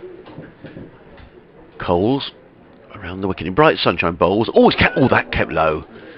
Now if ever there was a sign that Sussex might be thinking, don't want to be chasing, a lot more than this, that was it. That kept really low. Went through to keeper Carter, and there is no run. Coles again might want to find that spot again. Bowls, and this time just tucks inside. Does Baker? They've taken 1 through mid wicket. Now Sussex should be careful here. Fielded there by Orr. 1 more to the total. 152 for 7. Baker to 7. Coles is already back at the end of his run in the 38th over. Coming into bowl to the right-handed Jacques Banton. He's on 11. He's in and bowls. It's a little short and cut away by Banton to backward point, fielded by Beer. And there is no run. Another dot ball. Coles, 2 more balls to go in his very fine spell of bowling by a young 17-year-old. He's in and bowls and driven down the ground in the air for a while, but perfectly safe by Banton. He gets his 12th run, fielded in the distance by Archie Lennon. 153 for 7. And James Coles just wants a slip, I think. Does he? No, he wants his mid-wicket to go just a little squarer, as in comes Coles. Bowls. Final ball beats Baker outside the off stump, taken by Carter. That's the end of James Coles' spell, and a very fine spell of bowling as well by young James Coles. 10 overs, no maidens, 3 for 27. I think that's going to be when the statistics come up And that's a good spell of bowling by the young left-armer, who came on as first change and got a good job for his county. I think he'd have settled for that at 11 o'clock this morning, No, wouldn't he? I think he would. Excellent spell. 3 wickets for 27 runs. Well, It's a good round of applause. Well deserved. And the spin challenge continues for these two batsmen, Baker and Banton, with Archie Lenham to start his 9th over, 3 for 41. Struck for 4 after the last ball of his previous over. Wearing 41 on the back of his pink shirt. He's got long on, long off. Deep mid-wicket, deep cover, third man and fine legger up. As Banton goes back, turns it backward at square for a single. Jim's been in touch, and he says that Adrian Banton is an all-rounder, bowls left-arm spin, gives it a bit of air, looks to bowl full. So you might enjoy bowling on this, Chris. Who's that, sorry? Banton. Right. So thank you for that, Jim. Lenham. This one fires it through a little bit and is driven to deep mid-on for a single, fielded by Henry Crocombe. 155 for 7. I'm not sure he'll get a bowl today. Could be an important start for the Worcestershire bowlers. Need to keep things very tight. Not the quicker bowlers, not let them get away to a quick start as the Rapids pick up another single there. Banton is driving it to deepish mid-on. Quiet at the moment around the ground as Lenham bowls again, turned onto the leg side for a single by Baker. He's on to 9, 157 for 7. These two came together with a score on 137, so 20 they've put on so far. In the context of the innings, it's a nice little partnership, isn't it? Just, you know. Well, if they can just keep picking those singles up and get them through to the last 5 and have a bit of a charge at the end. Oh, there's a chance for a run out here, and Banton was sent back by Baker. I think it should have been, shouldn't it? Yeah. Didn't Carter drop it? Couldn't quite see, it was behind the post, but it was all a bit harum-scarum there. Yeah, he got back okay. It looked as though he had no chance at one point. It was Will Beer that did the fielding. But no harm done from a Rapids point of view. Next ball is cut. Now think of a single there. There's a misfield at point, but Ibrahim got onto it quickly and prevented a run. So the end of the over, 39 completed now, 11 to go. Baker has 9, Banton 14, 157 for 7. The men out, D'Oliveira for 11. Haynes for 24, Fell for 29, Roderick for 0, Barnard 7, Leach 12 and Libby 40. So 11 overs to go, but interesting to see what Tom Haynes does here in terms of, I think Henry Crocombe may be going to bowl, the right arm seamer who opened the bowling, 4 overs for 27 earlier on, Henry Crocombe. So we're going to see a change from spin. So James Coles is bowled out. 10 overs, 3 for 27. So Will Beer has got 2 to bowl. Archie Lenham has got 1 to bowl. So 3 overs of spin in the next 11. So he's got to find 8 overs of something else. So Travis Head can bowl spin. He's got Sarro, Ibrahim, and this man Henry Crocombe. As in comes Crocombe, running in from the Diggler's End, bowls, and forward comes Baker. Plays to mid-on, fielded by Haynes, and there is no run. Yeah, this will be interesting now with fast medium, just to see what the pitch is like now as we're into the 40th over. Crocombe, bright sunshine, runs towards us and bowls, and Baker up on his toes and just plays quietly straight back down the track. Crocombe feels of his own bowling, and there is no run. Tom Haynes is wandering across to have a word with Henry Crocombe, maybe suggesting a field change. There's a third man, a sweeper on the cover boundary. There's a point cover mid-off, a mid-on, a deep mid-wicket, and a fine leg as Crocombe on his way again, bowls and worked down to third man by Josh Baker, he picks up a single, fielded by Ibrahim. One more to the total. Baker goes to 9. To 10, I do apologise. The total to 158 for 7.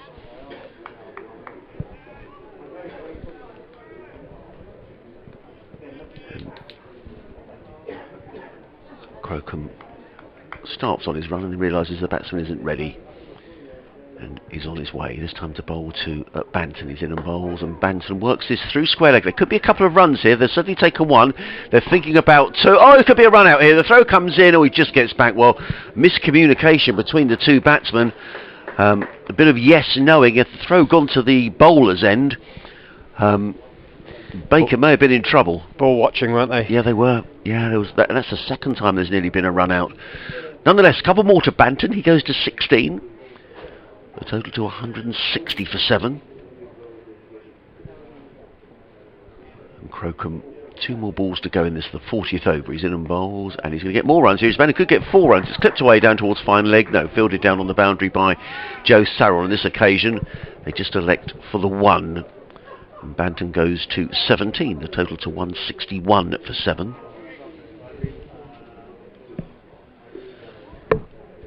And 1 more ball to go in this, then there'll be 10 overs remaining in the innings as Crocombe wheels round at the far end of the ground, the Digley's end of the ground. He's in and bowls, and driven nicely by Baker, but straight to the fielder at short extra cover, who is Ben Brown. The end of Henry Crocombe's over. 161 for 7. Baker on 10. Banton is on 17. Henry Crocombe, 5 overs, no maidens. I think that's 0 for 32. I'll just wait for that to tick over in a couple of moments' time.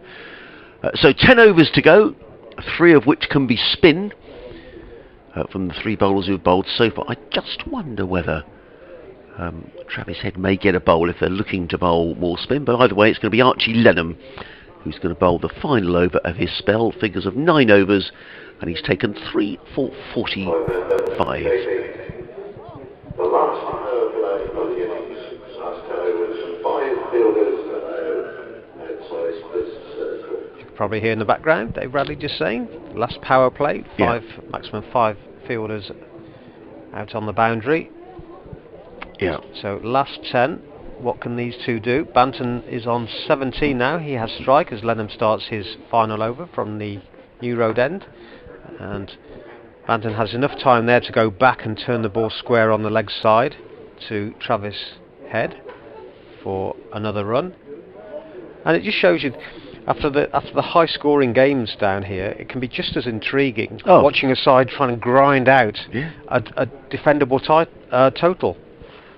Very different game, this one, as Baker picks up 1. Again, Travis Head does the fielding. Well, the game against Gloucestershire last week at Hove, Gloucestershire made 218 for 8, and Sussex made 214. It was a cracking game for us. Yeah, they'll know if they can grind their way up towards 200. At least they've got a chance on a turning pitch. Lenham is cut, but straight to the fielder at backward point by Banton. And we've seen the youngsters take their chance for Sussex. Can these two batsmen do likewise? The coaches will be watching. They'll be watching technique. They'll be watching how they approach it. And that's in the air and could well be caught. No, it won't be. It's the first 6 of the innings over the head of Crocombe at long on, and that came off the middle. Used his feet. Showed confidence there, did Tom Banton, getting hold of that one. Nothing wrong with that. We've seen that the problems that Lenham has caused, and just used his feet there, and he went high over Big Crocombe 6 there. Yeah, no chance at all. I thought he might get under it at one stage. Next delivery, it's a thick outside edge trying to cut through the offside. Oh, didn't like getting it for 6 then, did he, Archie Lenham? He didn't like that at all. Which is what you want to see. You want to see him get a bit of aggression, fire it back at him. Snatching the ball back, isn't he? No, I agree with you. Good to see. Last ball of his spell, short of a length, and cut into the offside, and there's no run. So 169 for 7. Excellent spell by Lenham, because marching off, and I guess a good round of applause, as I say. And his figures, I will give you now, are 10 overs and he's taken 3 for 53. Yeah, he's a real competitor, isn't he? You know, yeah, and he gets a nice round of applause as well. But he didn't like getting it for 6, did he? Did Archie Lennon? But you know, he's a competitor. He wants to win, and there's nothing wrong with that. Let's go do an update. So I'll leave you with Chris. So Baker on 11, strike to the start of the new over from Cronkham. Banton with that 6 moved on to 24. This is pulled. It was short of a length and pulled away on down to a deep backward square for 2. Good fielding out there. Thought that might just get to the boundary. Just trying to see who that is out there. Ali Orr got across the field, the ground very quickly. Baker onto 13. Good looking shot from him. Had plenty of time. It was short. Just swiveled. 171 for 7. Just under 9 overs to go.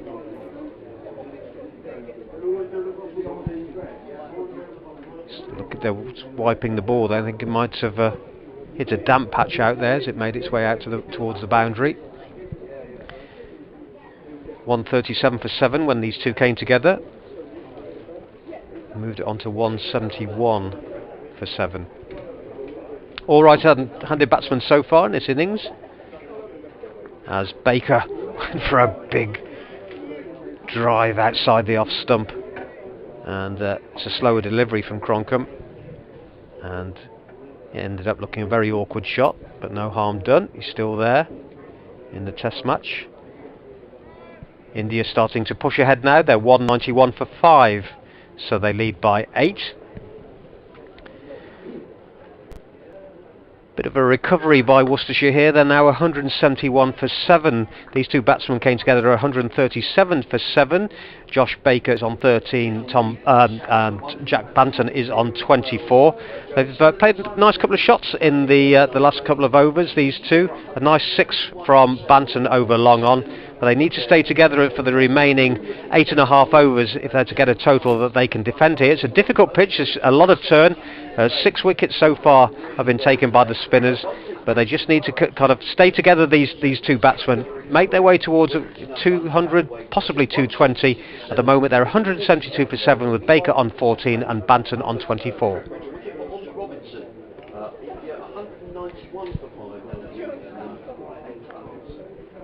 Banton, wearing 77, is the man on strike to Cronkham.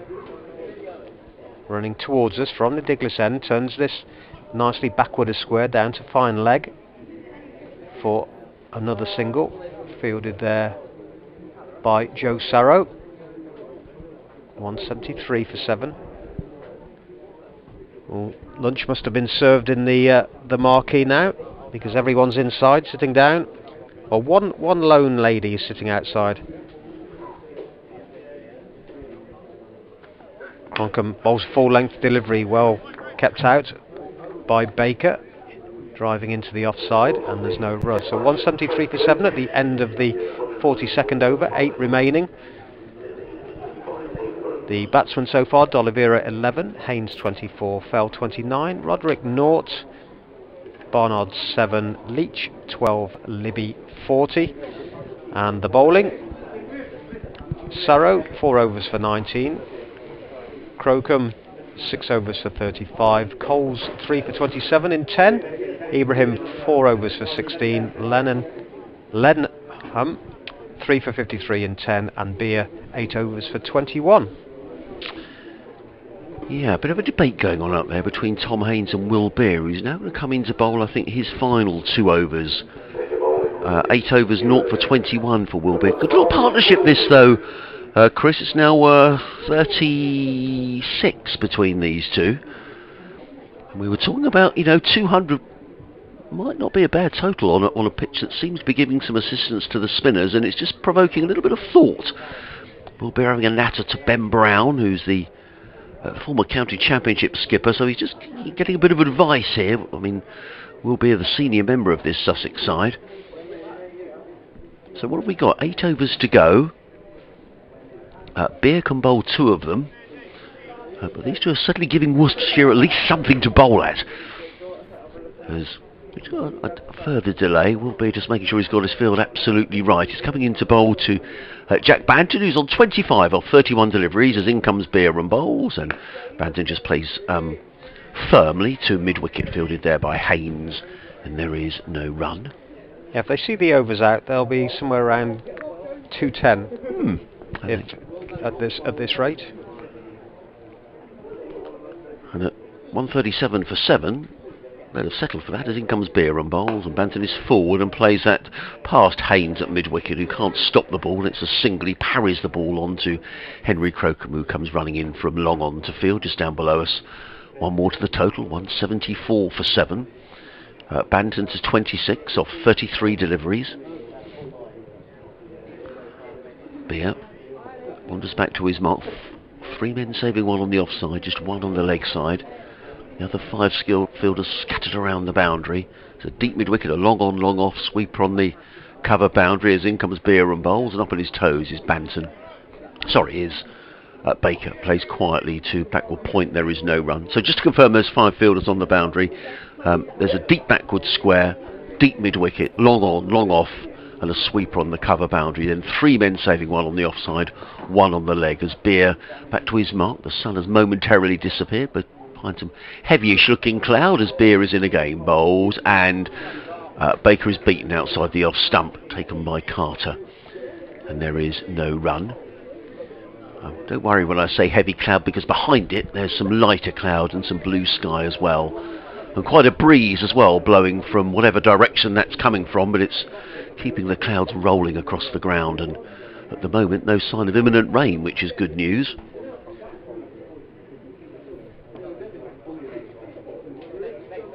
Beer in again, bowls, and Baker plays through mid-wicket. He's going to pick up 1. They might pick up 2 here actually. Head's got quite a long way to come in from sweeping on the deep mid-wicket boundary, but it is just a single to Baker, who goes to 15, the total to 175 for 7.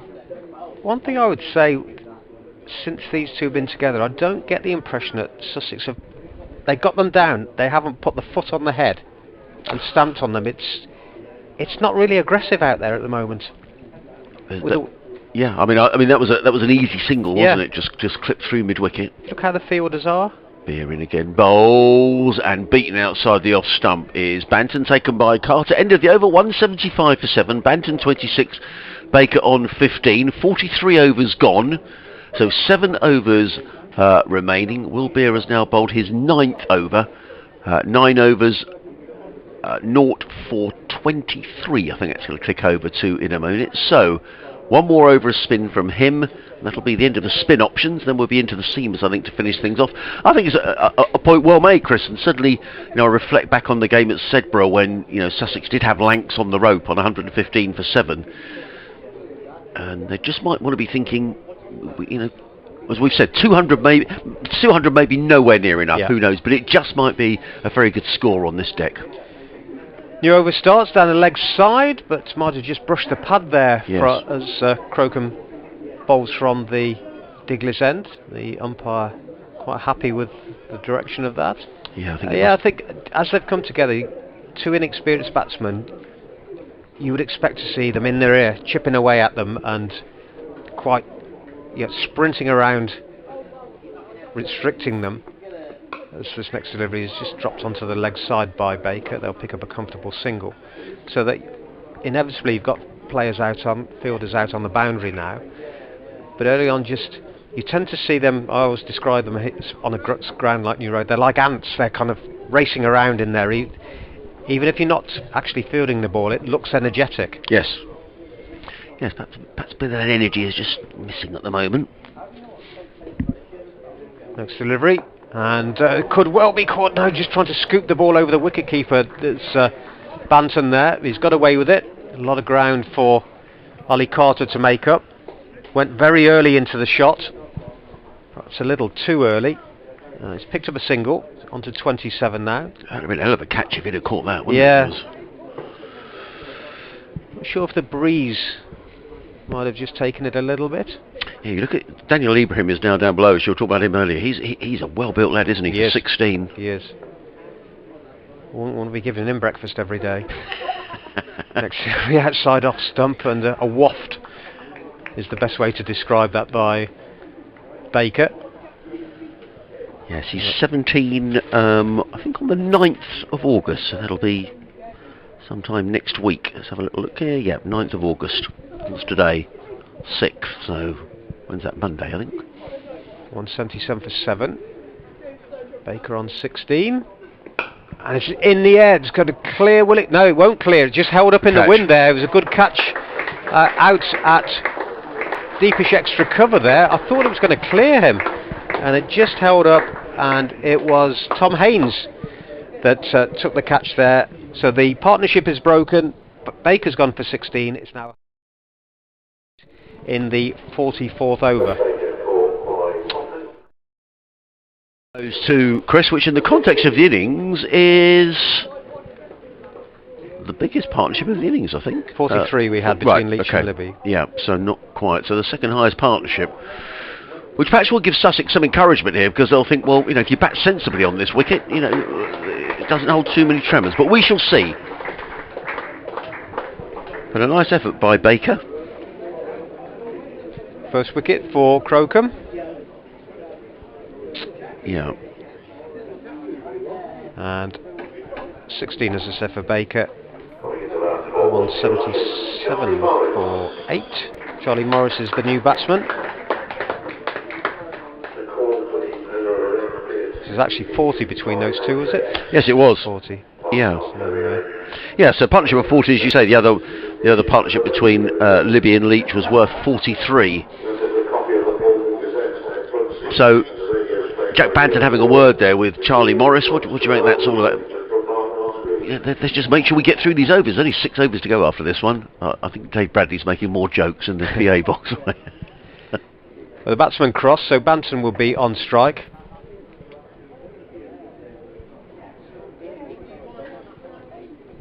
So that will breathe just a little bit of life back into the Sussex fielders. Good catch, actually, that by Tom Haynes. It was going, and it's quite breezy out there as well. Banton now gets a full leg delivery down the leg side and just helps it on its way to the boundary for 4. It's a loose one that from Crocombe. Be annoyed with himself. I think he looked to put just a little bit more into that one, and Banton helps himself. He moves into the 30s, 31 at the end of the 44th over. It's 181 for 8. If you just joined us, a very warm welcome and a good afternoon. Welcome to New Road, Worcester, where Worcestershire won the toss, elected to bat first. And with 6 overs remaining, as Chris Williams was saying, 181 for 8. The Sussex spinners really doing the damage. 3 wickets for James Cole, 3 wickets for Archie Lenham. A wicket in that over for Henry Crocombe, the other a run out through the Sussex skipper Tom Haynes. So 6 overs to go. At one stage, Worcestershire were 137 for 7, so if they can get anything around 200, they might feel that they've got themselves something that they can defend on a wicket that does seem to be giving some help to the spin bowlers. Will Beer is going to bowl the next over from this, the New Road end. He's coming in to bowl to the right-handed Banton. Banton works this one onto the leg side, picks up a single because Ollie Carter has to run from behind the stumps to field at square leg. And there's one more to the total. Will Beer's 9 overs have so far cost 23 runs. He's just surveying his field there, is Will Beer, and he's experienced enough, Will Beer, to know that you don't want to, you know, conceding sort of 6 singles in this over, if you can possibly prevent it. I think he was wondering there about whether he could bring Tom Haynes more up to a square leg position from backward square leg on the edge of the 30-yard circle. But he's ready now to bowl to the new batsman, who is bowls to Banton. I do apologise. He plays that down to long on. They've taken 1. They'll think about 2, but they don't take the second run. It's fielded by Henry Crocombe rushing in, who prevents anything more than a single. So apologies. That takes Banton to 32 and brings Morris back on strike. The new batsman, 183 for 8. The field does now change, and Travis Head, interestingly, has come on from that position fielding at deep mid-wicket into save 1 at mid-wicket, and I think that's what Will Beer was thinking of earlier on in the over. Now he's changing his field again slightly. He's got Tom Haynes almost at a short fine leg position inside the circle. Brown in at short extra cover. There's a point and an orthodox extra cover as Beer is in and bowls, and forward comes Morris and plays a very resolute forward defensive straight back down the track that Beer fields off his own bowling, and there is no run. The total remains on 183 for 8. Beer tosses the ball from hand to hand in his salmon pink shirt and comes running in over the wicket, bowls, and forward again comes Morris and just plays almost a textbook forward defensive to short extra cover fielded by Brown, and there is no run. Beer again just waits. It's one of the tactic here from Worcestershire is let's just make sure we bat these overs and maybe give Banton a bit of a thrash in the last couple of overs. 183 for 8. Beer in, bowls. Oh, and Morris gets a thick inside edge. That's going to race away, I think, for 4 runs. Down to the far end of the ground. Haynes in hot pursuit. He won't get there. And that's a boundary, an unorthodox boundary to Charlie Morris off a thick inside edge. The ball raced fine down towards fine leg and picks up a boundary, does Morris. He goes to 5. 187 for 8. As Worcestershire inch ever nearer to that 200, which we don't know, we think might not be a bad score. And certainly from 137 for 7 they'd have settled for this. Probably anything much more is a bonus. Beer looks rueful as he wanders back to his mark. 2 more balls to go in this spell. A bit more cloud around now as in comes Beer and bowls, and Morris flicks that onto the onside, and it's a comfortable single because the mid-wicket, which was up inside the circle, had gone back outside of the circle. Morris picks up a single. That was the last ball of the over. I do apologise, I thought there was 1 more to go. So 45 overs gone, and Will Beer's 10 overs have gone for 30 by my reckoning, and the Rapids at the end of that over 188 for 8. Morris on 6, Banton on 32. 5 overs remaining, so the spinners are bowled out for Sussex. Coles 10 overs, 3 for 27. Lenham 10 overs, 3 for 53. Beer 10 overs, 0 for 30. Henry Crocombe has got 3 to bowl. Joe Sarrow's got 6 to bowl, and Daniel Ibrahim has got 6 to bowl. So between those 3 they will bowl these remaining 5 overs, and the first of which is going to be bowled by Henry Crocombe. Figures of 1 for 41 in his 7 overs, and there's quite a debate now going on, Chris, between Will Beer, Tom Haynes and Ben Brown about field placings for these final 5 overs. Yeah, I think these are really important overs because, well, for obvious reasons as we come to the end of the innings, but I think if they were to get towards 220, there might be just a few jitters. Whereas at 137 for 7, I think they would have had high hopes of getting them, bowling them out for around 150, 160 as Charlie Morris picks up a single here, flicking the ball out to deep mid-wicket. Just it will be interesting to know what the mindset is, but bat well and sensibly, and they should get there. That's the thing. Baker will be interesting when he comes to. He likes to try that ramp, doesn't he? He does, just trying it again there. Moved across his stumps, trying to ramp it over the wicket keeper, but bowler saw him coming early. Just fired it just outside leg. That's a difficult skill, isn't it, to perfect? Shows confidence, though, doesn't it? No, it does, absolutely. He's on 32 now, Banton, and that's pitched in short, no ball called by the umpire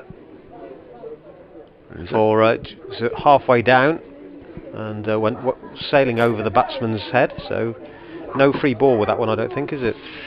No, I think I don't think that is a free hit. It's the free hit where it's a front foot no ball, isn't it? Yeah, it was. I think that was for height. Can't quite see the signal. Crocombe in again. Cut away nicely, straight to the fielder though. Travis head down on the cover boundary. Banton moves on to 33. Yeah, I just think Sussex have just got a little racket in the field here. I just saw Tom Haynes just clapping his hands there. Don't want to concede, these last 4 overs, don't want to concede sort of 20 runs and suddenly find they're chasing 225, something like that. Yep. Morris is on 7 from 6 deliveries. This gets a 4-length ball. That's good. Which is driven to Brown in the covers, and there's no run. Yeah, so he's got 3 men on that leg side boundary, hasn't he? A fine leg, a deep backward square, a fielder almost at mid-wicket or a cow corner. Obviously thinking that's what Charlie Morris has got in mind. Yep. Faces up now to Crocombe. Plays it up a sleeve back to the bowler, who's put down the chance. Came at him very quickly, low down. It's got quite a way to go down, Crocombe. Yeah. But main thing is it's a dot ball. Yeah, would have been a good catch, wouldn't it? I mean, he'll be disappointed he's put it down, but that being said, it would have been a good catch. You say it went quickly, it was low to his left-hand side. I think he got both hands on it, but couldn't quite hang on. Last ball of the 46th over. Morris drives off a thick outside edge. Bit of work for Travis Head to do down on the boundary. They're coming back, and well run. Well run by Charlie Morris. Put the pressure on the fielder and the wicket keeper. Wasn't the best throw in the world, to be fair to the wicket keeper, and Morris picks up 2 more.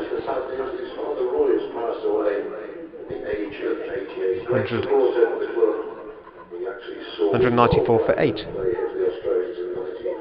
Not sure if you picked that, what the PA was saying there about someone's father dying. I'm not sure what that was about.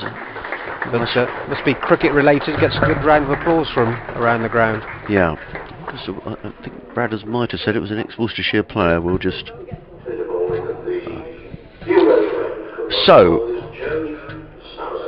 yeah, just bowled the 4 overs. I thought he bowled quite tidily this morning, actually, Joe Sarro. 4 overs, no wicket for 19, and there's more debates going on here, and it's just... I'm just giving Sussex something to think about here. As we were saying, 137 for 7. I think Worcestershire would have settled for 194. As it is, they've got another 4 overs to be bowled, and the over rate has slowed considerably, hasn't it? Sussex have got until 2:30 to bowl these overs. We thought they'd be done and dusted by 2 o'clock the way they were bowling. But Tom Haynes, just taking his time, and why not? There's plenty of time available. But Sarro back into the attack, and Tom Banton's made Jacques Banton's played a nice innings here, 33 off 40 deliveries.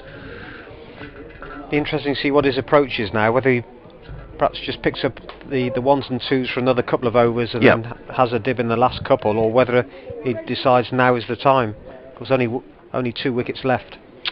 Yes, you'd have thought, 24 balls, if they scored a runner ball, that gets Worcestershire up around the 220 mark.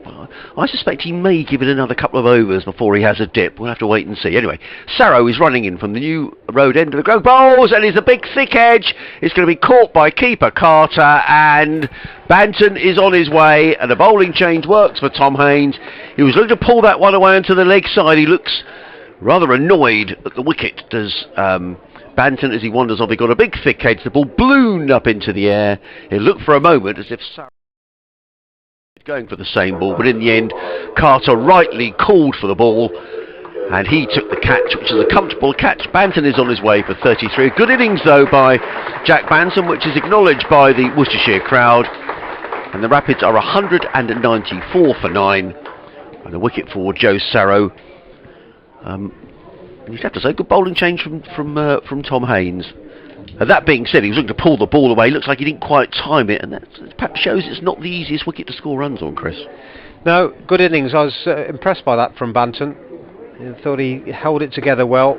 1-4-1-6, 33 from 41 balls, and showed a good head there, I think. Yes, he did. Well, certainly, because when he came in, Worcestershire were in all sorts of trouble. But just an innings, and certainly the Worcestershire dressing room will feel they've given at least themselves something to bowl at. So the last man coming out is Adam Finch, is it? Yes. Yeah. So 17 they put on. Did he spend some time on loan at Surrey last year, Adam Finch? Ooh, I've got a feeling he bowled against Sussex in the Bob Willis Trophy match at the Oval last year. I may be mistaken. But he's a big fella, isn't he? Yes. Adam Finch, he's a tall lad. But it is going to be, is it you or me? Me, You, I think, isn't sorry. it? Yeah. In comes Joe Sarrow, running in bowls to Morris, and that. Well, he made as if to duck, and in fact, it's signalled a wide. He went to duck to Charlie Morris. In the end, he didn't need to do so, but the ball's whistled down the leg side, and it's a wide. So one more to the total, which should go to 195 for 9. There we are. Yep, they'll take them all. Oh, absolutely. Yep. Well, you don't need to worry about Banton having a dib now when he was going to have one. Yeah, we wondered if that might come, but he's now back in the pavilion as in comes Sarrow bowls, and Morris just plays into the covers, fielded by Alistair Orr, and there is no run.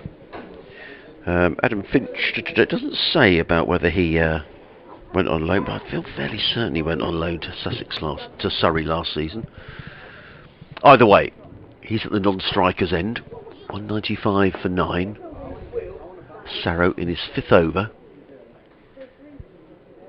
Runs away from us. Comes in and bowls and hits straight down the ground. He should be caught. No, he's not. He's just dropped short of Crocombe at mid-on. But a single to Morris. He goes to 10. I think that's going to click over to it. There we are. 196 for 9 brings the new batsman Adam Finch on strike. So I think Worcestershire have been a side completely of right-handers. Yes, that's right. Has there been one left-hander in the Worcestershire ranks today?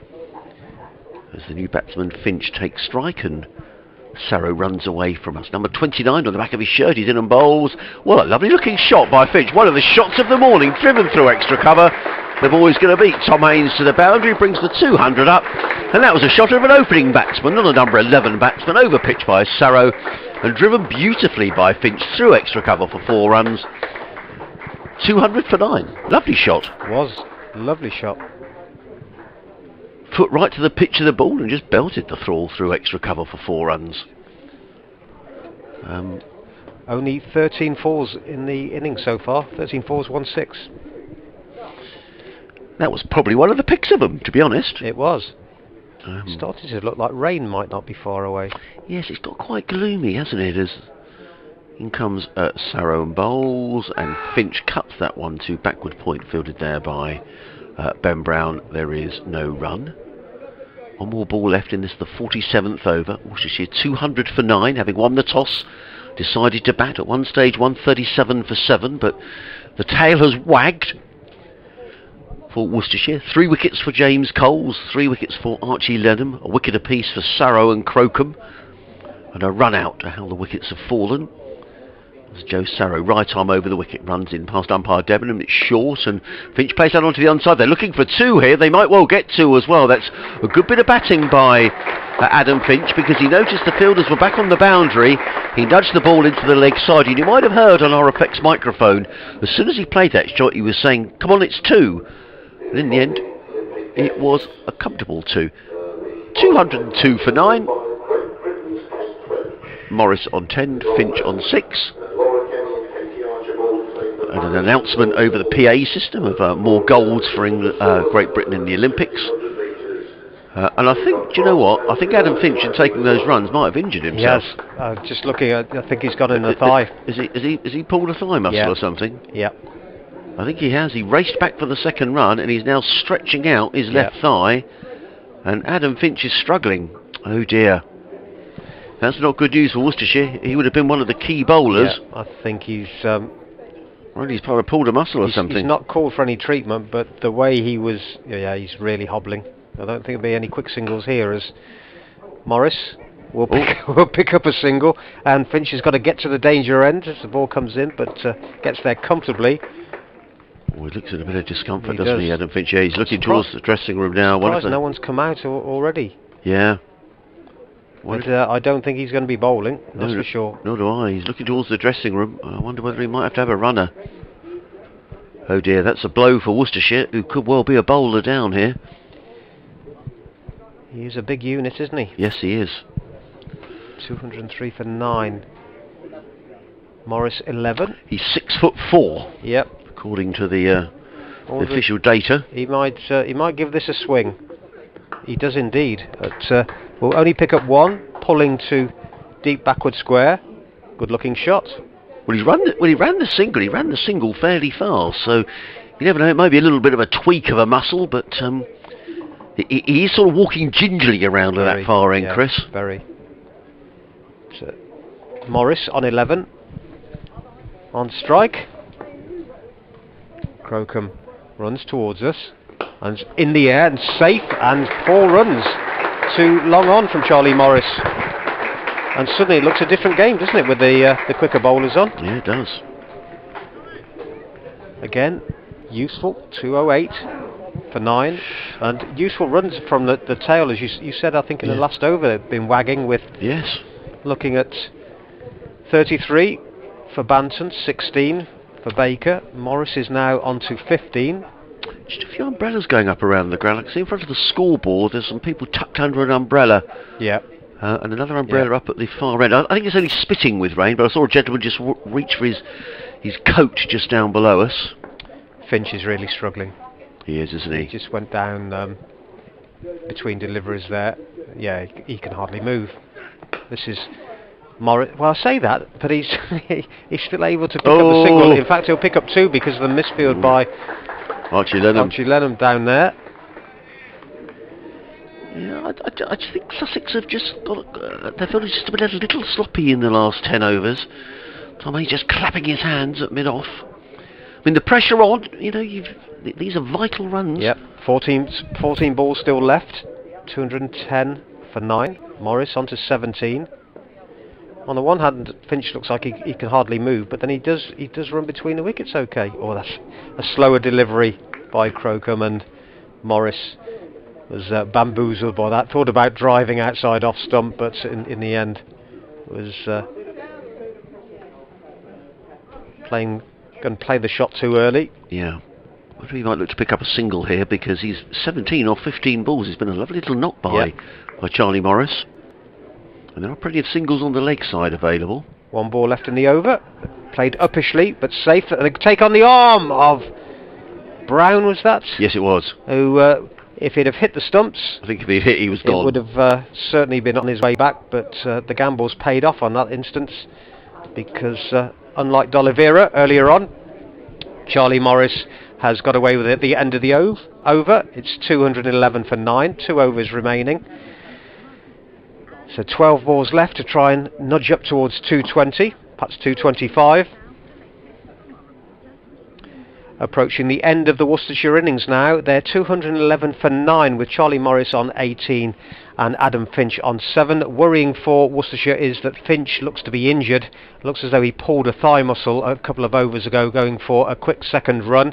But they've recovered quite well from being 137 for 7 at one stage. A partnership between Baker and Banton. They put on 40. Baker making 16. Banton a very good 40. 33, I should say. Jake Libby top scorer in the innings so far with 40 at the moment. Morris is on 18. Finch, who is receiving treatment, is on 7. 2 overs remaining, and the Rapids 211 for 9. Yeah, he's just getting his treatment. I thought he maybe took a couple of painkillers there.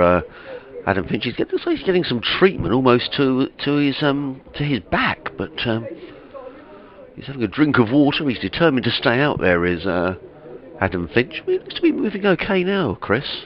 It's strange because he was holding his or rubbing his thigh when he first did it, but as you said, they'd got the shirt up there and was rubbing the side round to the back. Whether he's just got a twinge there and spasm, whether that can be worked out or not. Yeah. Well, he's staying on, which is good news as far as Worcestershire are concerned. The sun is out now, and the ladies or whoever they are sheltering under the umbrella have still got the umbrella up. So maybe it's drizzling over that side of the ground. In comes Sarrow, bowls cut away by Morris. Going to get another single fielded by Coles, who comes in from the scoreboard at the cathedral side of the ground. 1 more to the total. Morris to 19 off 17. 212 for 9. 11 balls remaining in the innings. And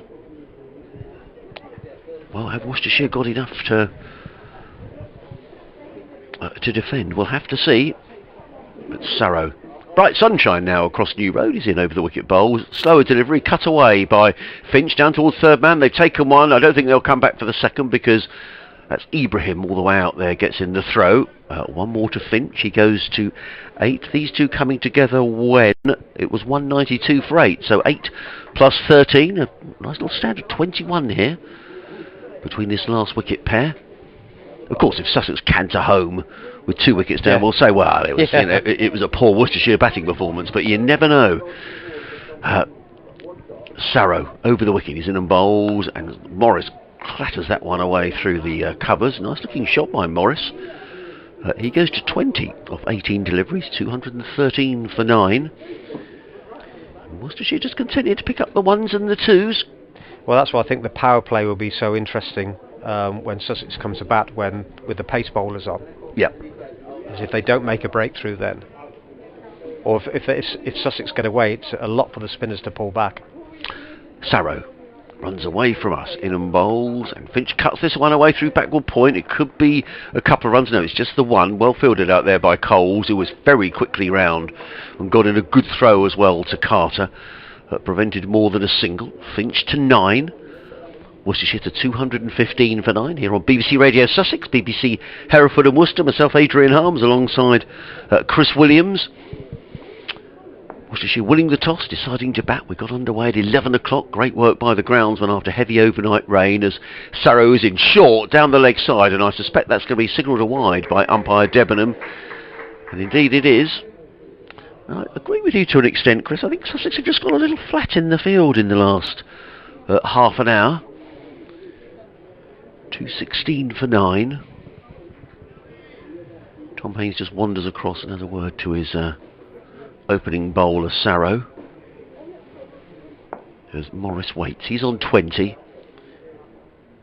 Sarrow runs away from us, in and bowls, and Morris plays that to mid-off, fielded there by Haynes, who looks as if to shy at the stumps, but there was no one backing up, and he couldn't shy at the stumps, and content to let Charlie Morris take the single. He goes to 21, 217 for 9.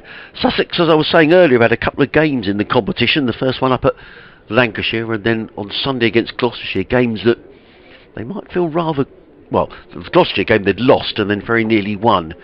And they'll just be desperately keen to get over the line in one of these 50-over matches. Sarrow again, bowls wide of the off stump. That's going to be signalled another wide. Yeah, there we go. Umpire Debenham. Joe Sarrow looks really disappointed, but it was wide of the off stump. And Finch just let it go. And these are all important runs. 217 for 9. It's actually 218 with that one, so it's just pushing towards that 220, which looked a long way off, didn't it? Yeah, it did indeed. Well, we thought they had no chance. Well, it was 137 for 7, so the lower order has definitely wagged.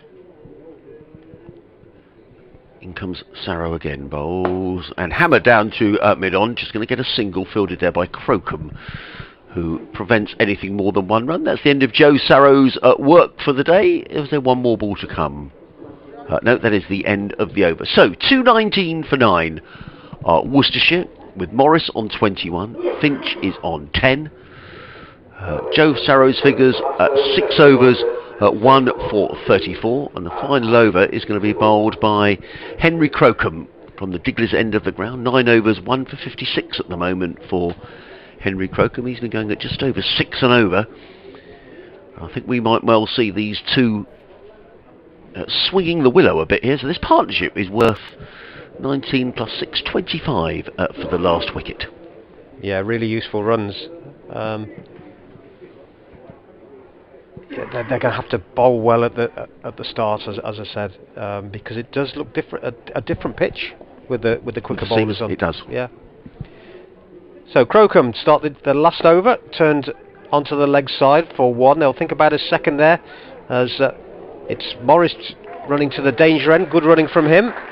So 2 more to the total, 2 more to Finch. He moves on to 12, and he was moving quite well there, but now he's made the second run. He's hobbling around a little bit. I think it is the side, which is for a quick bowler, or any bowler, is the worst type of injury. As he was doing it running, I think it may well be a spasm. Next delivery will pick up a single, just baseball bat style carving it up to mid-on. Tumbling stop there by Archie Lenham. Yes, I mean, that 7th wicket went down in the 34th over, so it's not as if the ball has been disappearing around the ground, but they've just picked up sort of, 3-4 runs and over since that went down. Yep. 4 balls left in the innings. Morris is on 21 now. But, attempted hook there. So the umpire said that's fine. Morris was looking towards him, thinking he might get a wide for that, but nothing doing. Ball passing through to wicketkeeper Ollie Carter, who's been tidy behind the stumps. Again, almost baseball style. Morris picks up a single out to deep mid-on. 223 for 9. 2 balls remaining. So they've seen it virtually through to the 50 overs, which didn't look likely at one stage. No, it didn't, not at all. And almost at that 225.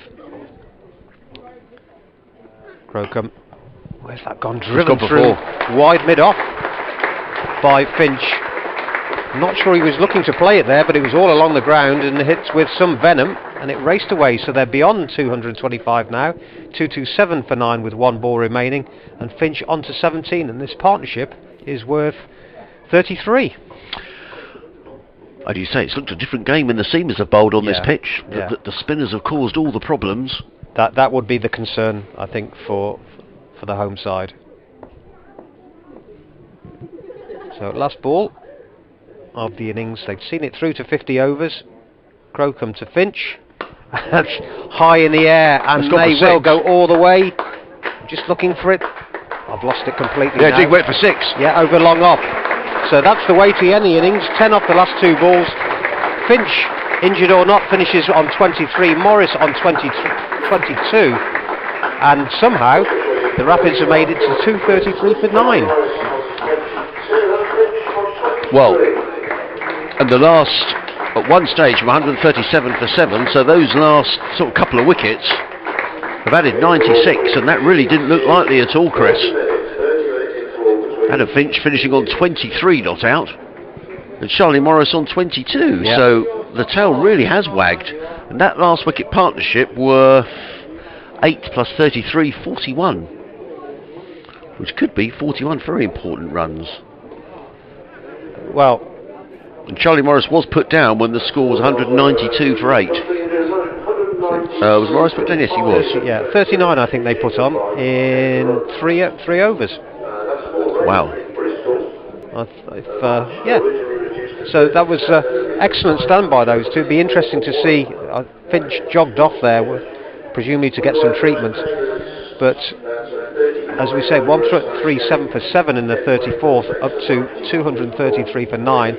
I think beyond their wildest dreams, they didn't think they'll get there. And I was saying it's a long tail, but the tail has really wagged well. So just go through the scorecard for you. Brett D'Oliveira was run out by Tom Haynes for 11. Jack Haynes was caught. Carter bowled Coles for 24. Fell was bowled by Lenham for 29. Gareth Roderick caught and bowled by Lenham for 0. Ed Barnard was bowled by Lenham for 7. Joe Leach LBW to Coles for 12. Jake Libby LBW to Coles for 40. Josh Baker caught Haynes bowled Crocombe for 16. Jacques Banton was caught Carter bowled Sarrow for 33, leaving Morris 22 not out and Finch 33 not out. And the bowling figures: Sarrow 6 overs 1 for 35.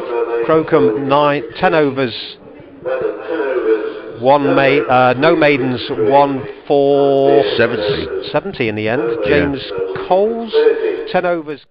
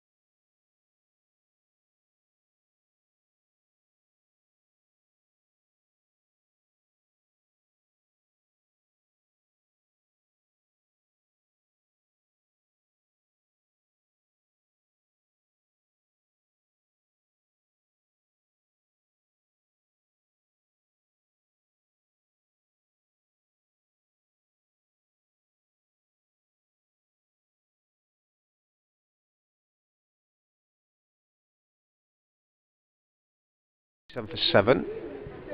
Baker on 16. And it's in the air. It's got to clear, will it? No, it won't clear. It just held up in the wind there. It was a good catch out at deep.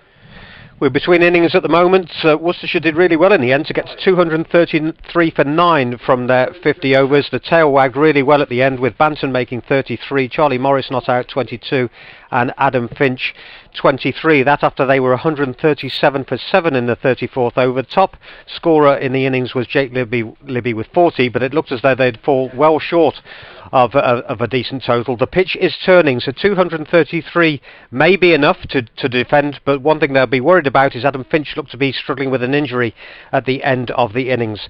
3 wickets went to the youngster Lenham with spin, and 6 wickets in total went to spin, so it'll be interesting to see how the Worcestershire duo of Baker and D'Oliveira do when they get the ball in their hands. So we're about 15 minutes away from restarting, and Sussex will need 234 to win.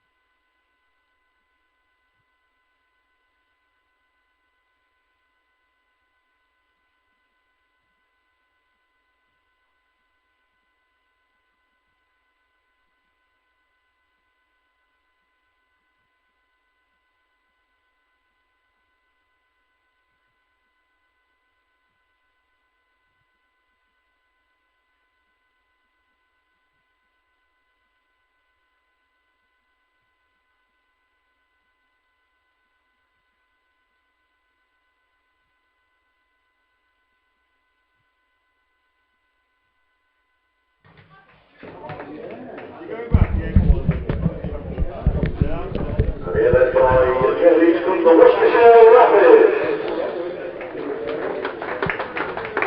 Welcome back to New Road, where the Sussex reply is just about to get underway. They need 234 to win against the Worcestershire Rapids at 4.7 and over. And just tell you, in the test match, India are now 207 for 7 in reply to England's 183, so India lead by 24. 4 wickets so far for James Anderson.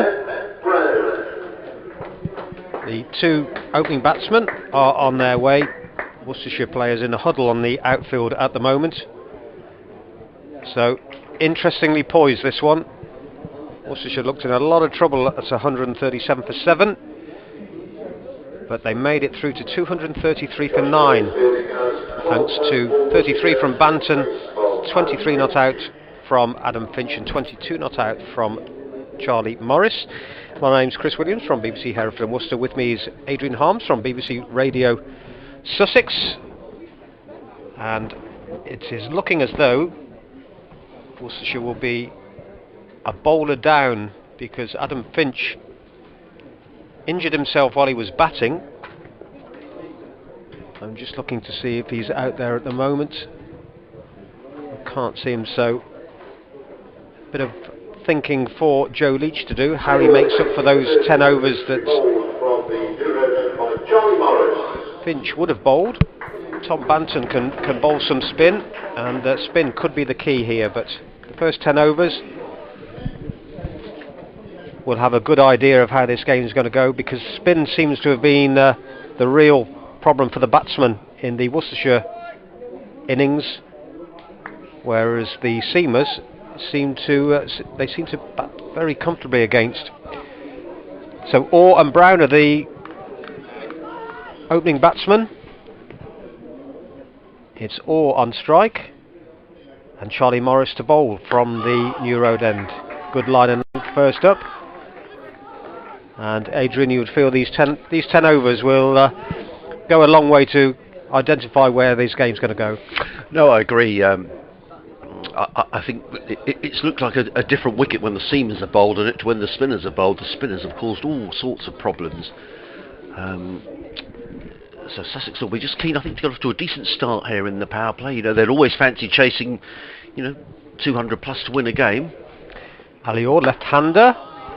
It's in line to the next delivery from Morris, plays it back to the bowler, no run. I think you sometimes wonder about the psychology of a game as well, Chris. I'm sure when Worcestershire were, 137 for 7, 200 seemed an awful long way away, but to have posted a score of 233, they might just feel that they can defend this. And talking to some of the press guys at lunchtime, they feel that Worcester have got to win this game if they're going to have a chance of qualifying for the quarter-finals. Yep, games against Lancashire away on Sunday and Durham here next Tuesday. This next delivery keeps low outside off stump from Morris. But Orr knew where his off stump was. Let the ball pass through to wicket-keeper Roderick, who'll be looking for a clean performance behind the stumps after another disappointing day with the bat for him, making naught. So 4.7 is the required rate. Morris, slightly angled run to the wicket, good line and length again, full length, and comfortably kept out by Ali Orr, no run. Yeah, they're charging around in the field, aren't they, Worcestershire? They feel as if their tails are up. Ben Brown opening the batting for Sussex. It's the second time he's done that in this competition. I'm not sure I've seen Ben open the batting before. He did on Sunday against Gloucestershire when he made a very good 63, so he's in good form. One slip in for Morris. Next delivery again, Orr has nothing to do with, lets it pass just outside off stump. Yeah, I mean, we said there are 6 teenagers in this Sussex side. Ali Orr is just 20. And then the more experienced players, one of whom is Ben Brown, who's 32. So slip, point, cover, extra cover, mid-off, mid-on. Deep backward square. Fine leg is up inside the circle, third man back, and third man it is that How's the fielding to do down there? I think that may well be Baker down there. One without loss after a tidy first over from Charlie Morris. Yes, it was a tidy over. You know, Sussex will just be it's keen to settle into the game. There's no rush. They'll feel that, you know, 233, if the wicket plays well, will be well within their compass. Against Gloucestershire last week, they were chasing 218 to win. They made 214 in a very close game, but the lower order three nearly got Sussex over the line. So Sussex will take comfort from the fact they've got young Archie Lennon, who will bat at 10, but he made 15 last week. So they do bat a long way down. Sussex, although I'd imagine that maybe today Lennon may bat 9 because there's Crocombe and Surrow to come at 10 and 11. But the bulk of the work, you think, by some of the more experienced players, Ben Brown, Travis Head, Tom Haynes, the skipper. But here comes Joe Leach running in around the wicket to Alistair. Oh, he lets that one go outside of the off stump, taken by Roderick. And there is no run. So there's a slip backward point, cover, extra cover mid-off, mid-on, a deep mid-wicket, and a third man of the two fielders outside of the circle. Been lucky to get as much play as we have. I noticed around the country they're sort of on and off for rain. They've been on and off for rain down at Southampton. Also in the test match, as in comes Leach and bowls, and is going to get runs, but a streaky boundary through the slip cordon. Wasn't a chance to first slip, but it rattled through, and it's gone away down to third man for 4 runs, just eluding Tom Fell, who's in there at first slip. It was short of Fell and wide, but a moral victory for the bowler. Nonetheless, Sussex will take that. Ali Orr goes to 5, and the Sharks 5 without loss. I think all of the other group matches today have been reduced in overs, so done well here. We have Leach in again, bowls, or lets that one go outside of the off stump, and there is no run. Yeah, Hampshire 144 for 4 at Bristol against Gloucester. I'm sure it's at Bristol, not at Southampton. And that looks like it's a game that's reduced to 37 overs a side. Kent 138 for 6 at Radlett against Middlesex. That game reduced to, looks like, 35 overs a side. Middlesex actually coming up on the rails in this competition. I think they've won their last 2, and if they were to win today, they'll find themselves in the mix. Leach in again, bowls, or covers up, plays quietly into the offside, and again there is no run. And elsewhere in the other group, Warwickshire making 278 for 6 against Northamptonshire at Edgbaston, and Notts 185 for 5. That game reduced to 41 overs a side against Yorkshire, but it's raining in that game that is being played at. Let's have a quick look at York Cricket Club. Then comes Leach and bowls, and Orr works this one into the covers to backward point. There is no run. Leach wanders back to his mark in the second over. It's quite breezy here. The wind has got up actually as the day has progressed. You can see the trees all the way around this lovely cricket ground really sort of bending with the wind. And a bit of heavier cloud, I have to say, working its way in from the direction that the weather's coming from. So we hope that stays away. And because of that, Sussex will have half an eye on Duckworth Lewis, I'm sure. There's Leach around the wicket, bowls or covers up, plays to short extra cover. There is no run. Good over by Joe Leach, in which he conceded a boundary and edge through the slip cordon. So at the end of the second over, Sussex Sharks are 5 without loss, or on 5, and Ben Brown yet to score, and indeed yet to face a ball. Ali Orr has faced all 12 balls so far. Josh Dell is the 12th man on for Adam Finch. Right, so that's a blow for Worcestershire. So we've got Libby could bowl a bit of spin, but unlikely. I think it could well be Jacques Banton will have a few overs at some point. But that's for the future. At the moment, it's Charlie Morris to start the third over of the innings, bowling to Ben Brown. First delivery, gets in line, doesn't really have to move. Just let the ball come onto the bat. Played it defensively into the offside, where it's fielded by Barnard and no run. Yeah, the sun has disappeared. The blue sky is moving over the cathedral and starting to bank up a little bit, coming from the west. Right hand, left hand combination here. Brown, the right hander, on strike. Thinks of a run, but it's not there. The ever keen and alert D'Oliveira comes in from backward point to field. Yeah, I mean, I guess with so much rain around today, Sussex will have half an eye on that DLS. I guess the problem with that is sometimes you can get slightly... it becomes almost too important. Then if you start to lose wickets, the DLS goes through the roof, which happened actually on Sunday down at Hove against Gloucestershire. Wickets make a huge difference. Morris, tall and slim, well short for length, and Brown drives into the covers defensively, and there's no run. Fielded by Barnard, who's hobbling around a little bit, fielding on one of the old wickets. I just caught him on the knee. 5 without loss. It remains in the third over. Having lunched well, the people in the hospitality tent are back out watching the cricket as Brown takes his hand off the bat as he drives into the offside. Didn't time that, came off the bottom of the bat, I think, by the sound of it, and Barnard fielded no run. Bowls a good pace, doesn't he, Morris? I think he's turned into a really good county bowler in recent years. And importantly, staying fit. He's wearing 31, running away from us. Bowls full length and flicked off his toes, just too full there, going down the leg side, and with fine leg up. I put the kiss of death on him there, and he just flicked away by Brown, down to fine leg for 4. Yeah, always the way, isn't it? Yeah, just too much width. And Ben Brown, as I say, is in decent form. Made 38 against Kent in his first appearance in the competition, 63 against Gloucestershire at the weekend, and with fine leg up inside the circle, no chance. No. Last ball of the third over.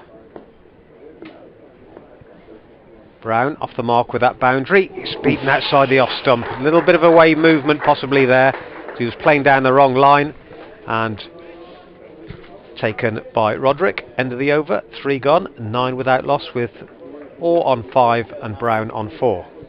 And you're listening to live cricket here on BBC Radio Sussex, BBC Hereford and Worcester. Myself, Adrian Harms, alongside Chris Williams, been made very welcome here at New Road, as ever. And you just get the feeling sometimes that you're in for a good game of cricket. I've got the feeling this could be a very close game of cricket. Let's hope we don't get any interventions. But where that nasty looking weather is coming from, there's also some blue sky, so it just feels like one of those days when you're going to get banks of cloud and then some blue sky, and hopefully we're going to be okay. Let's hope so. But Joe Leach, the Worcester captain, is coming running in around the wicket from the Diglis end of the ground, bowls to Alistair Orr, who plays straight back down the track, and Leach fields, gives Orr a bit of a stare as he fields the ball and wanders back to his mark. There is no run. Apparently Finch is off with a sore back. Now we thought that, didn't we? He seemed to be holding his leg and then getting some treatment to his back as well. It was a bit odd. He was certainly rubbing his thigh at one point. You worry, don't you? Fast bowlers and backs. Yeah. Let's hope that Finch is okay. In comes Leach around the wicket, bowls, and Orr flicks that down to fine leg at the... Well, he was thinking of a singles, Alistair Orr, but Ben Brown, who was at the non-striker's end, rightly gave a call of no, because Morris had fielded the ball very quickly just down in front of us inside the 30-yard circle. I don't think there was a single there. And there is no run. Alan's been in touch on Twitter at BBC Sussex Sport, saying that 2 of the Sussex bowlers, in comes Leach again, bowls, and Orr gets more runs here down to third man. Had there been a second slip in place, that might have been curtains for Ali Orr. Instead, he just gets a single down to third man, fielded down there by Josh Baker. So he's played a couple of full shots in that direction as Alistair Orr. Nonetheless, he goes to 6, the total to 10 without loss. Yeah, he was just saying that 2 of the Sussex bowlers, the combined combination of Henry Crocombe and Archie Lennon, went for 123, which I guess out of a total of 233 is quite a lot. The other 3 bowlers were very economic.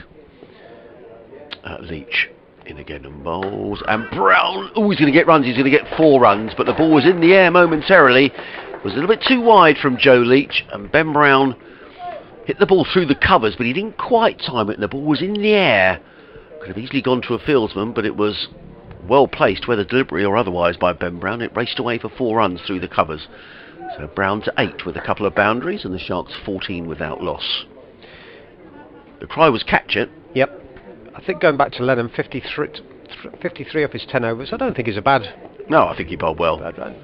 In comes Leach, and Brown tucks this one. More runs here for Ben Brown. Down through towards fine leg. It could race all the way to 4 runs, actually. No, fielded on the edge of the boundary by Baker.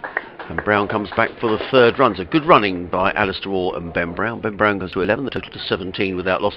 Yeah, and to be honest, he got a bit of tap in the last couple of overs, didn't he? He went for a big 6. Yeah. I thought perhaps the surprising one, Henry Crocombe stayed on for the last over when he did go for a few. But I think Lennon early on, especially, he looked unplayable. Right, he was, wasn't he? The first 4 overs. Yep, picked up those 3 wickets. Comes Leach around the wicket, bowls to Orr, who plays that through mid-wicket, pick up a comfortable single, does Ali Orr, and that's a good over for Sussex, who go to 18 without loss at the end of it.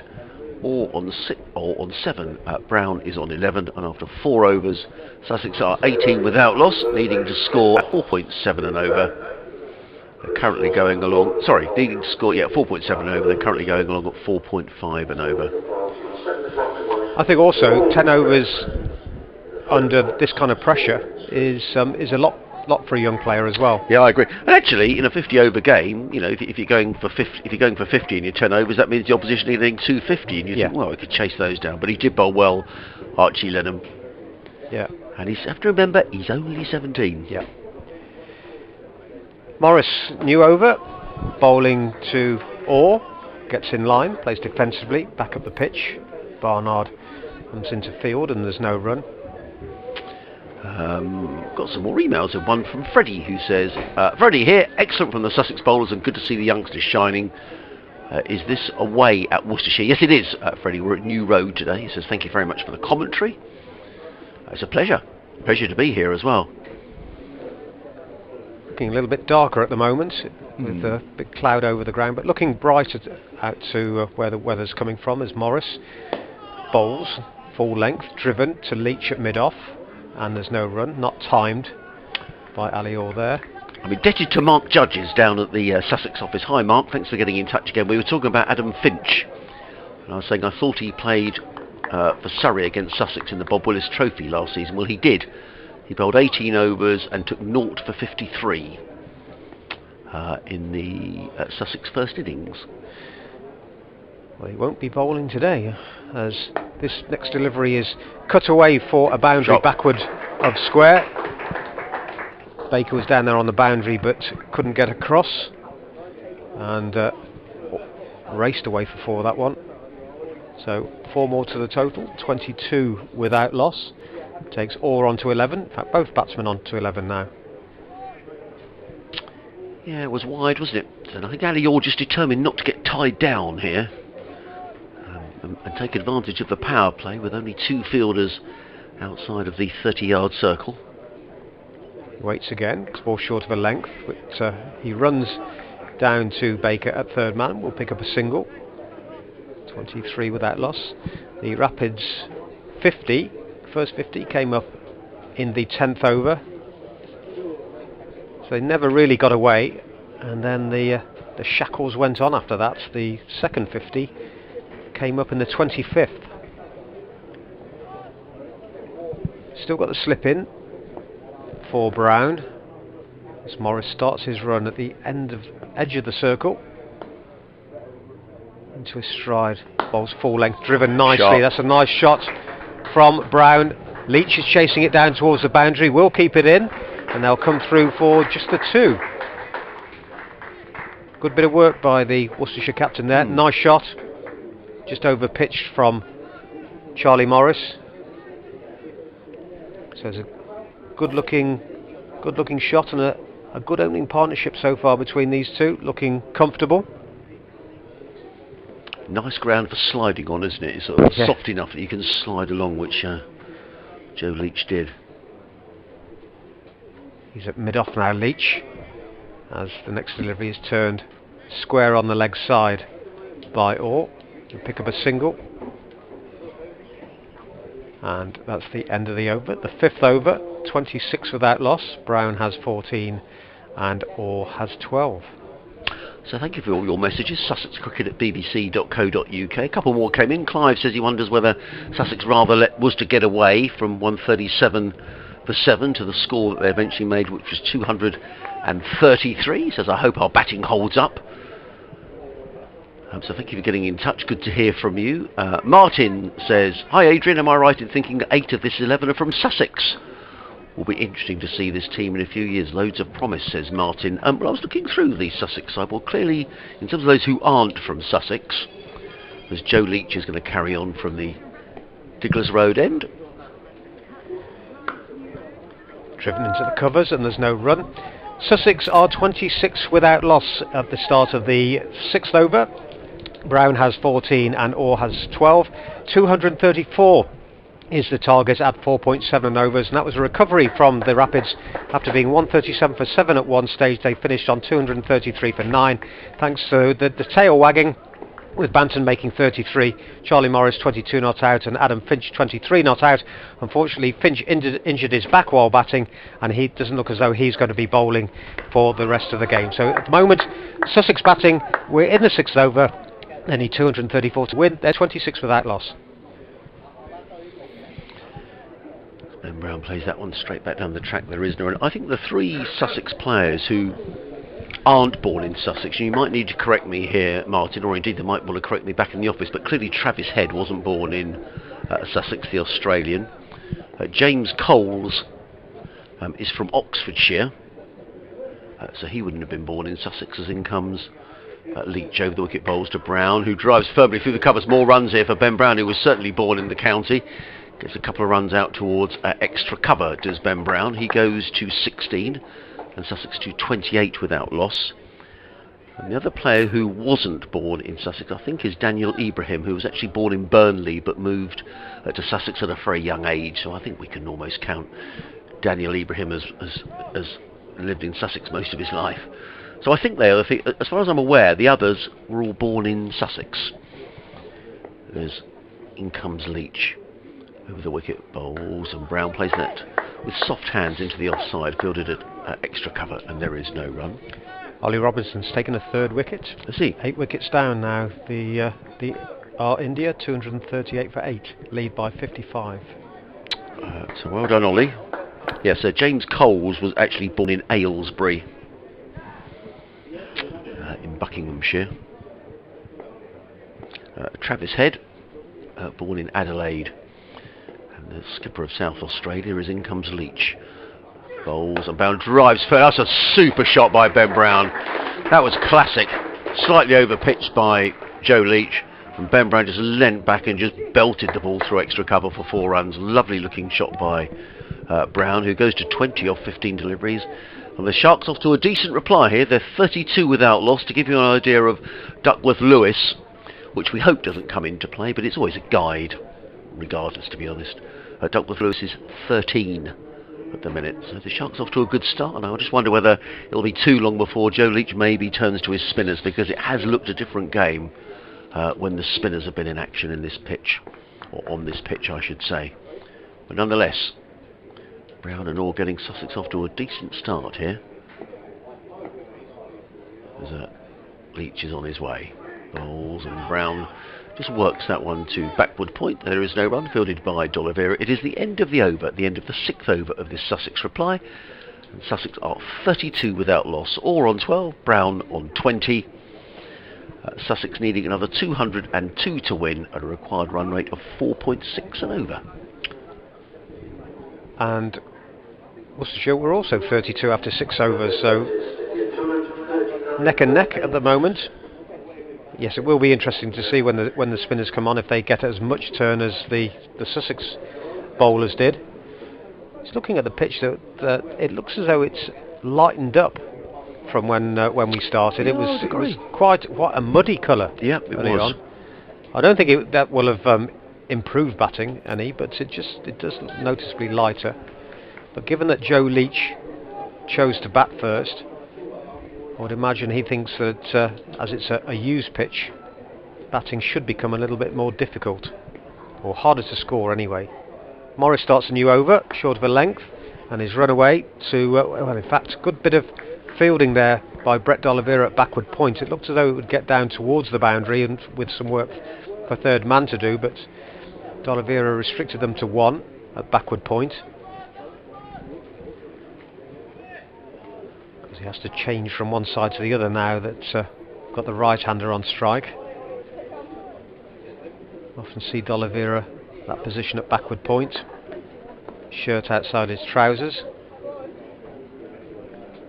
4 men inside the circle on the offside for Ben Brown, who gets in line, runs the ball to backward point to the aforementioned D'Oliveira, and there's no run. He's really had his opportunity, Ben Brown, to open the batting, while they've asked Ben to open the batting. Tom Clark, who another left-hander, had been opening throughout the other matches, but he's injured a knee. So Ben Brown pressed into service, opening the batting. He seems to be enjoying it. Normally would bat 6, certainly in the county championship. But as I say, he made 63 on Sunday. He's looking good here so far today. The shorter of the 2 batsmen, and plays it uppishly back to the bowler, who takes a simple catch, got a leading edge, and Brown has gone caught and bowled by Morris, the first wicket to go down. He's gone for 20. And Sussex lose their first wicket in the 7th over. They're 33 for 1. Well, me and my big mouth. Dear, oh dear, I must stop. I rather thought then, to be honest, and no disrespect, I thought Ben Brown got done by the pitch there slightly. He a leading edge, and the ball going back to Charlie Morris, who was looking to turn it on the leg side. And that's a shame for Sussex, who'd made a decent start, but a wicket goes down. It just goes to prove there is a little bit in this wicket for the bowlers. And that brings the skipper out, Tom Haynes.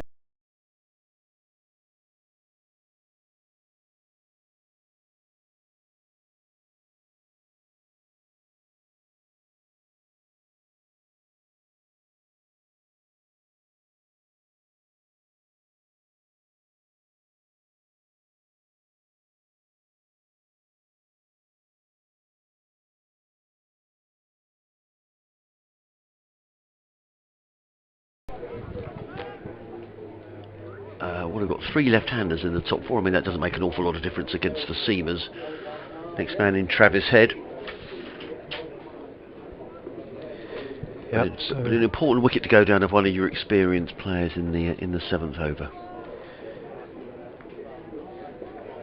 So Morris into, we've got 2 left-handers there now, Orr and Haynes. Haynes' first delivery. So off a thick outside edge, it was safe along the ground, but it squirted out into the covers where it was fielded by Barnard, and there's no run. Looking to work that away on the leg side. Just in the air momentarily, wasn't it? But the batsman won't like to see the ball just holding up as it did for Ben Brown. It puts doubt in their minds.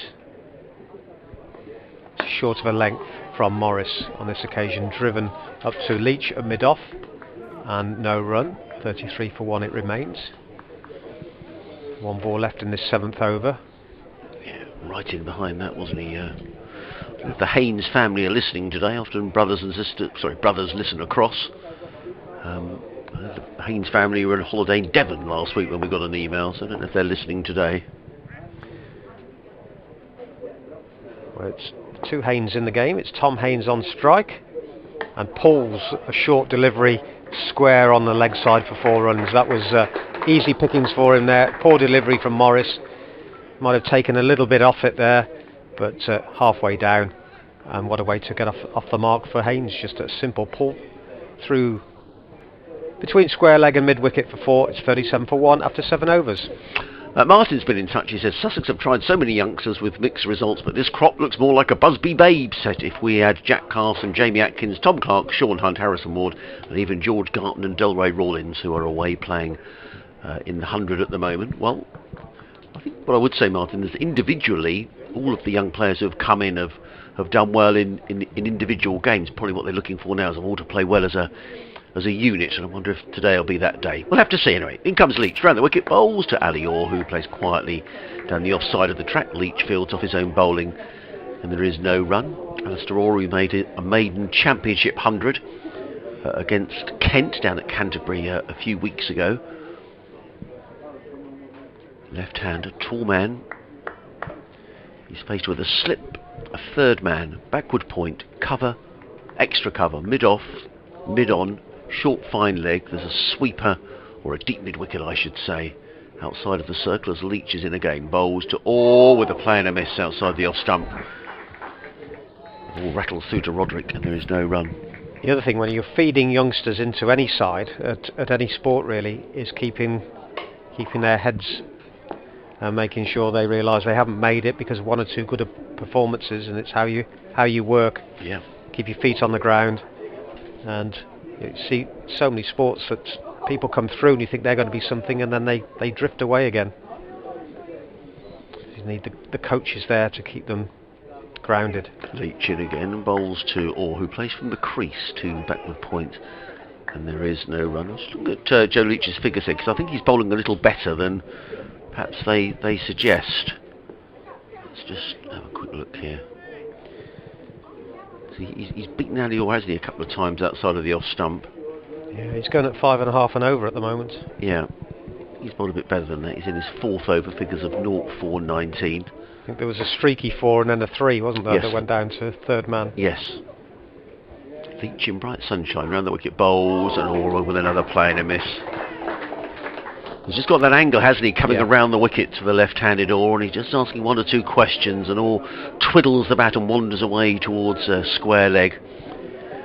It's important for Sussex they don't lose another wicket here in these opening 10 overs or so. There's no rush, is there? I mean, the runs required 197. They need to score at 4.7 and over. Yeah, you'd feel if they bat 50 overs, they'll win. Yes, absolutely. Leach again bowls, and this time Orr lets that go outside of the off stump, taken by Roderick, and there is no run. So Gareth Roderick came here as a replacement keeper for who? So Ben? He's in as a batsman because Ben Cox is away at the. Well, he came in anyway, but it wasn't to replace Ben Cox, although there were question marks over whether Cox would sign a new contract. Right. I think that might have been the thinking behind it. Has he signed a new contract now? Yes. Yeah. Leach on his way. Bowls to Orr, who plays a solid 4 defensive shot to mid-off. It's the end of a good over from Joe Leach. That was a maiden over. 37 for 1. Orr on 13. Haynes on 4. 8 overs gone of this Sussex reply, needing another 197 to win in 42 overs. At a required run rate of 4.7. I'm a bit surprised Ed Barnard wasn't picked up in the 100 actually. Yeah, funny, in the T20s he was rarely bowling his full 4 overs. And he could be hit and miss. Right. As any bowler can, to be fair. Morris to bowl his 5th over, the 9th of the innings, bowling from the New Road end. Better line and length, and Haynes plays defensively back to the bowler, no run. But yeah, when I look at some of them in there, and especially some of the younger, inexperienced players, it's good to see Pat Brown bowling for Birmingham Phoenix earlier in the week. Did well there. Yes, he had back problems. Yeah. So not seen much of him. Dylan Pennington's another one that's away at the moment. I don't think he's had a game, or not that I've seen. He may have had an appearance. Again, from within the crease, batsman just plays into the offside and there's no run. And Ricky Vessels, although not a bowler, batsman, he left the club about 2 weeks ago. Right. I thought he was a good signing. Has he not quite made the volume of runs they'd have hoped? I think he's had some good knocks. It's been, I wouldn't say set the world on fire. I think he's had some decent knocks. but he wasn't going to play in this competition, I think. So I think it just worked for both parties. As Morris bowls full length, driven by Haynes into the offside. Barnard fields at short extra cover. So it's a gorgeous afternoon now, isn't it? Yeah, absolutely lovely. Sun out, trees are swaying. There's quite a breeze, but it's very pleasant for watching cricket. Well, I was caught in that storm last night, soaked to the skin. I didn't think there was any chance of. So it really hosed it now. It was for probably about an hour. Might be longer than that. Morris bowls full length again, too full, and is clipped off his toes for 4 through wide mid on by Haynes, who looks in good form with the 2 boundaries so far. 37 for 1, 41 for 1. Played that nicely. Yeah, he did. Flick off the toes, just straying down leg, probably on about leg stump from Morris, over pitching. Steered it nicely. Yeah, hasn't probably made quite the big score he'd have hoped in this competition, Tom. He's made a couple of championship hundreds this season. He's been run out on a couple of occasions as well. So maybe this is his day. We pick up another single here. Picked out the lone fielder out on the leg side boundary.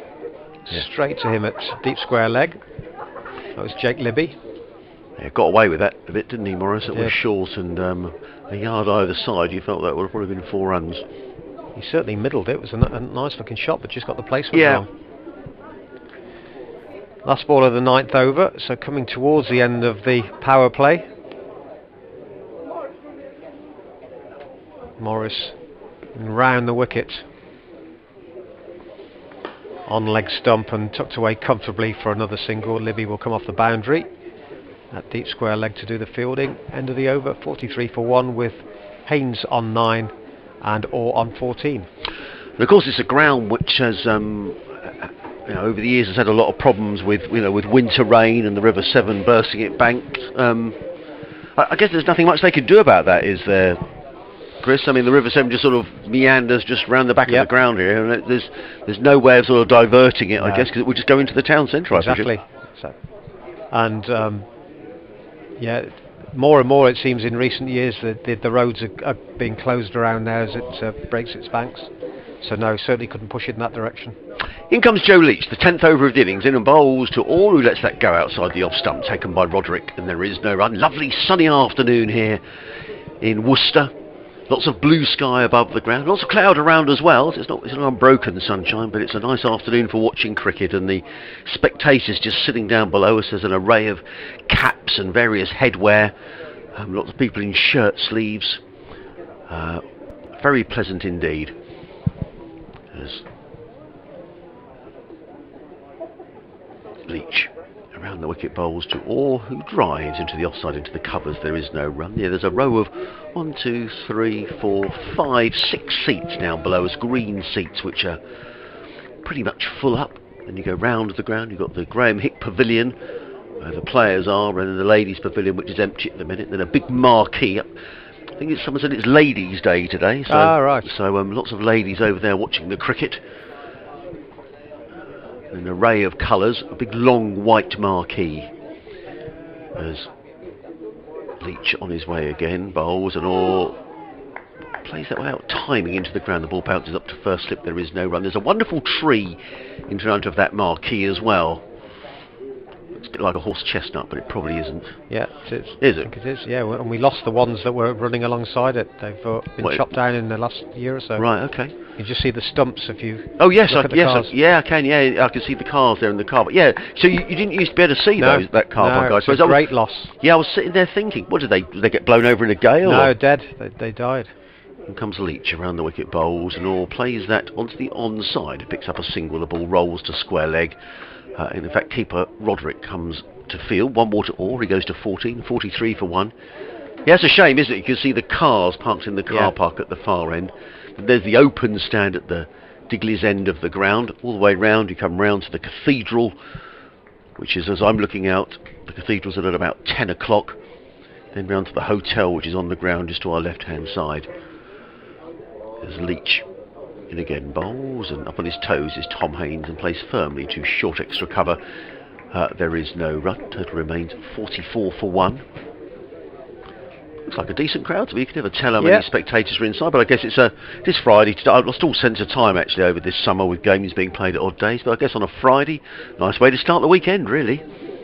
There's such a difference having spectators back in. Oh. It was just soulless before. Lovely. Leach.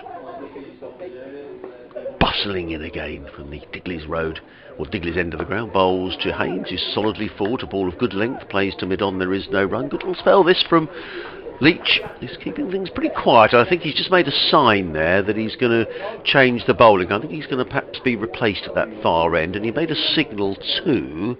Who's that trotting in from fine leg? Is that Baker? It'd be Baker and Oliveira, I would imagine, coming on now. I thought he made a little sign there to Baker, who's maybe going to come along from the Digley's end. Anyway, 10 overs gone.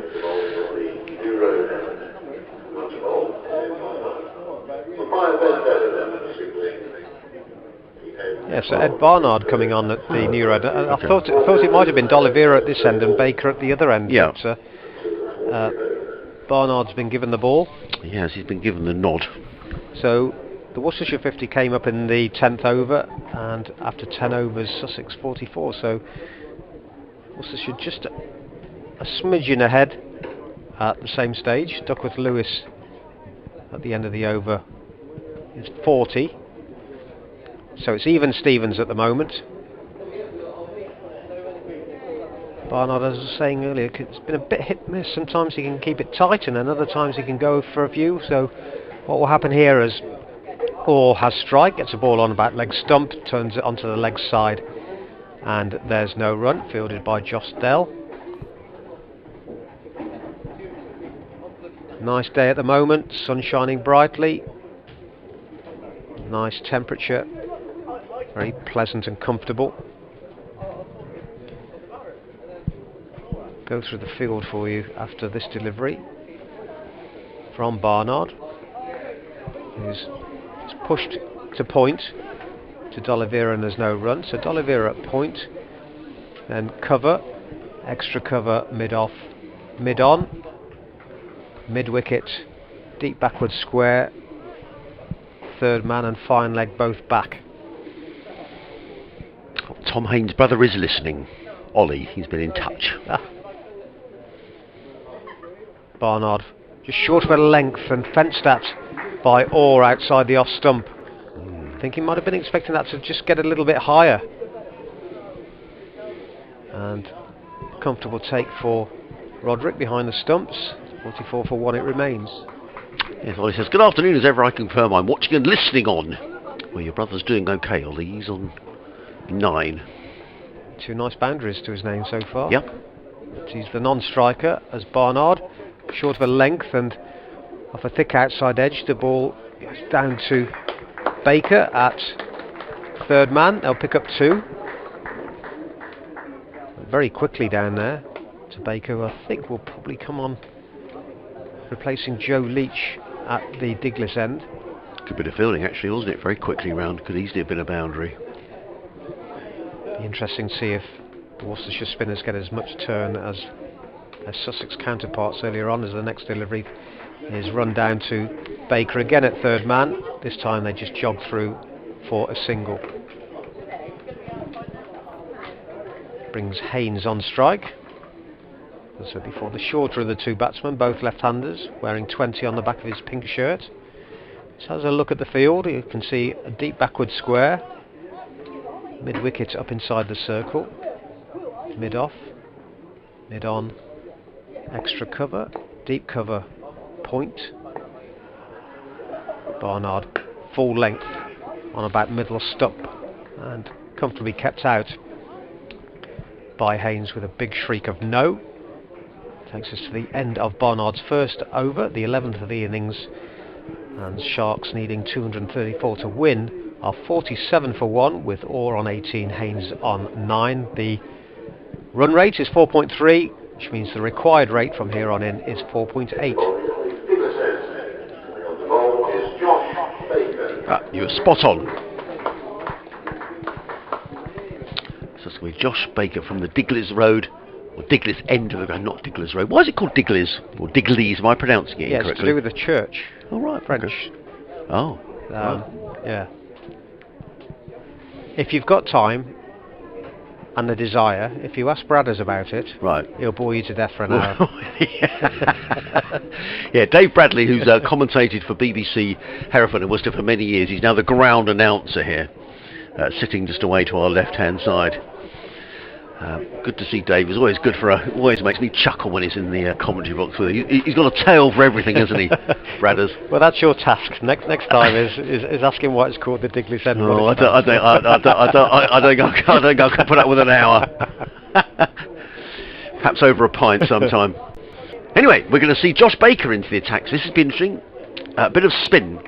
Left arm over the wicket as Baker comes in, bowls to Orr, who stretches forward and plays quietly to short third man. There is no run. Now, one of the Worcestershire fielders fell over then as if he'd hurt himself.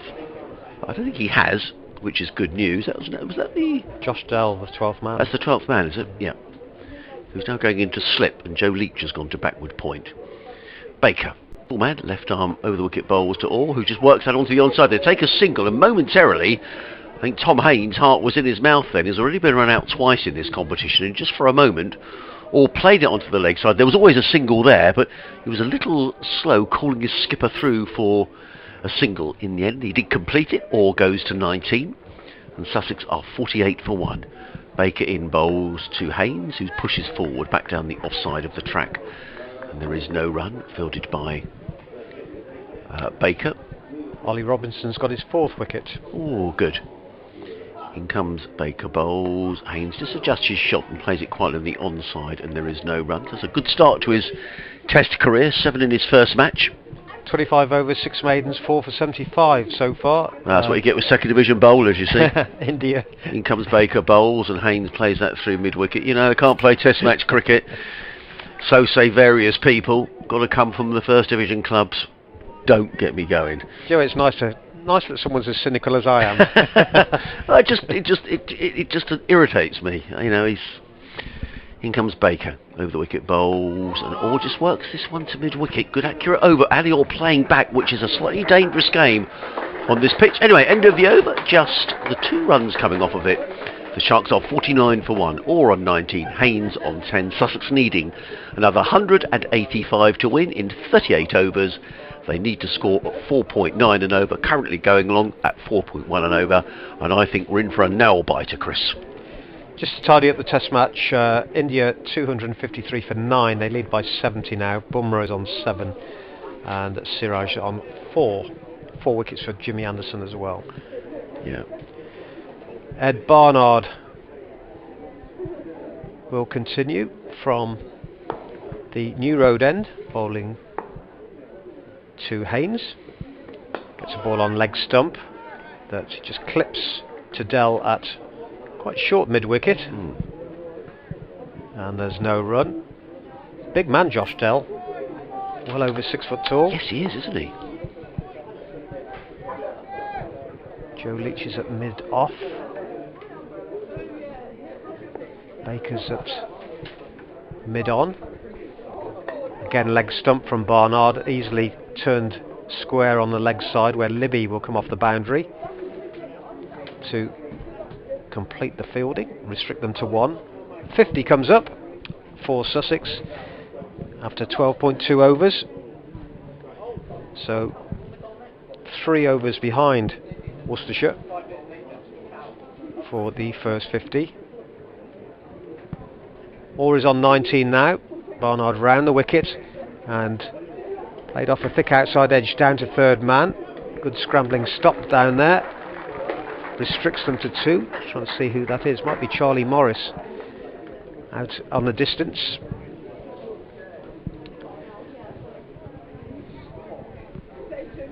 .234 is the target for Sussex. They're 52 for 1 in the 13th over. The 1 wicket that's fallen was that of Ben Brown, caught and bowled by Charlie Morris for 20 when the score was on 33. Other than that, it's looked quite comfortable for the Sussex batsmen so far. Orr is on 21, Haynes, the captain, is on 11. But the interesting spell is just about to happen really with the introduction of spin because 6 wickets fell to spin earlier on in the Worcestershire innings. They made 233 for 9, which was a good recovery, having been 137 for 7 at one stage. So it looks like it's going to be a low scoring match here at New Road. 234 is the target. Sussex 53 for 1 in the 13th. Update there for listeners to BBC Hereford and Worcester's regular programming at just after 3:30. Bit of a conflab there between Barnard and Roderick, and I think it's resulted in Roderick now going to don the helmet and stand up behind the stumps.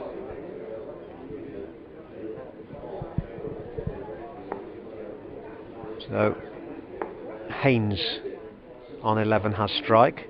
Barnard short of a length. Haynes gets in line, plays defensively off the front foot and back to the bowler, and there's no run. Tom Fell out on the boundary at deep cover. Jake Libby on the opposite side. Third man and fine leg still back on the boundary, as the next delivery is played defensively into the offside by Haynes, and there's no run, and that takes us to the end of the over, the 13th, with Orr on 22, Haynes on 11, and Sussex 53 for 1.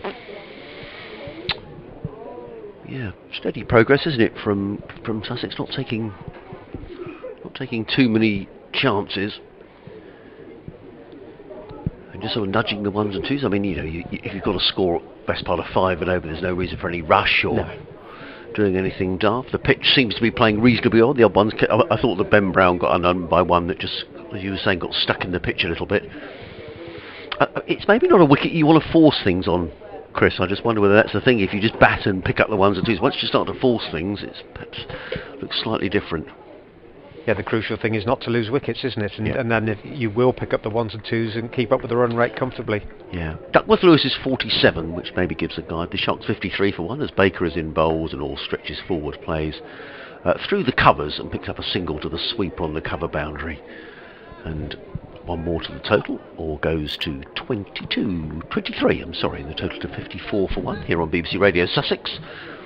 BBC Hereford and Worcester, live cricket on the BBC, every ball of every game, right until the end of September. As Baker in again bowls, and Haynes plays straight back down the track, fielded by Baker off his own bowling, and there is no run. Short third man, backward point, sweeper on the cover boundary, extra cover, mid-off, long on, mid-wicket. Baker in bowls, Haynes drives, again finds the gap, this time between cover and mid-offs, to the sweep on the cover boundary. One more to the total, which goes to 55 for 1. Haynes to 12.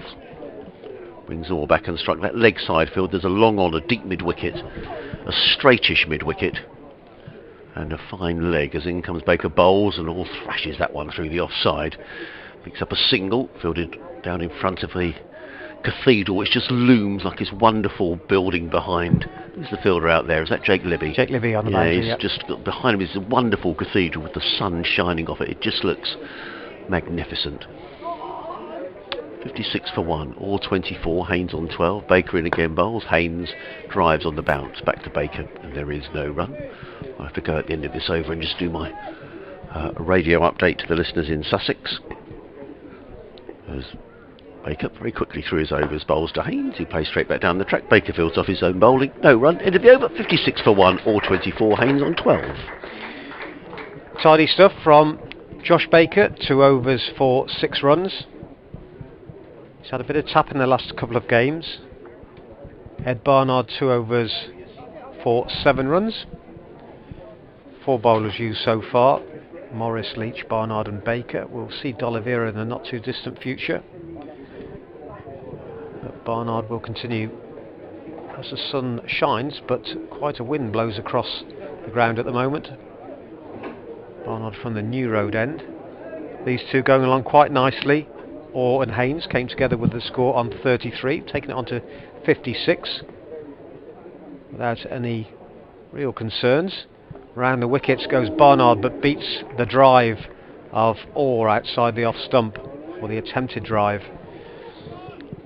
Test match India 266 for 9, now lead by 83, so getting a very useful lead there at Trent Bridge.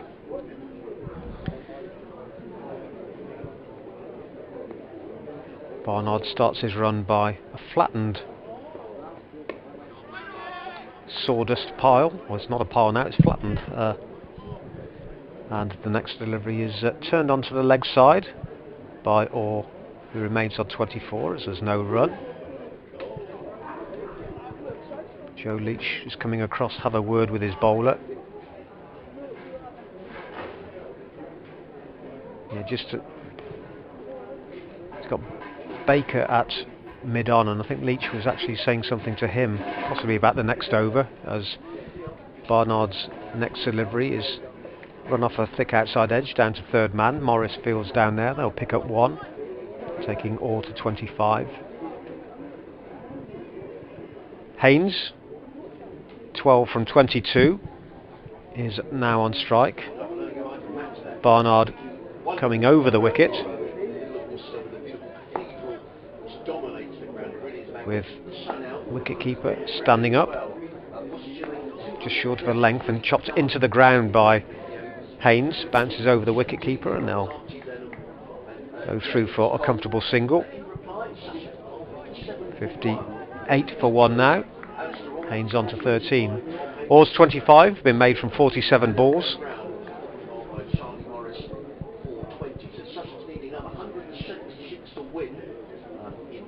As Barnard comes round the wicket, full length, and again off a thick outside edge, the ball runs down to third man. Morris fields.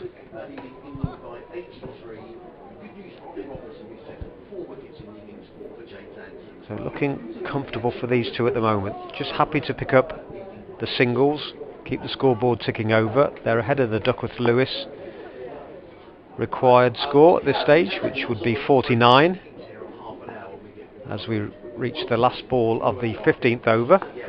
Slower delivery from Barnard, which just took the batsman by surprise, and he guided the ball, just cutting to point where D'Oliveira did the fielding, and there's no run. 59 for 1 after 15, with Orr on 26, Haynes on 13.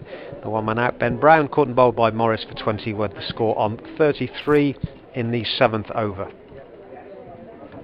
So we are seeing a change of bowling, and it's Jake Libby, rather surprisingly, coming into the attack. So D'Oliveira has been held back. Libby with his spinners. Now, he's not bowled much this season, so a little bit of a risk, but with Finch off the field,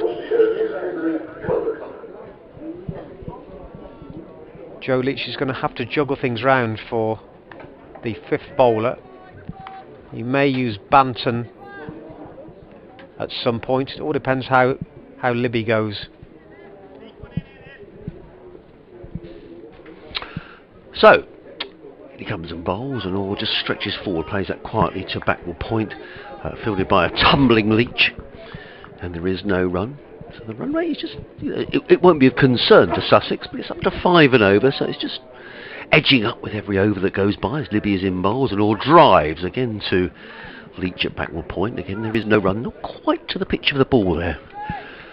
Alistair Orr, he's on 26 of 50 deliveries. The Sharks 59 for 1, needing another 175 to win.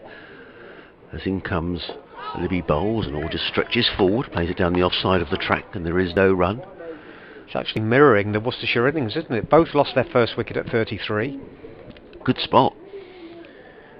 In comes Libby bowls, swept by Orr. That's a good bit of fielding at short firing. That's a very good bit of fielding down below us by, is that Charlie Morris? No. Who's that down there? It's a 12th man on. Is it another 12th man? Yeah. As comes Libby again bowls, and Orr again just works that backward point. Again it's fielded by Leach. There is no run. Good over so far by Jake Libby. Hasn't conceded a run. It's Cullen, the 12th man. Thank you. Libby again bowls short, and this time Orr does find the gap between cover point and extra cover. Picks up a single, but a good over by Jake Libby, in which he just conceded the 1 run, and that's the applause you can hear around New Road From a good crowd. 60 for 1 are the Sussex Sharks, all on 27. Haynes on 13, the man out Ben Brown for 20. Duckworth Lewis is 55, Sussex are 60 for 1, so it's, you know, pretty much even Stevens. Well, as I say, they lost the wicket at the same score, but also they looked comfortable against the pace bowling, and then the breaks went on when the spinners came on, and following a similar pattern. The only thing is we saw a fair bit of turn from the Sussex spinners. Not seen that yet from the two been used by the Rapids, as Barnard starts a new over, bowling to Orr round the wicket, and the ball run down to backward point, and there's no run. Yeah, Jake Libby's first over of his off breaks went going for just 1. Barnard 3 overs for 10, and a couple of overs of spin from Baker, which were tidy but not particularly threatening. So going along comfortably at the moment as Barnard bowls short of a length and driven into the offside, into the covers, and there's no run.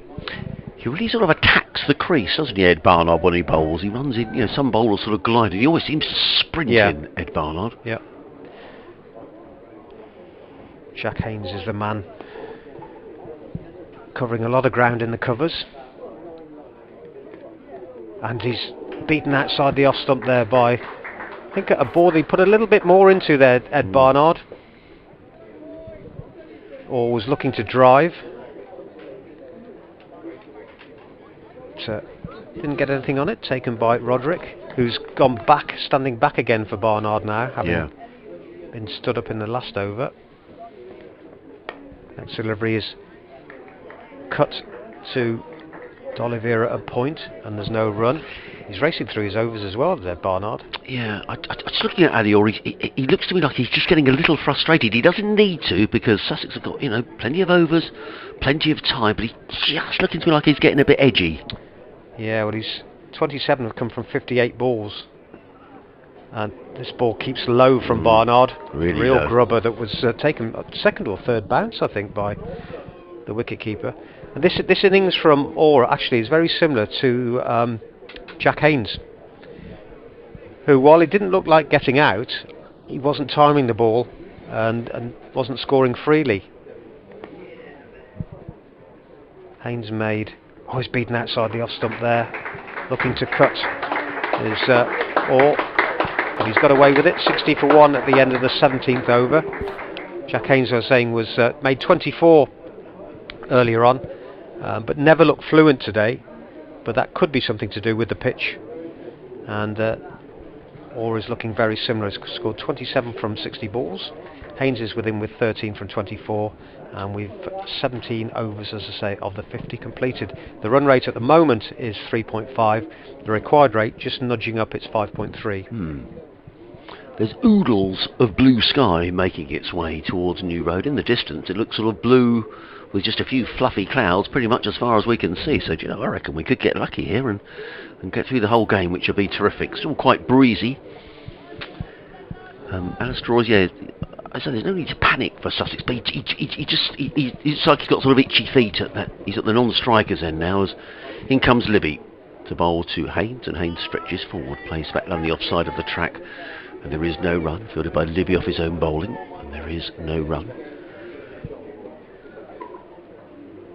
Libby in a game bowls and flicked with a turn of the wrist by Tom Haynes to the fielder at deep mid-wicket. One more to the total. Haynes goes to 14. I think that's going to click over to now. Yeah, there we are. 14 off 26 balls for the skipper. The Sharks 61 for 1.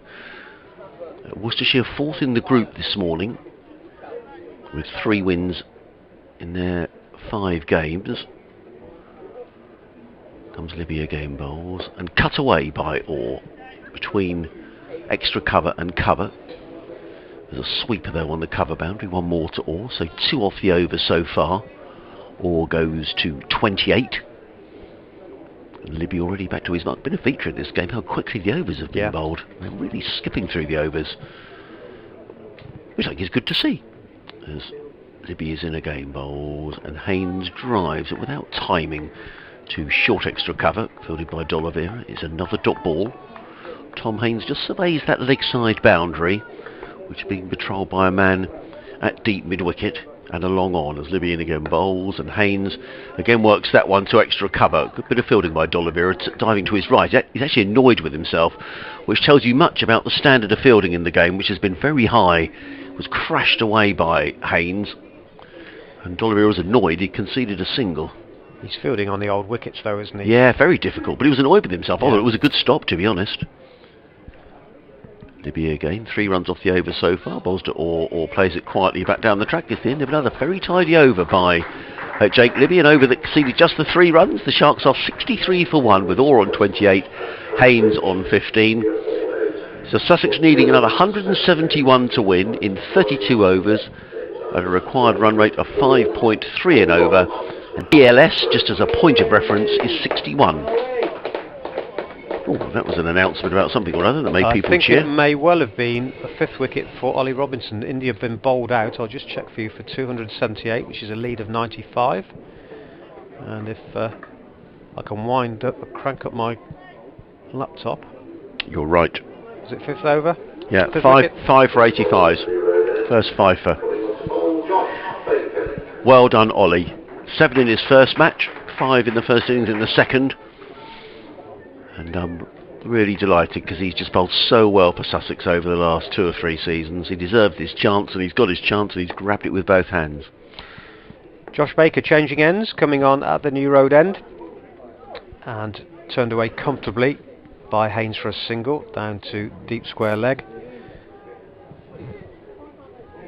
64 for 1.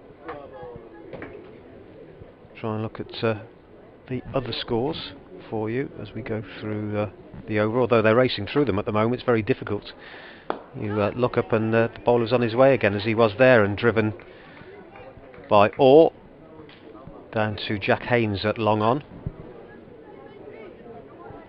Kent 217 for 9 from their 35 overs. It's 35 over a game, a side game against Middlesex. Next delivery again out to Haynes, who this time has to come off the boundary just outside the circle to field at long on. They'll pick up one more. Warwickshire 278 for 6 at Birmingham against Northamptonshire. Nottinghamshire 188 for 5, 33 overs of 41 against Yorkshire.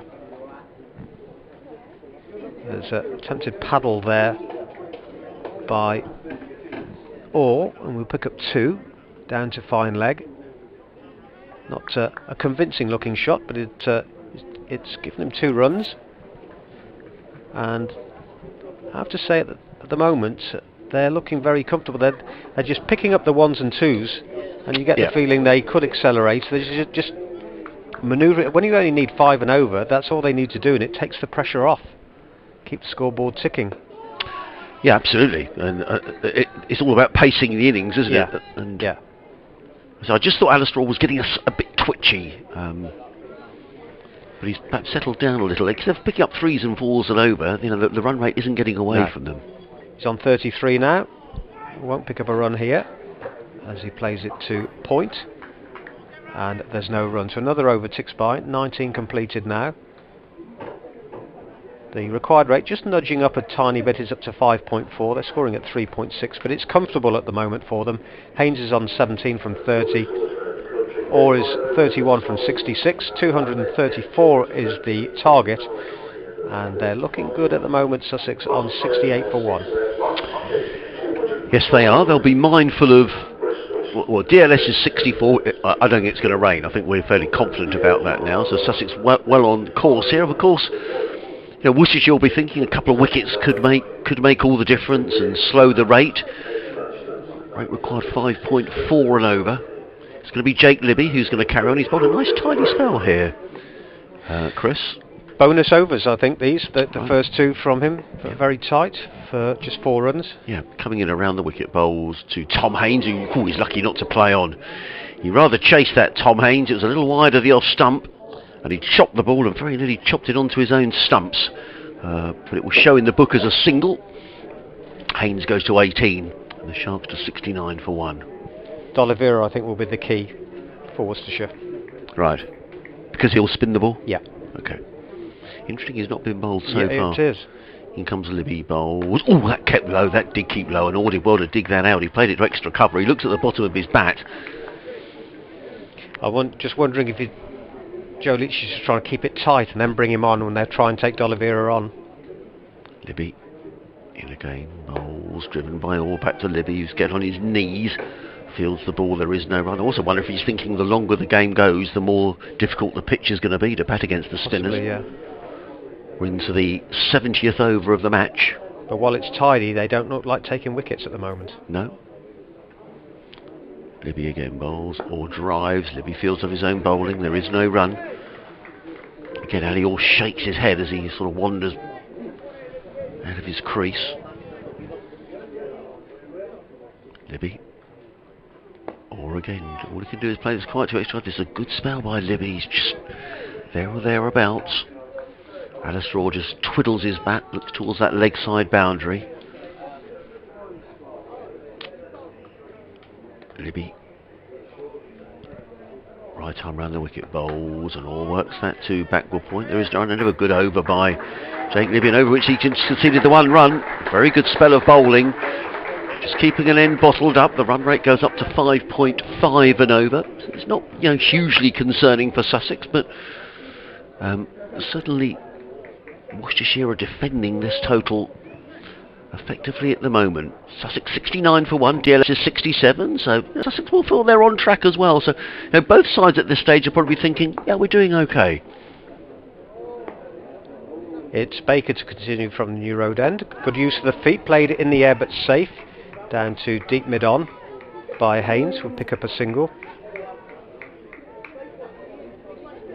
Certainly the Libby and Baker have not, although they've been very tidy, they've not turned the ball like we saw from the Sussex spinners early on, and that would be the concern for Joe Leach.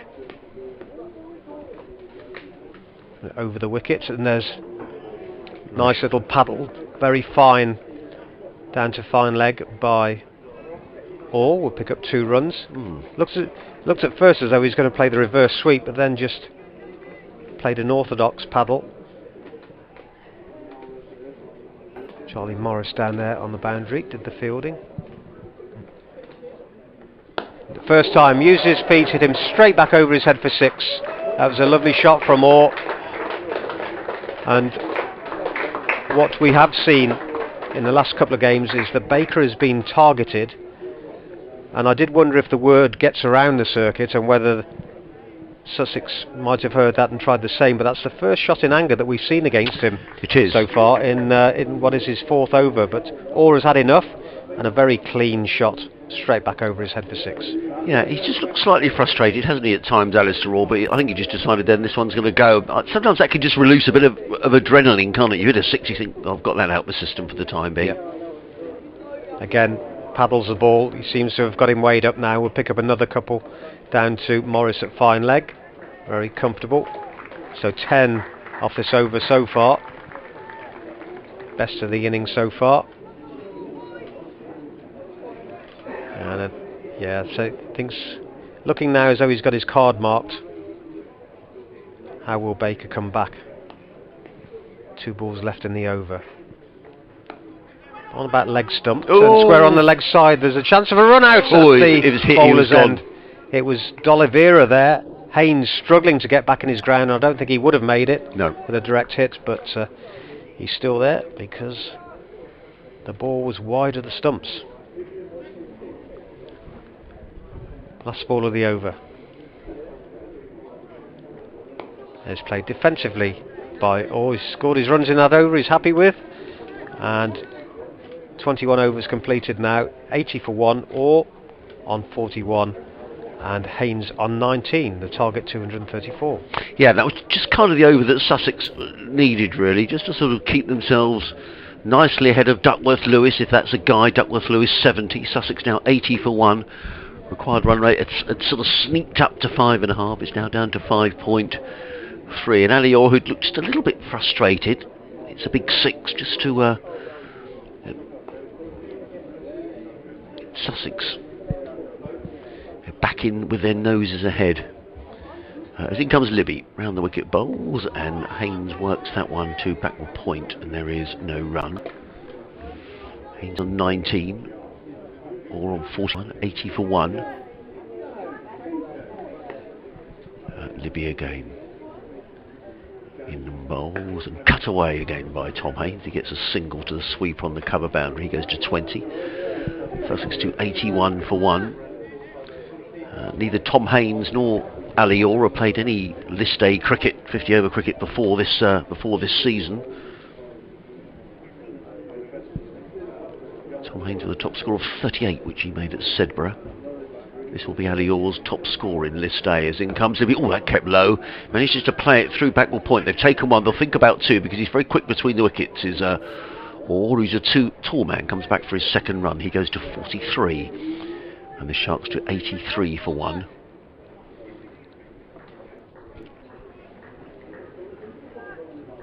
Libby again. In and around the wicket bowls, and Orr goes back and plays it through backward square leg. Picks up another single, does Orr, who goes to 44, I'm sorry.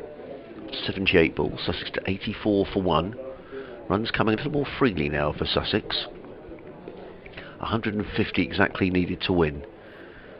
Libby in bowls, and Haynes cuts firmly and gets a single as the ball again penetrates that cover fielders. Picks up another single, does Haynes. He goes to 21. Sussex to 85 for 1. I wonder whether we might see D'Oliveira sooner rather than later, because Worcestershire might feel here that they just need a wicket. Yeah, I was about to say some head scratching for Jack Leach here. He needs a breakthrough. Libby in again bowls, and Orr is fully sit on the pad. There's a loud appeal. It's not upheld by the umpire, and that's run away for... I didn't see the umpire's signal there, Chris. And I think that's probably what saved him, saved the batsman. I think he got a little nick on it. Yeah, he looked as though he was right in front of me. So I think he got a nick on that, and no leg bye was signalled. No extras in the innings so far. Yeah. Oh, absolutely. I can see the extras on the scoreboard. There's loads of information on there. So Orr on 45, Sussex 86 for 1. And it is going to be Brett D'Oliveira. We thought it would have to be sooner rather than later, because Jack Leach just can't afford to leave it too late. So the equation, Sussex needing 148 to win the match. They've got 28 overs in which to get them. They're currently going along at 3.9 and over. They need to score at 5.3 and over. I reckon Sussex with their noses in front, but a couple of wickets could change all that. Best partnership of the day so far, 53 between these two. Oh, well spotted. Yeah, key moment, I think. Because unless they can make some inroads, they won't defend the total, the Rapids. They need to build pressure through taking wickets, because a required rate of 5.3 is just not a problem. Yeah. So D'Oliveira, first delivery, forward defensive by Orr, out into the offside. Barnard does the fielding. Over the wicket, and again replica shot. This time it goes straighter back to the bowler, and there's no run.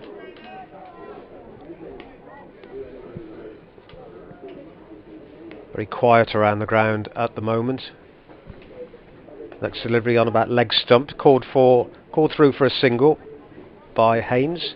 Good backing up from him. Yeah. It was Leach inside the circle at fine leg doing the fielding. Had a bit of ground to make up, but good communication between the batsmen meant there was always going to be a single there.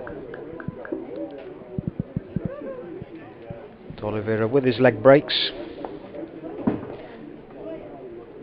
Bowling to Haynes for the first time, who's on 21. Goes back into the crease, turns it square on the leg side, where Morris does the fielding. Bent down to field like a farmer. Legs akimbo. Yep. Not the most elegant bit of fielding, but effective. Next ball is short and pulled down to Morris again for a single. He missed out there. Yeah, he did. Orr. Yes. He's on 46 and will feel he should have gone through to a half century with that half tracker on leg stump. But, it's moved on by one. Last ball of D'Oliveira's first over. Not been threatening as yet, gives that a little bit more flight, and driven back to him on the bounce by Haynes, and there's no run. End of the over, 89 for 1 after 23, with Haynes on 22 and Orr on 47.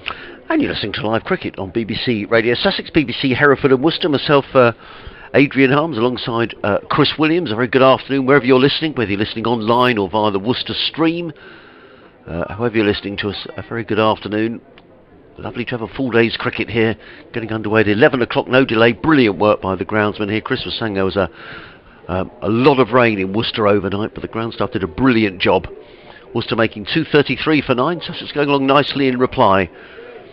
89 for 1, needing another 145 to win at 5.4 and over. And Jake Libby coming in from the Digley's end is in bowls, and Orr is forward and plays quietly to short extra cover. There is no run. Libby,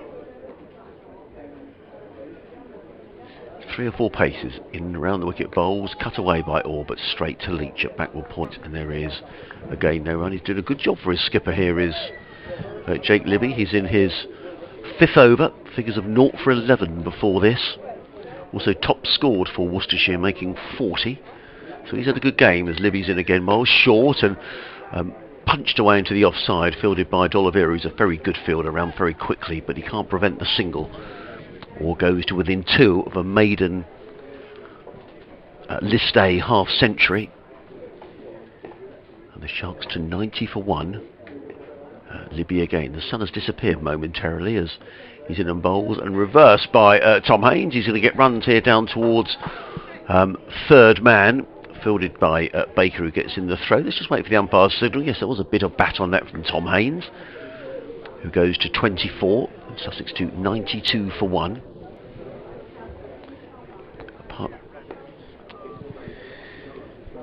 Libby in again. And Sussex looking very comfortable at the moment. They're 92 for 1 in the 28th over. 234 is the target. The one man out was Brown. Caught and bowled by Morris with a score on 33 in the 7th over. But since then the bowling has been very tidy but not threatening. And at this rate it looks as though Sussex will canter along to victory at that target of 234. They still need 141 for the last 26 overs. But looking comfortable with Haynes on 24 or on 48. They're 93 for 1. I think that, I don't know what, but Joe Leach perhaps needs to try something a little bit different. He needs to somehow get some pressure on the batsman, because picking up these, just keeping the scoreboard ticking over at 5 and over is very easy, whereas perhaps he might need to try something with his field to build some pressure, get someone close to the bat, possibly. There's an example of a decent enough ball from D'Oliveira, but easily flicked through square on the leg side for a single by Haynes. Yeah, Sussex are just picking up the 1s and 2s quite comfortably at the minute. Tom Haynes says he wants a drink. So do you plug the gaps and try and get them to hit over? Another ball on leg stump, but there's plenty of time for Orr to just get inside the line. Took it backward of square on the leg side for a single. And so long as they're doing that, there's no need for them to look to get after the bowling. Whereas perhaps if you plug those gaps, bring the field in a little bit tighter, you get the batsman thinking a bit. Yeah, I mean, these two haven't panicked at all, have they? I thought for a while Orr was getting a bit twitchy, but I think that 6 helped him. And now just within 1 of this maiden half century in List A cricket for the young 20-year-old. He's watching at the moment because it's the captain Haynes on strike, who is looking to work the ball away square on the leg side, but went slightly backward to Joe Leach. As I said, he's backward as square on the leg side inside the circle. This one's fired through a little bit quicker by D'Oliveira. Haynes drives back to the bowler, no run. Already 4 balls into this over. This one's short, and they'll pick up a single. Misfield by Libby at mid-wicket, or wide mid-on actually, rather than mid-wicket. Because they probably shouldn't have got a single there.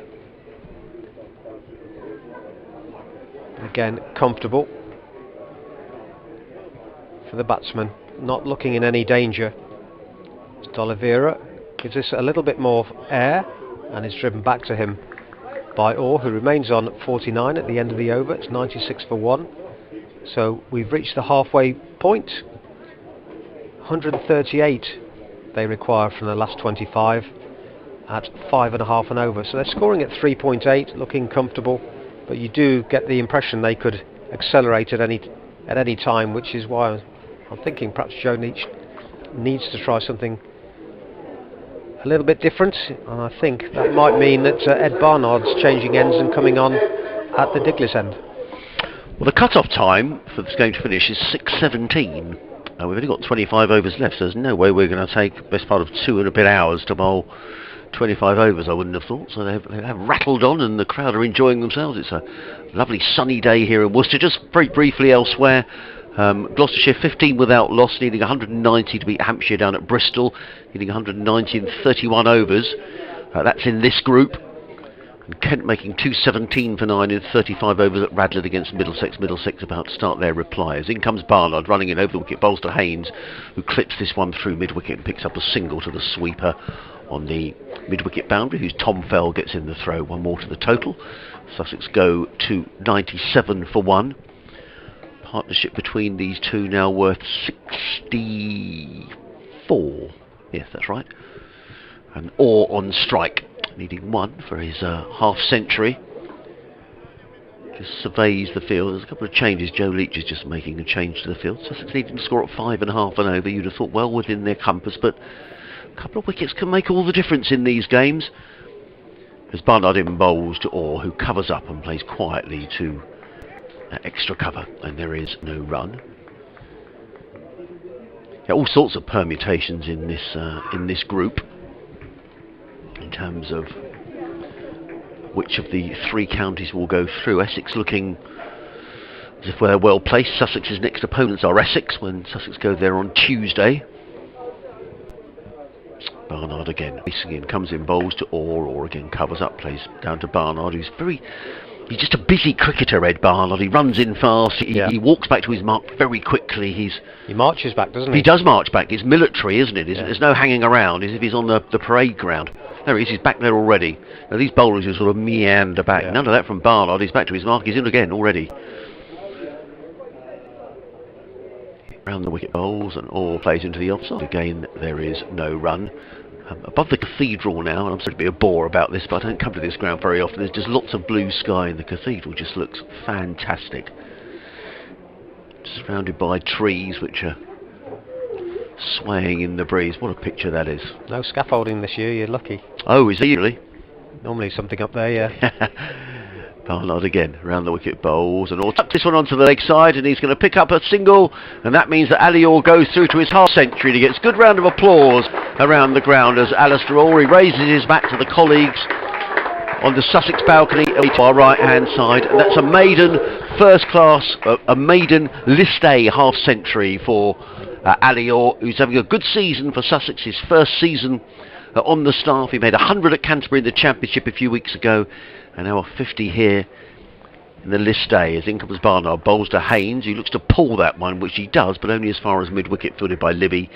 There is no run. The end of an accurate over from Ed Barnard finishes with Sussex 98 for 1.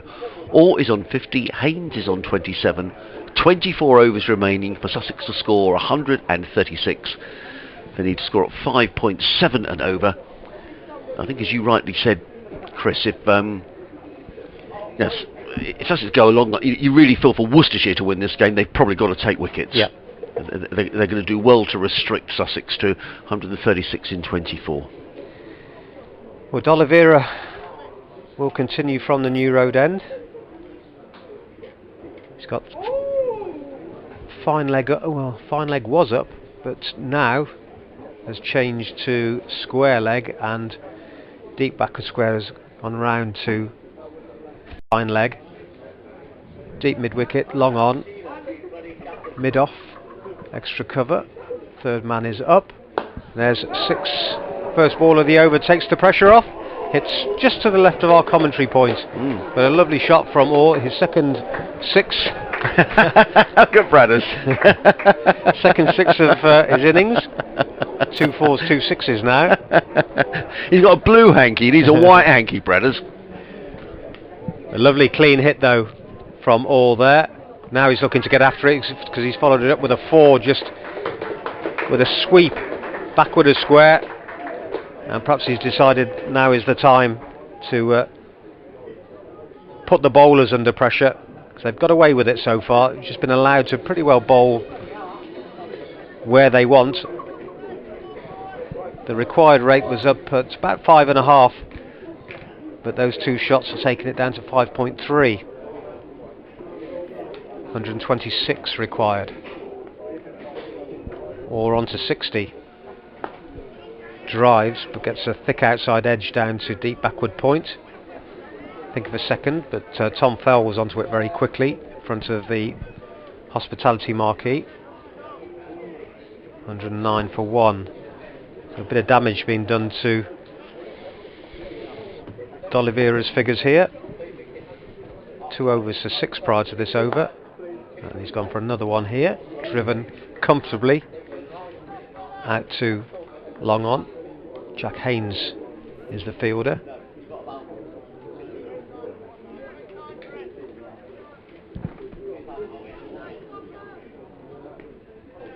Haynes moved on to 28 with that single. Moore is back on strike. It's ball on leg stump. Turns it onto the leg side. And no run. Libby the fielder.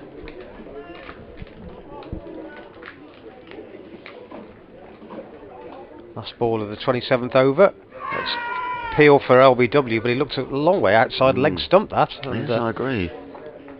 Through for a leg by, the second extra of the innings, and the end of the over. It's 110 for 1, with Orr on 61 and Haynes on 28. Yes, I almost wondered whether he was appealing for a caught behind or something. I didn't quite know. As you say, it did seem to be a long way down the leg side. Either way, end of the over, 123. Sussex need to win in 23 overs. Required run rate of 5.4 and over. A bit of a consultation won't be going about on. that, will they? No, I mean, from here, Sussex. I'm sure in the Sussex Wrestling we're thinking, well, I'm all over to say it almost feels like it's Sussex's lose here. Yeah. 111-1, 9 wickets in the bank. In comes Barnard, around the wicket, comes in and bowls to Orr, who plays very straight down to mid-on, and there is no run. Well, credit here to Alistair Orr, he's on 61, and when he was in his 20s, he looked like he was getting bogged down a little bit, he was getting a bit twitchy, but since then a couple of big sixes, and they seem at the moment to have this run rate completely under control, but a couple of wickets, as we say, can change everything. As in comes Barnard, bowls, slower delivery, and all works that to backward point, and well called through by Tom Haynes for a single. All goes to 62, 112 for 1. Yeah, that pitch has definitely changed colour from early this morning, and we've seen no sign of any turn from the 3 Worcestershire spinners it's used so far.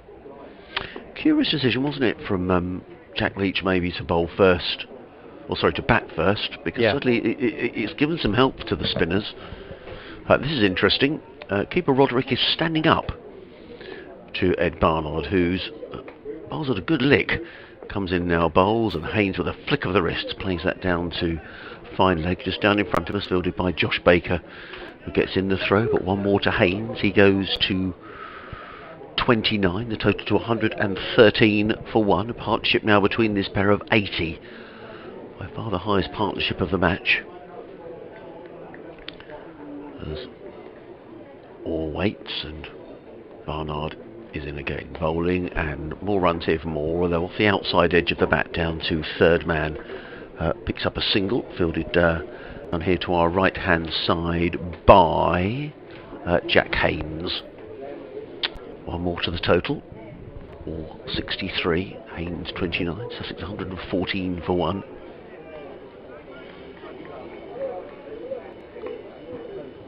Barnard again races in, bowls, and Haynes is forward and plays quietly to short extra cover. There is no run. As usual, very accurate. Ed Barnard is into his 6th over here. Prior to this over, he'd only conceded 12 runs. But Orr is just releasing the pressure now and again. He's hit a couple of big sixes down the ground off of the spinners, which is keeping Sussex well in control at the moment. Barnard bowls, Haynes drives, runs here for Sussex, a single out to the sweeper on the cover boundary. They're going to think about 2, they're going to come back for the second. He'll need to get a move on, but it's a good running. Good cricket all round actually. It was a good bit of fielding out there. The throw came in, Roderick did manage to get the bails off, but Haynes was home for his 2nd run. It is the end of another Ed Barnard over. Haynes goes to 31, Orr is on 63. Sussex are 116 for 1, needing another 118 to win. In 22 overs, they need to score at 5.4 an over. Currently going along at 4.1 an over. It looks like the skipper is going to maybe give himself a bowl and see if he can do something to get Worcestershire back in this match. Because, I mean, they're not out of the game by any manner of means, but you feel as if the game is perhaps starting to slide away. It's drifting, and I was about to say he needs to do something. He's going to have to look at himself and Charlie Morris to try and make a breakthrough here, because although, as I keep saying, the bowling has been tidy, I can't think of an occasion where anyone's looked like taking a wicket. And what happened with the wicket that has fallen is it just stopped in the pitch. The ball that got rid of Ben Brown, and yes. that's what they need to look at with Leach, but possibly Morris coming on at the other end. We shall see. It's Leach starting his new spell round the wicket from the New Road end, but that was really a loosener on leg stump and just helped on its way out to deep backward square for a comfortable single. Well down on pace that delivery was, and it wasn't the intended slower one. I think it's just Joe probably a bit stiff. Haynes on 31 on strike, and it gets a thick edge down, fine for 4. So at least he managed to get a false stroke out of the batsman, but I think that's the 3rd time now that Leach has gone very fine by false shots from the batsman. But as far as he's concerned, he's got no W's against his name. Well, I noticed Tom Haynes, it was a strange shot to play actually, wasn't it? And I noticed he averted the gaze or the stare of Joe Leach as he came down the wicket. Fortunate boundary for the skipper. Nonetheless, he goes to 35. Next delivery, he plays defensively into the offside. Barnard fields, and there's no run. Yeah, he's not had much luck today, Joe Leach, with the ball. Scored 12 with the bat earlier on. England are 4 without loss in their 2nd innings against India. Well, that sounds slow progress. It's never going to be quick with Sibley there, is it? Leach short of a length again, and they'll pick up a comfortable single. Even though Barnard was onto it quickly, good backing up by Orr, who was running to the danger end. Means he got there comfortably. Good work though by Barnard. He's a hard watch, Dominic Sibley, I have to say. I like to see people grinding it out in test match innings, but he's a hard watch.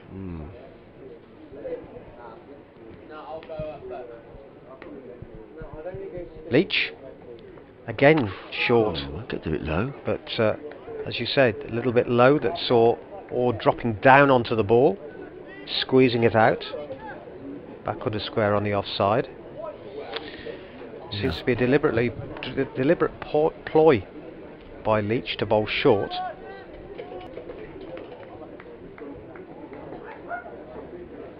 Just above medium. Again short on leg stump, turned down to wide fine leg and restricted to 1. So the end of Leach's return over. 29 completed now, 21 still to go. The required rate remains at 5.3. Haynes has 36 from 52. Orr has 65 from 104. It's 123 for 1, meaning that a further 111 required from the last 21 overs. Yes, and the two batsmen just having a drink, and I think Tom Haynes, the skipper, will be very pleased with the way things have gone. Partnership, as you say, of 90 between this pair. 111 in 21 overs at a rate of 5.3 and over. You feel, I'm loath to say it, because Sussex haven't won a game in this competition so far this season. They've had 2 games where they might on another day have got over the line, but they haven't. So I'm loath to say that Sussex, you know, sort of cantering to victory, because they aren't. I mean, a couple of wickets just change absolutely everything. But at the moment, I think if you're in that dressing room, you're thinking this is a game they shouldn't lose.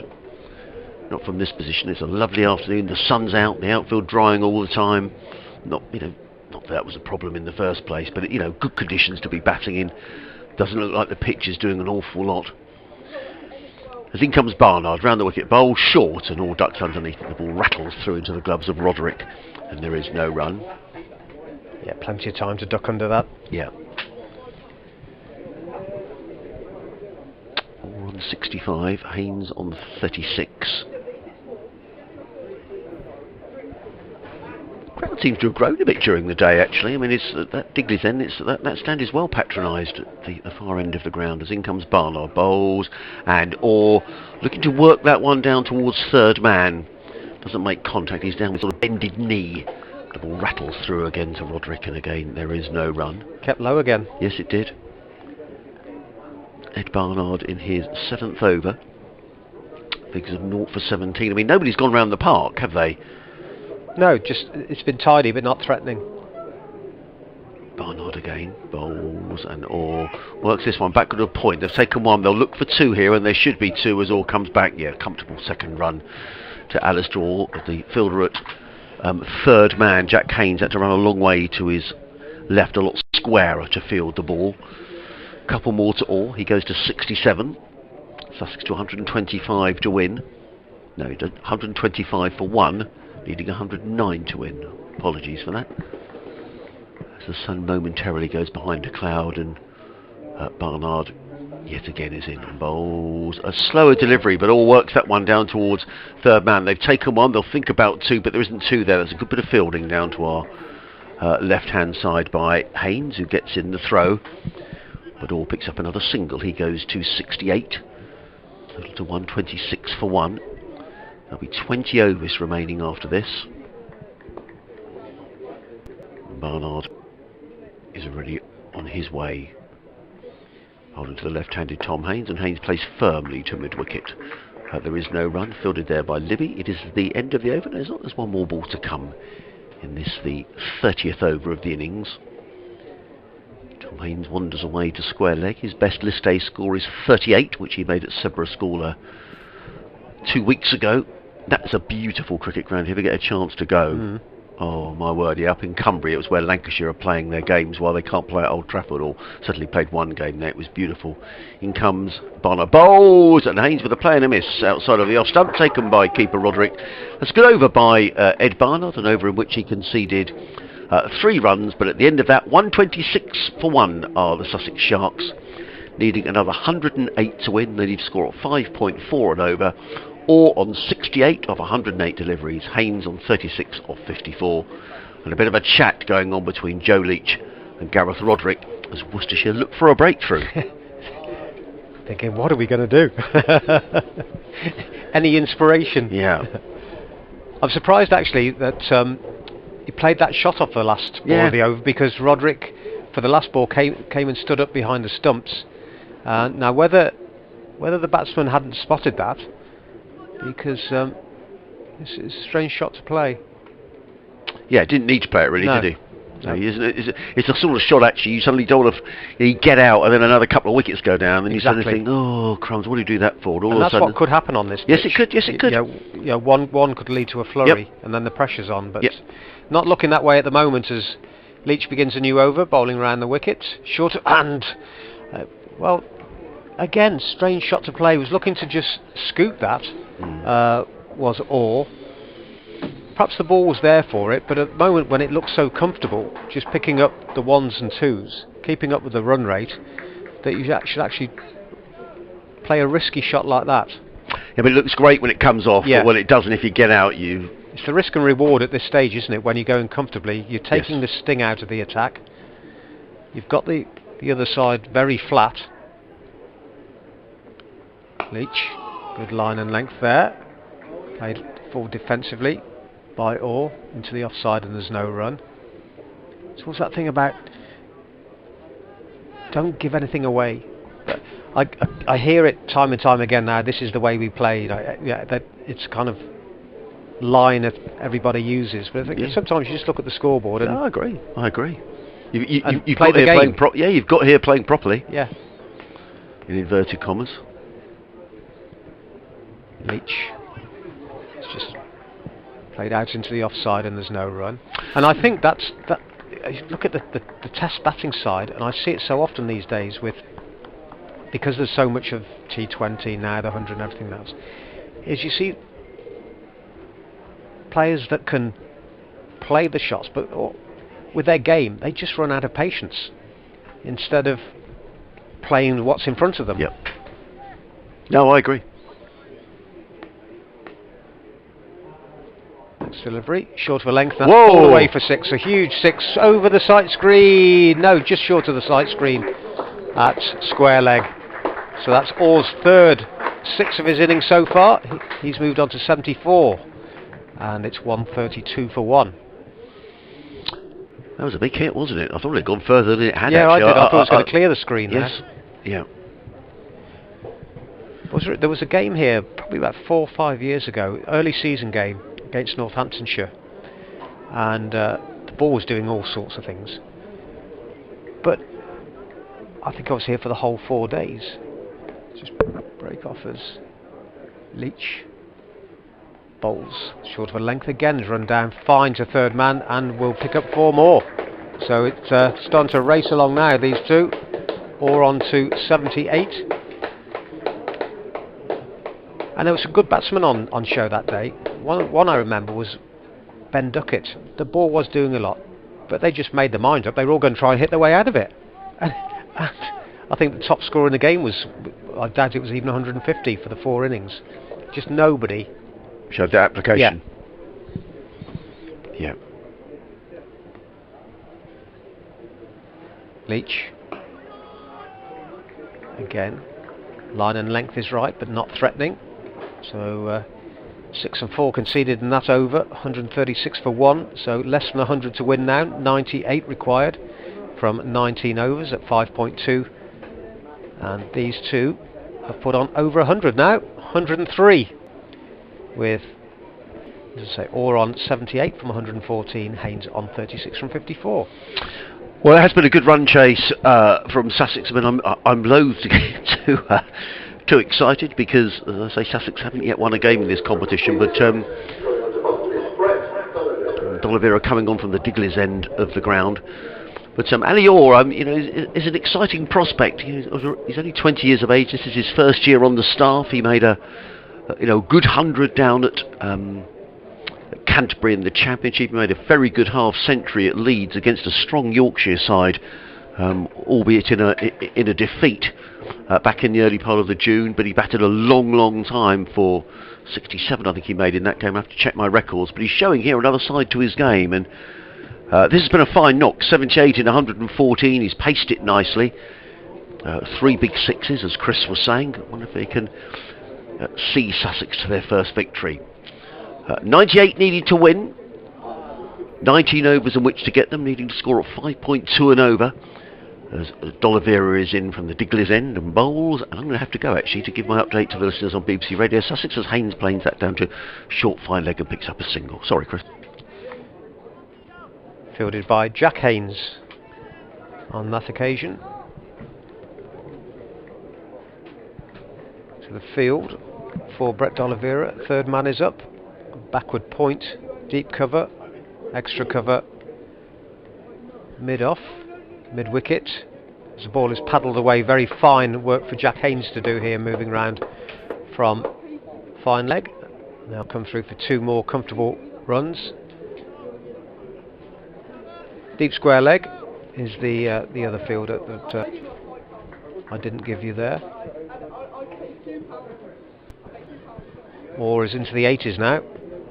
80 from 115. Reverse sweep here for 4. Jack Leach was up inside the circle and went wide of him down to fine leg. Fine leg as with the reverse, but as it was in his normal stance, that would have been third man. And I think there's very much a feeling of resignation around the ground now, with 91 to win. Very quiet on the field and actually out in the crowd as well. Field is looking quite flat out there, not much movement. D'Oliveira is driven for a couple. Josh Dell, I think it is, out on the boundary, will do the fielding. It was Dell that was with the dive, the ball went past. In Morris out on the boundary. Just change over now with Dell going to mid-off and Libby coming up to extra cover.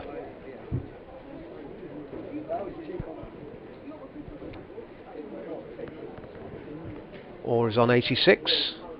D'Oliveira comes round the wicket and he'll pick up another 4 here with the reverse again, and he's looking dominant now. Dominant, I should say. And moves into the 90s. And we thought 234 might be a defendable target, defendable total, and that's certainly not looking the case now, as they're 1 away from 150 and 85 more needed to win. Excellent innings this by Ali Orr.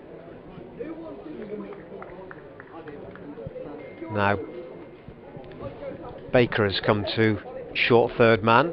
Leach has moved round to backward point, but Orr is happy to just play a defensive shot here into the offside. Libby does the fielding and there's no run. So end of the over, 149 for 1. Brett D'Oliveira's figure's got a bit of tap there. 4 overs have cost him 31 runs. Joe Leach 7 overs for 37. The rest of the bowling figures. Charlie Morris 5 overs 1 for 24. Ed Barnard 7 overs 1 maiden 0 for 20. Josh Baker is coming back into the attack now, 4 overs for 21, and Jake Libby 5 overs for 14.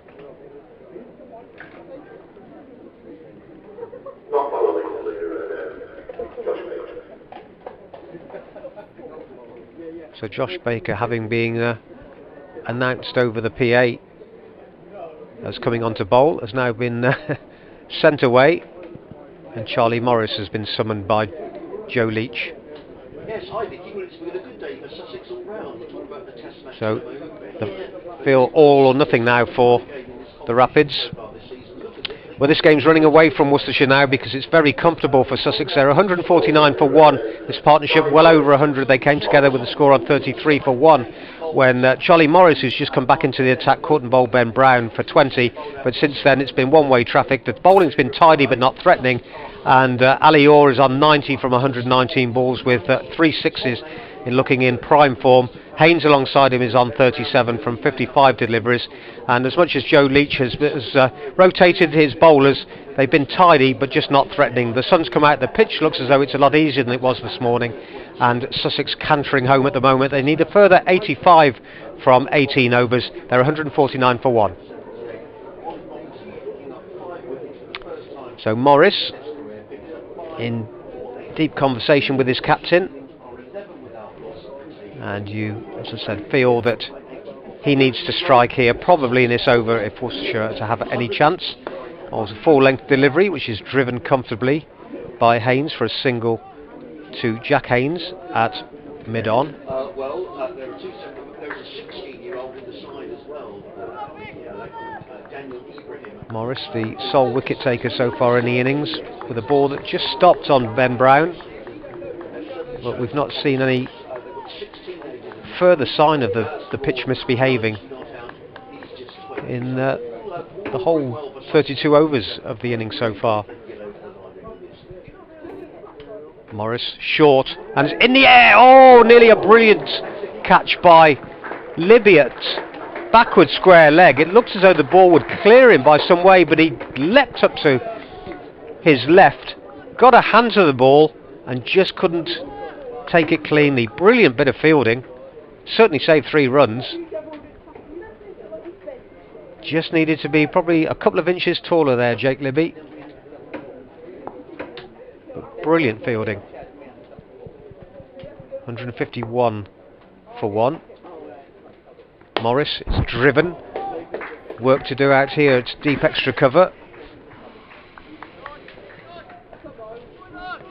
by Tom Fell, and they'll come through for another couple. Not seen too much of the ball, Tom Fell, out there in the field today. It's on the cover boundary. God, that would have been a catch and a half, wouldn't it?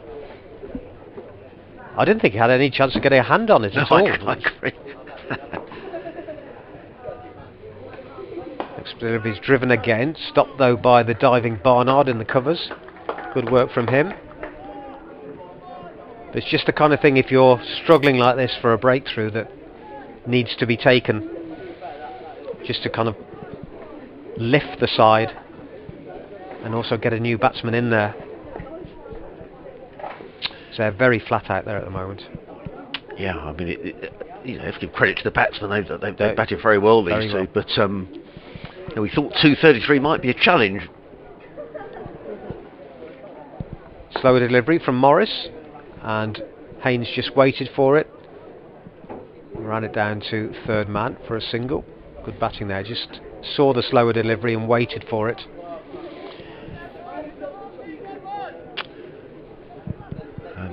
In terms of List A partnership, this one must be, you know, I'm sure there's been many more than, what have these two put on? 121 now.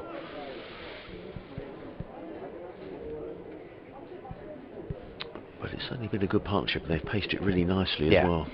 Yeah, they've just kept it along. They've got it below 5 and over now. 4.7. It's Morris. Does look more threatening than anyone else that we've seen in the attack so far. Yeah, I would agree. So played defensively into the offside there to Barnard by Orr. End of the over, 154 for 1. 33 overs gone. They need further 80 from 17. But looking comfortable with Orr on 91 and Haynes on 41. Yes, live cricket here. BBC Hereford and Worcester, BBC Radio Sussex, myself Adrian Harms. On a lovely sunny afternoon now down here at New Road alongside Chris Williams. And Jack Leach is just trying to shuffle his bowlers here. He just needs somebody to take a wicket, just to maybe put some jitters in the away dressing room. But Sussex needing to score 80 in 70 overs will certainly feel that it's theirs to lose at the moment. Now, Leach is just having a word with Josh Baker, who's going to come on from the Digley's end of the ground. Now he's being joined in conversation. There's a little huddle of players there now having a chat. Alistair Orr on 91 of 121 balls. Tom Haynes on 41 of 59 has been happy to play the supporting role, really. Yeah, he's like he's batting on a different pitch, doesn't he? Yes. Orr. Yeah. He's put the bad ball away. Shown. In comes Baker. Bowls to Haynes, who works this through the covers, picks up a single to the sweeper on the cover boundary. Haynes to 42. Success to 155 for 1. Now, Ali Orr has enjoyed that reverse sweep in the last couple of overs. I wonder whether he'll try something similar here. We'll wait and see. In comes Baker, bowls, and Orr just plays an authentic little paddle around the corner on the leg side, picks up a single. He goes to 92. Clive's been in touch. He said, "This is going well for Sussex. I'm feeling slightly dizzy at the prospect of a rare Sussex win. I hope my experienced vertigo will not see me being brought back down to earth with a bang. I live in hope." In comes Baker, bowls, and Haynes gets a thick edge down towards third man. It's all going Sussex's way at the minute. That was a full shot from Tom Haynes. He looked to run the ball down towards third man. It went a lot finer than he expected it to. And Haynes picks up a boundary. He goes to 46. And Sussex to 160 for 1. This partnership now worth 127. Yes, I think that was always going to beat Joe Leach down to a boundary, but there was some resignation, I think, there. Leach yeah. Baker again. Digley's end in and bowls, and Haynes is going to be caught. Oh, and he's on his way. And I have to say, well, he's batted very nicely, Tom Haynes, but that's a rather soft dismissal, to be perfectly honest. He tried the reverse sweep, and he was caught by Jack Leach running in, and Sussex have lost a wicket, and a partnership of 127 between Tom Haynes. Alistair Orr comes to an end. Haynes the skipper out for 46. Sussex needing 74 to win in 17 over. You'd think probably Sussex have done enough, but nonetheless, I think the skipper would be a little disappointed, Chris, with the way he was out. Yeah, because it was they were looking so comfortable, and got 4 from the previous delivery as well, but in the end just scooped it. And well, Travis Head is the new batsman, so a lot of experience coming out there now. He'll look to just keep it ticking over, but from Worcestershire point of view, they'll know if they can suddenly pick up 1 or 2 and just send a few jitters around the Sussex changing room, with the inexperience still to come. But I think that's from a Worcestershire point of view wishful thinking, because they should canter home from here. Yes, they should. I mean, Sussex will kick themselves all the way back to home if they don't win from this position. So Tom Haynes has gone. That's his highest list A score, beating the 38 he made at Sedbergh a couple of weeks ago. It brings Travis Head in to bat against his old county.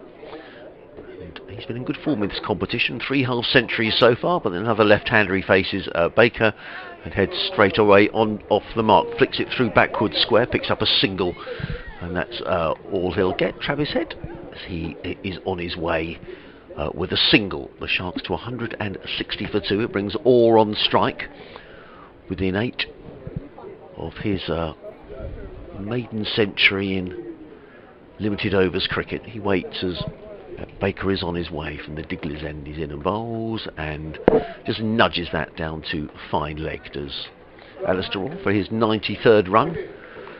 Sussex to 162 for 2 at the end of the over. So what have we got? 16 overs remaining in the match. Sussex needing 73 to win. They need to score at 4.5 and over. Orr on 93, Head on 1. And the man out in that over was Tom Haynes, who was caught by Joe Leach off the bowling of Josh Baker for 46. The wicket going down on 160. That after a partnership of 127 between the pair. 4 fours for Tom Haynes in at 46, but really steadied the ship. Good innings from him. Yeah, I'm sure he'd have liked to have seen Sussex over the line if he could have done, but he'll feel he's done his job as long as Sussex win the game, which Charlie Morris to continue from the New Road end. Can he make a breakthrough here? Short over and well, very short, which the umpire is happy with. It was probably a third of a way down the pitch, that one. Yeah, I think and it was, yeah. Sailed over the head of the batsman. I don't think he could have got batons to that one, so I'm surprised that one wasn't called. No, I would agree. Yeah, perhaps he took into account the fact that Ali Orr is a tall man, but yeah, perhaps slightly got away with one there, did Charlie Morris. 2 extras in the innings so far. Yes, that's very good, isn't it? Short again, pulled nicely, but in controlled fashion by Orr. Rolled the wrists, and Josh Dell on the square leg boundary did the fielding. 163 for 2. Okay, a bit of singing around the ground. Yep. Perhaps the loopy juice has kicked in. Yeah, but where'd that be done? The far end of the ground. Yeah, I think it's they bring the drinks to you now. It's next delivery, played off his toes by Travis Head. Right. To short mid wicket. Well, even sitting in the seats there is. I think so. I think you have to order it. Right. Okay. I could be wrong. Certainly in the first restrictions were lifted, that was the case. I'm losing track of it all at the moment, to be honest with you. Yeah, but what you can and what yeah, well, I agree. I think we all are, aren't we? What you can do, what you can't do. Morris runs away, full length, and well driven nicely, but excellent bit of fielding by Ed Barnard in the covers. I was looking towards the boundary in front of me. Yes. And from behind the stanchion there, I saw the sprawling Barnard making a clean stop. That was a terrific stop, wasn't it? That would have stung his hands. Another left-hander with Travis Head out there. Yeah. He's on strike now to Morris. Ball on leg stump that Morris fields well in his follow-through, and there's no run. I saw Head, one of his first games for Worcestershire was down at Taunton, beginning of the season. It was a cold day there, and I saw him put down probably one of the easiest catches I've ever seen in first-class cricket. I think his hands were that cold. But unbelievable that he put it down. Where was he fielding? I think it was around about mid-wicket, something like that. But, on strike here, goes onto his toes, turning the ball square on the leg side. Looks nicely in control of that, seemed to have a lot of time to play the shot. But the end of the over, 35 completed now, so 70 required from the last 15. And it's 164 for 2, with Head on 2 and Orr on 96. Yeah, and Travis Head pinching the strike off the last ball of that over. Not that it'll bother Alistair Orr too much, I wouldn't have thought. He just needs 6 for his century. Josh Baker's going to carry on from the Digley's end of the ground. Bit of a chat going on with Joe Leach. I mean, you know, Worcestershire won't give this up yet. I mean, you know, it's a professional game of cricket. They're up against it. But you'll think, well, they've got 1 wicket, and you know, maybe that might open the door for Worcestershire. They'll need to keep believing that. But Sussex will know that really this game should be theirs, and comfortably so. Needing 70 to win off 15 overs with 8 wickets in the bank on a lovely sunny afternoon. As in comes at Baker bowls to Head, who drives firmly to short extra. There is no run. To give you an indication, Duckworth Lewis is 136, Sussex 164 for 2. So Sussex with their in front as Baker bowls, and Head just clips that down the ground to long on, picks up a comfortable single. He goes to 3. I think that's going to be in a moment. Yep, there we go. Total to 165 for 2. Alistair Orr, who's hit 3 big 6s already. I wonder whether he's thinking, I quite fancy going to 100 with a 6 here. We shall see. They brought the deep backward square up inside the 30-yard circle. 2 men out on the onside. Long on as well. Yeah. Just in case Orr does decide to go that route, as in comes Baker bowls, and an attempted reverse sweep again by Orr, which has been quite a profitable shot for him. In fact, he signalled a wide. So that ball was outside off stump. Yeah. Until he played that shot, the reverse, which made it leg stump. I agree, and I'm not sure it would have been a wide if he'd have stayed where he was. So I think that's an odd decision. In comes Baker bowls, or down the wicket, drives, hammers it. Is it going to be caught, or is it going to go for 6? No, it goes for a couple of runs. He was looking for the 6, wasn't he? It wasn't quite timed. Hitting the ball towards long on.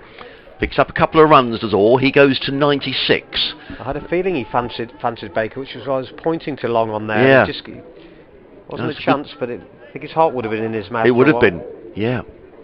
168 for 2. Orr on 96. As in comes Baker and bowls, and Orr works that one to backward point. And there is no run. 168 for 2. Orr glances towards that leg side boundary as in comes Baker again. Bowls to Alistair Orr, who thumps that one away. Is it going to go for 6 runs? What a huge blow. It has gone for 6 runs. What a wonderful way to go to your maiden 100 in List A cricket. Alistair Orr, well batted. Applause all around New Road. He raises his bat towards the dressing room, takes off his helmet, and that's a wonderful innings, and applause sportingly from the Worcestershire fielders as well. He goes to his 100 with the 4th 6 of his innings, an innings that's included 6 4s, 4 6s. Alistair Orr 102 not out. Wonderful innings, well batted, Ali Orr. In comes again bowls, and Orr is just forward, plays it onto the onside. End of the over, 174 for 2. Sussex needing 60 to win. And well batted, Ali Orr. It's been a nice knock. Really good innings, and it shows confidence when you're in the 90s. And on 2 occasions you try to clear the ropes. Yeah. First time he didn't, but the second one he did with some aplomb. 6 fours, 4 sixes, 128 balls. His first 50 came from 93 balls. So second 50, 35. Wow. That's a great stat. So second, I'm going to make a note of that. Thank you for that. So first 50, 93 balls, and the second 50 was 128 balls in total for his 100. So yeah, 35. You had me doubting myself then. Sorry, I didn't mean to. Just going back to that wide, what is a bowler supposed to do in that Well, instance? I have to say, I disagree with that. I think, you know, if you're going to reverse sweep, then you shouldn't get the benefit of a wide, really. Yeah. That is a very strange decision. I completely agree. I think that, yeah, it's definitely a batsman's game, but I think that in that instance, you want to encourage batting like that as D'Oliveira starts a new over, driven back to him by head, and there's no run. But you've got to give the bowler a break at some point, and I agree. if you see him reversing, then surely you should be adjusting your bowling to suit. Yeah. You don't just feed them. D'Oliveira short, driven back to him, but drops just in front of him. Played uppishly, never really got up to any great height, but bounced just before it reached D'Oliveira.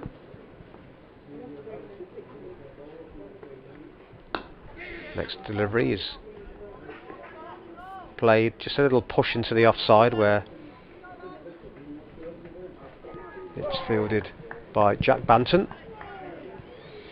in the covers, more or less at point. Just a change in the field here as long off goes back, Baker, and deep cover comes up into the circle. So a long on and a long off. A deep backward square. D'Oliveira. So his next delivery is met with a full face of the bat, full defensive from Orr, who's on 102 now, 59 required. And he'll pick up another 6 here. As he That's got miles. Clears the man on the mid-wicket boundary. He was in the right position in terms of where the ball went, was Josh Dell, but he saw the ball sail over his head and into the green seats just in front of the scoreboard. And 6 more to him, 6 more to the total. Wow, that did go a long way. That's probably the biggest one he's hit, actually. Of course, the fielders now have to go into the crowd, don't they? Because yes, it shouldn't be fielded, although that one was picked up by one of the spectators. So, cue for the sanitizer. Yeah, and you have to sort of kick the ball back, don't you? Oh, not sure he'll make it as a footballer. Just scuffed that one as he kicked it back. Josh Dell. They look after the ball so well, and you've just seen him dribbling and then scuffing the ball, kicking it on to Jake Libby, and he in turn kicked it onto the umpire. I think, why'd they look after the ball? Could do with one of those dog catching sticks. Yeah. D'Oliveira has cut into the ground by Orr, but didn't time that one, and there's no run. End of the over, 181 for 2. 37 overs gone, 13 remaining, 53 required, so the required rate is just a fraction over 4 now, so they should canter home from here. But yeah, a dog stick, just the job, and that will solve that problem. Jacques Banton coming into the attack. Yeah.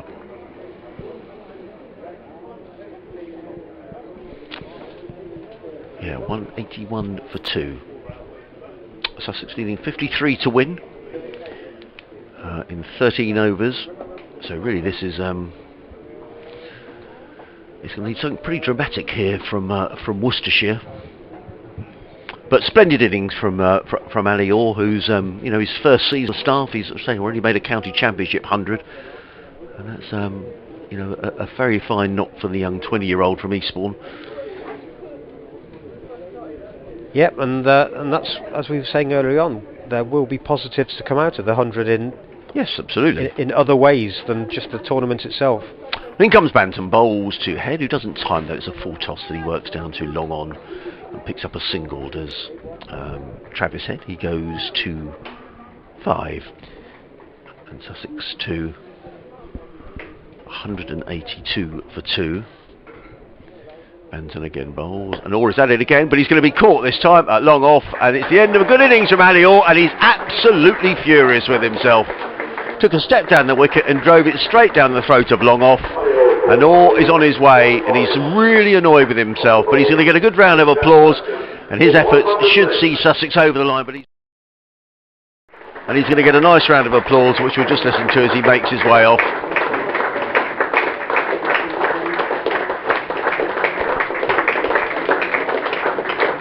Holds his bat aloft as he makes his way off the ground. He'll be disappointed to have got out, but not disappointed with his innings.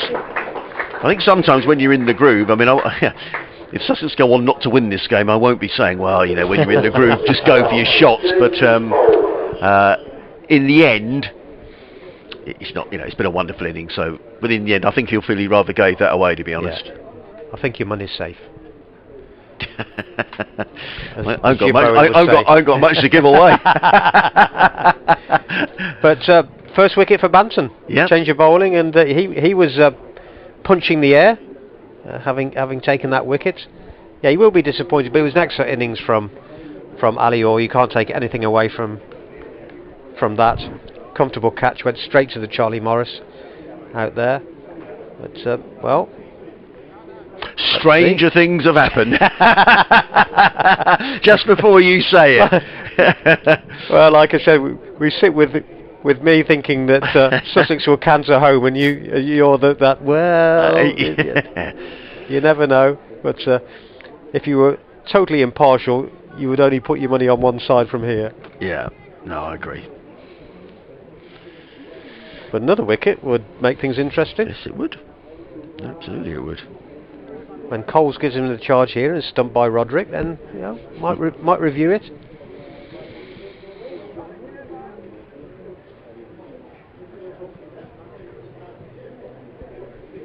Is it me or you? You. Sorry. Banton in bowls to Coles, who works this one down towards fine leg. He's taken a single, fielded there down to the deep by Joe Leach. So Coles on his way with a couple. I think they're runs. Yes, they are. No signal from the umpire, so they obviously came off the bat. Coles retakes his guard, actually, having taken those 2 runs. 184 for 3. So Sussex needing another. In comes Banton again, and Coles with a forward defensive straight back down the track that Banton fields off his own bowling. There's no run. I think the umpire just saying this to be a bit careful about running down the pitch. Do you think that's what it was? Yeah. Ran across the pitch, didn't he? Yeah, he did. Just a little warning for Banton, who's in again and bowls, and Coles drives, and he's caught. And there we go. And that's a very sloppy shot. Caught at mid-off, and all of a sudden, Sussex have lost 3 wickets for 24. Coles, that's a poor shot. Clipping the ball straight to mid-off. Well...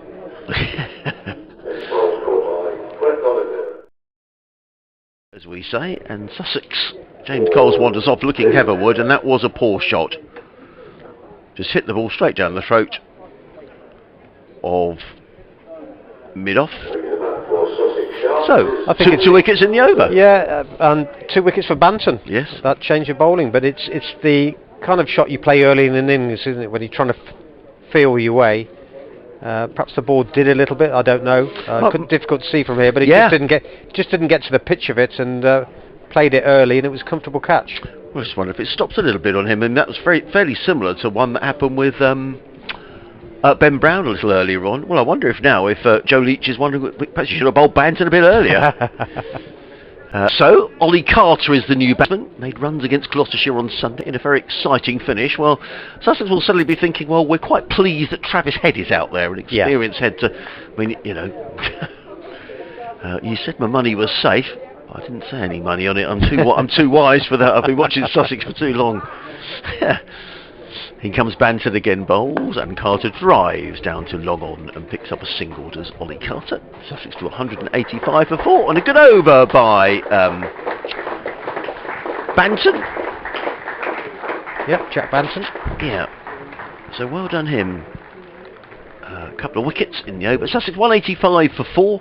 Carter on 1, Head on 5. So Sussex have lost 3, 4, 24 in the last few overs. It oughtn't to distract them too much, but if Travis Head were to go, there might be one or two little jitters in the away dressing room. Banton 2 for 4. Yep. From his over. So D'Oliveira, what can he do? In deep conversation with his captain here, just trying to get this field right, and suddenly there's a bit more movement out there. Fielder's looking keener. Yeah. It's a good match, hasn't he? Jacques Banton picked up, 33 runs, well, couple of wickets. He's, seems to made the most of his chance. I always think if you bleach your hair like that, you're pretty confident kind of person, as D'Oliveira floats one to Carter, who drives back towards the bowler, but Barnard is across from short extra cover to field. Next delivery, driven and parried by Barnard. They'll take on the throw, and that would have been close. I think it would have been had close. the direct hit from, I think it would have been very throw close. from Libby been direct. But that got hands on hips, and suddenly the fielders are looking keener. Yeah. They're on the toes. And the fact that they set off for that quick single just shows perhaps there's a little bit of a few nerves out there. Well, I don't think we'll see Travis Head dancing down the wicket here, put it that way. No. I think he's probably thinking, let's just push some 1s and 2s here, we don't do anything daft. They've posted a long off for him. He's got long on and long off. Deep cover has come up into the circle. D'Oliveira is driven down out to long off by Head to Baker. We'll just pick up a single. So right-hander out there now.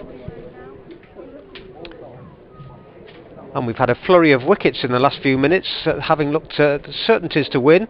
There's just a little bit of the brakes been put on by Worcestershire at the moment. Sussex are now 187 for 4 with Carter on 2 and Head on 6. An excellent partnership for the second wicket of 127 between Tom Haines and Ali Orr was broken by Baker, with Tom Haines being caught by Leach for 46. Then Orr went to an excellent century. He made 108 in the end, but the introduction of Jacques Banton into the bowling saw him take 2 wickets in his first over. Ali Orr for 108, followed by James Coles for 2. So a little bit of pressure being put on the visitors at the moment. They need 234 to win. They're 187 for 4 in the 39th over, so they need a further 47 to win.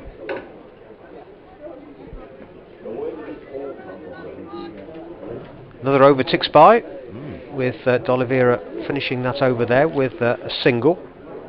So 11 overs remaining, 46 required. Should still be a Sussex victory, but Banton will continue. Can he continue in similar vein? Well, I think, if you walked into the ground now, you'd think, oh, well, Sussex are going to win this comfortably, if you didn't know what had happened in the game. But when we think just a little while ago Sussex were 160 for 1, that puts a slightly different perspective. I mean, Sussex still ought to win. There's no way Sussex should lose this game from here. But you never know. Another couple of wickets now. Important for Sussex that Travis Head stays there. Ollie Carter batted very nice. He's already made 2 half centuries in the competition this season. Very good 59, I think it was last week at home. As in comes Banton bowls. Carter is forward. Plays out into the offside. There's an ooh and an ah. 59 he made last week in a defeat against Gloucester, when he hit the ball out the ground on a couple of occasions. Perhaps not to the occasion of this. Mind you, I said a couple of 6s would release any sort of lingering thoughts. As in comes Banton bowls, and Carter just nudges this one on the leg side. They're going to think about 2 here. They've taken 1, and Travis Head is just not interested in a second run. He just turned his back there on Ollie Carter as if to say, I'm not coming back for a second run. A run out would be not what the doctor ordered as far as Sussex are concerned. 189 for 4.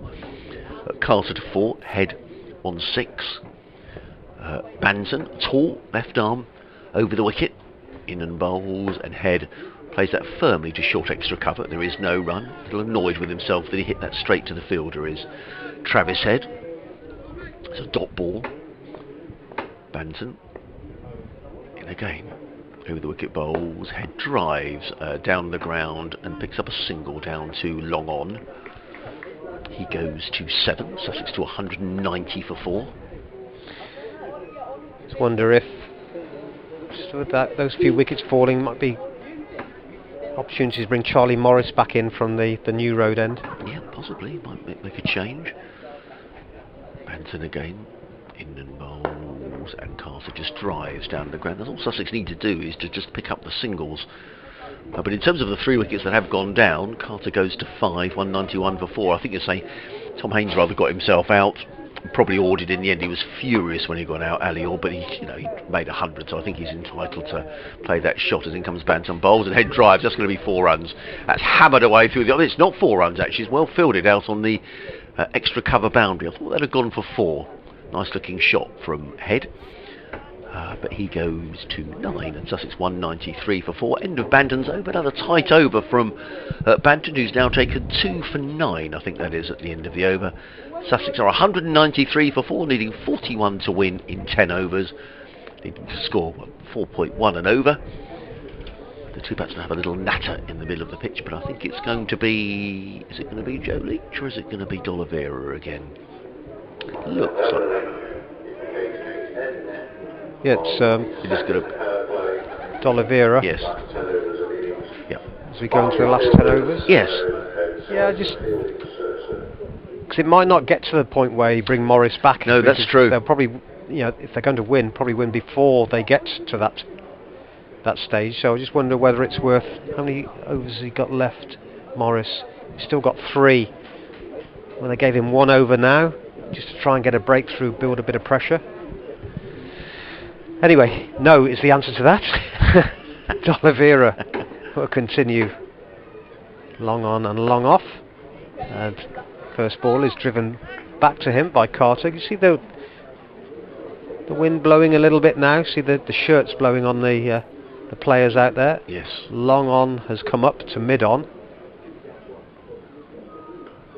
Cut away by Carter down to deep backward point. Josh Dell is down there. Dell is on because Adam Finch wasn't able to take his place in the field. Pulled up while he was batting. Involved in a really good last wicket partnership for Worcestershire. But pulled up with like a back injury. And although he carried on to the end of the innings, hasn't been able to take his place in the field. And so next delivery is driven by head to Baker.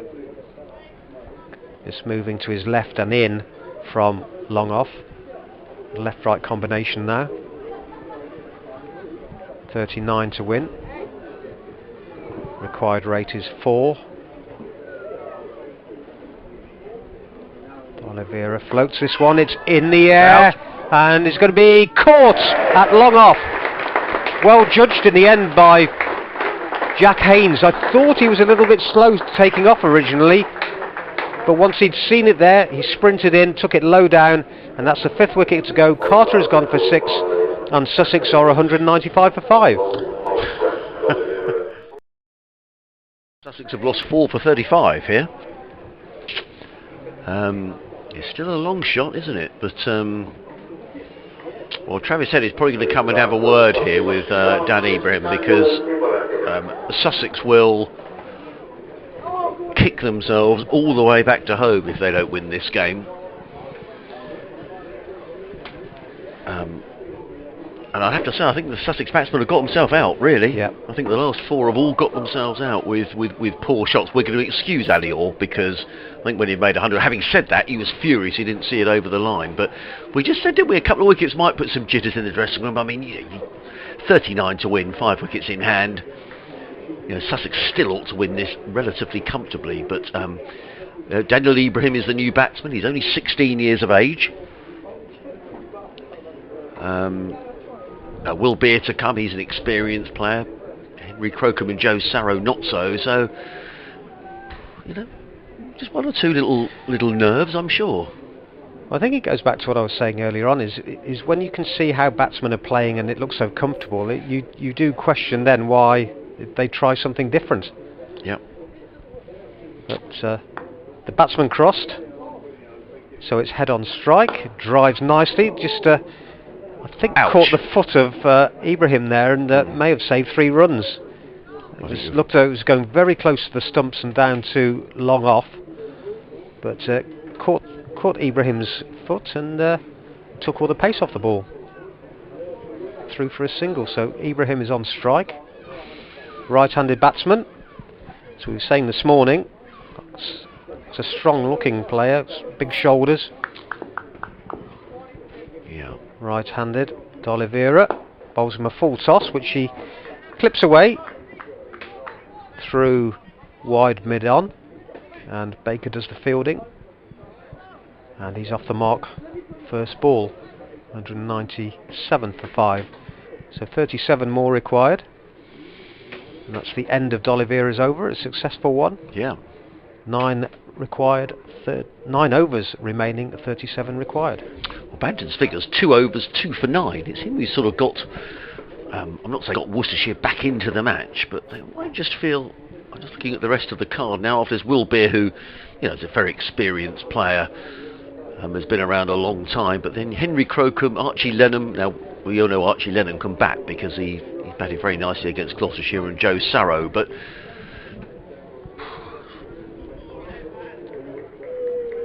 you never quite know, do you, with young players, because there's a bit of pressure around now.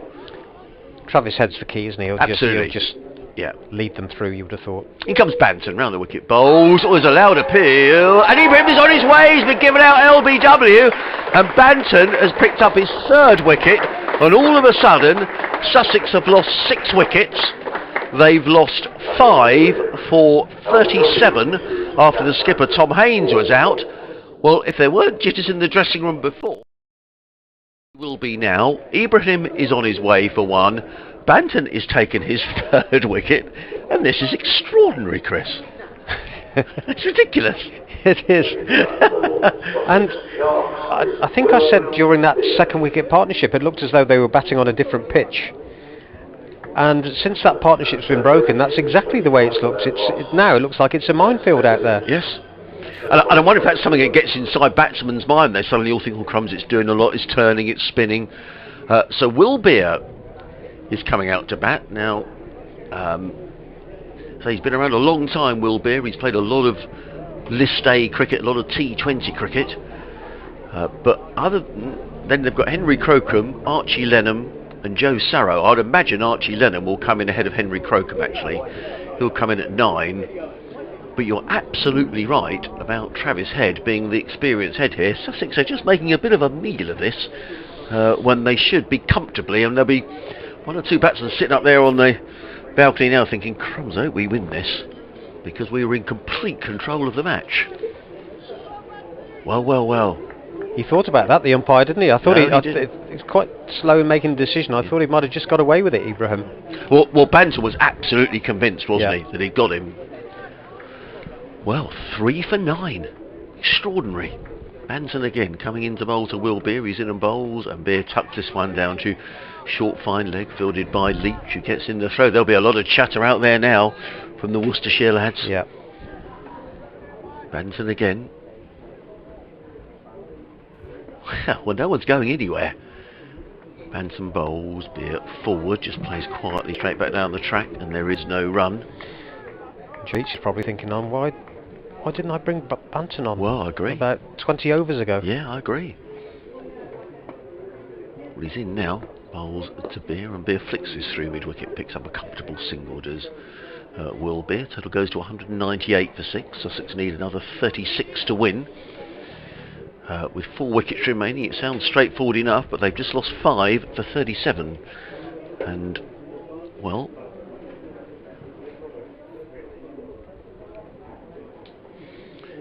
they need 36 to win. They've got 4 wickets left. In comes Banton bowls. Head drives firmly down the ground. Hit that hard, didn't he, Travis Head? So long off. I don't think that was a chance, was it? It bounced in front of Banton, who probably did well just to get a hand on that. Took the pace off the ball. 1 more to Head. He goes to 12. Sussex 199 for 6. As Banton waits. Never assume a match is won. I guess that'll be the message to some of the Sussex batsmen. Just because you're in the pole position doesn't mean you can just assume the game is won.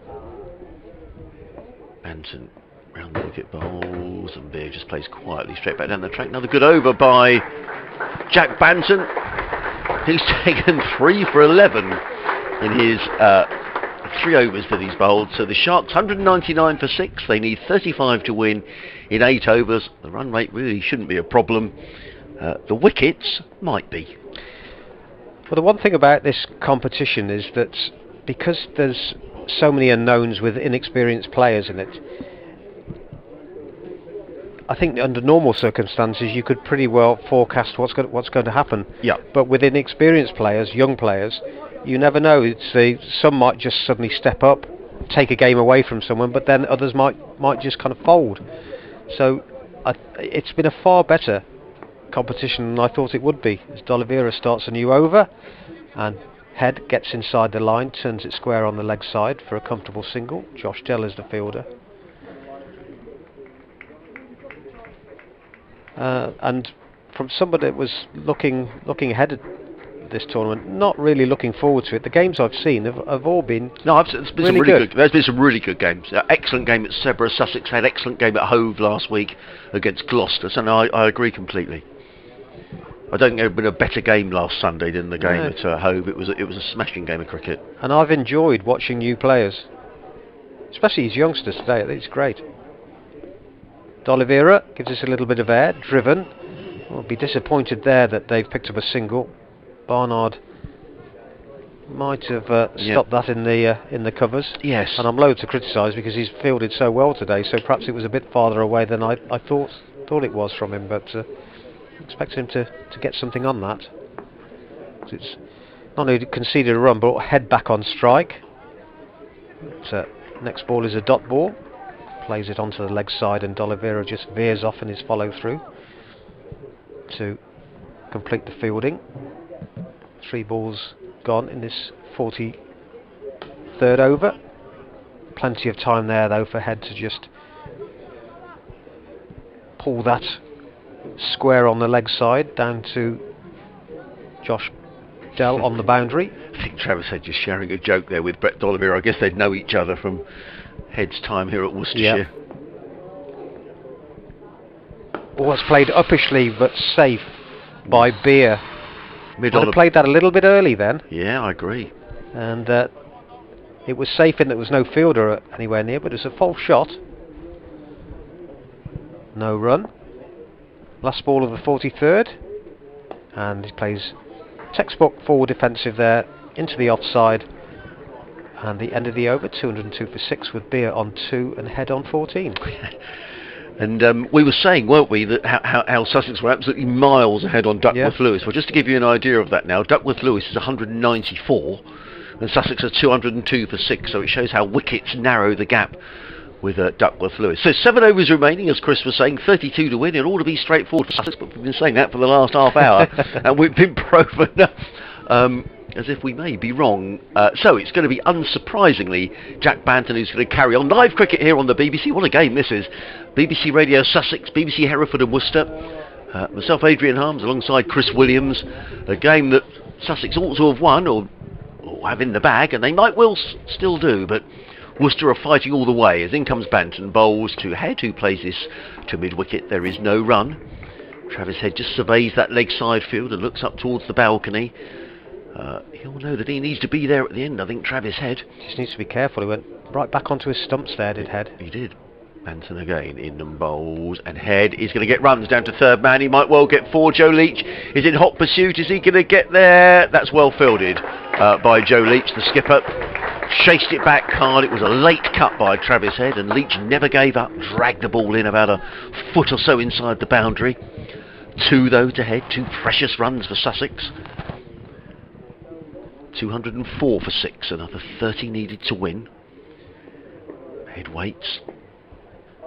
Banton on his way again, bowls, and Head works this to backward point, fielded by a tumbling Leach who does well. I just wonder whether he might want another fielder there, Joe Leach, because to play that shot twice now, Travis Head. He's picked up 2 the first occasion, none on that occasion. Banton looks at his field. I'm sure he's maybe thinking about that.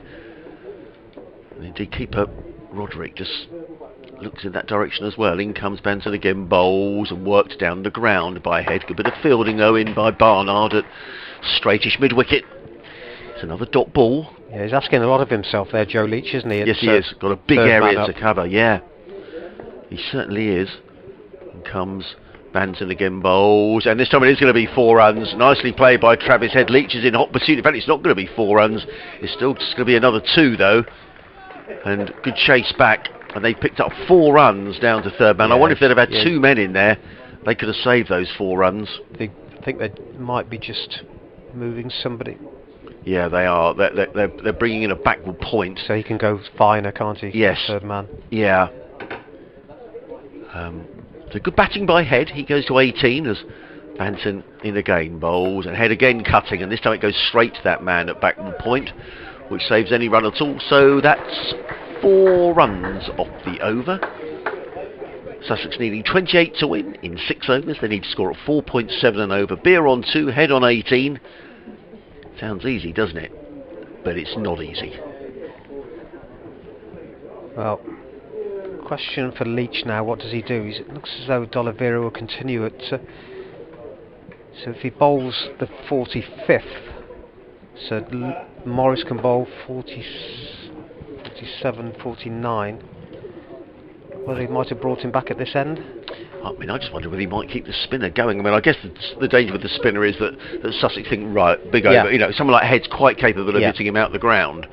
But on the same token, you could say he's quite capable of holding out. I mean, there's a real debate here going on now between D'Oliveira, Leach, who's involved in that conversation as well. Libby, yeah. Yeah, I do wonder. But that's why I talk about it and he plays. So D'Oliveira to bowl over 45. Just a little bit of air. Played by Beer off the front foot defensively. Not looking to do anything spectacular, Beer at the moment. 2 from 8. Which is all he needs to do. The run rate isn't a problem. It's under 5. Again, repeats the shot off the front foot defensively. Just waiting for the loose delivery that he can put away. Clive's been in touch. He says, I'll continue to think positive thoughts, so my fingers may be crossed behind my back. Oh dear. It doesn't matter who you support, does it? It always fear the worst. Yeah. Next delivery beats the dive of Barnard in the covers. And annoyed with himself, and I think D'Oliveira was a little bit frustrated as well with that. But Ian's even worse. He says, Adrian, we're going to lose again. Same old story. Disillusioned, says Ian in Findon. Oh dear. D'Oliveira's next delivery, driven nicely out to long on, where Haynes does the fielding. I forget who I was talking to just before the European Championships final, and it was just after when England had lost, and I said, welcome to my world. It's been 60 years of disappointment being a Villa supporter. England, next delivery is driven nicely by Beer for his 4th run. Baker's doing the fielding. Didn't you have Rotterdam in 81? We did, yes. And, was it 81 or 82? 82, the championship was 81, I think. Right. But, yeah. And always fearing the worst. This next delivery's turned nicely onto the leg side. They take on the arm of Joe Leach, and who's having one of those days where the ball's following him no matter where he goes. But good backing up there by Beer. And at the end of the over, 210 for 6, so a further 24 required from the last 5. So just under 5 and over needed. Well, that was a good over for Sussex, just picking up those runs. 5 in the over, just keeping that ticking along. Runs required 4.8 per over, so 24 off 5. It ought to be straightforward. But that's a strange one. That's very odd, isn't it? That's really odd, isn't it? Why have they taken off someone who's taken... You've got someone who's taken 3 for 15 in 4 overs, and he's been taken off in favour of Baker, who's bowled 6 overs and taken 1 for 39. Yeah. That is odd. I don't understand that one. No, that's a strange one. And yeah, that's a really. I mean, there must be a reason, but I can't quite think what the reason is. well, Morris has got 3 to bowl. Leach has got 3. Morris taken 1 for 31 in 7. Barnard has got 3 to bowl. Well, in comes No. Baker. Bowls to Head. He works out into the offside. So is it my over? Yes. And it's just a single taken by Travis Head. So he goes to 21, Sussex to 211 for 6. It's strange because both Banton and Baker are left arm. I mean, Banton's been coming over the wicket primarily, but it does seem a slightly odd decision. And now Worcestershire have got 6 men inside the circle, saving the single. So I know they're trying to keep the strike away from from Travis Head. In comes Baker, bowls and played to backward point, fielding just down in front of us by Haynes. There is no run. 211 for 6. Beer on 4, Head on 21. Sussex needing 23 to win. Baker again, 3rd ball of the over. He's in and bowls, and Beer is forward, plays to straightish mid-wicket. There is no run, so just the one. Oh, now the scoreboard's on done. We don't need that to happen. Oh, there we go, it's back on again. Oh, thank goodness for that. 4 balls gone in the over, or 3 balls gone in the over. Just the 1 run scored so far. Now in reinforcement on the offside. This is amazing. They've got 6 men inside the circle, saving 1. Worcestershire. Baker in, bowls, Beer is forward, played into the offside. That was just what they were trying to prevent. And Ed Barnard's really annoyed that they managed to take that single. It was just dabbed into the offside by Will Beer, but he picks up a single. He goes to 5, Sussex to 212 for 6. Now, I wonder whether Travis Head just might be tempted here to dance down the wicket and hit a big 6 and just try and get rid of all this pressure that's mounting. Let's see what he does. In comes Baker, bowls, and Head is playing and missing outside the off stump. And I don't know what Travis Head was doing there. He sort of signalled to Joe Leach if I didn't hit it. Taken by keeper Roderick. There is no run. Good over actually by Baker, having said why has he come on to bowl. Just the 2 runs conceded so far. Over the wicket bowls. Head drives. Runs here though for Travis Head, but just a single to the sweeper on the cover boundary. So 3 runs off that over from Josh Baker. Good over by the spinner after we queried whether he should be bowling. 2-13 for 6. Sussex needing 21 to win in 4 overs. They need to score at just over 5 and over. So, still Sussex, you'd have thought, in the box seat with 4 wickets in hand. But Worcestershire are making Sussex sweat. Yep. It's tell you it's raining at the Test match. Or was it? England 25 without loss.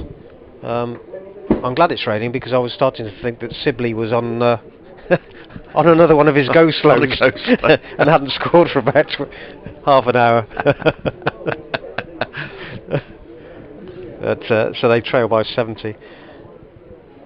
D'Oliveira's continuing, so Joe Leach has clearly decided spin is the game. 5.3 the required rate. Head is on 22 from 32. What will he do here? Will he decide to have a go? Well, he's gone on the sweep, wrapped on the pads outside the leg stump.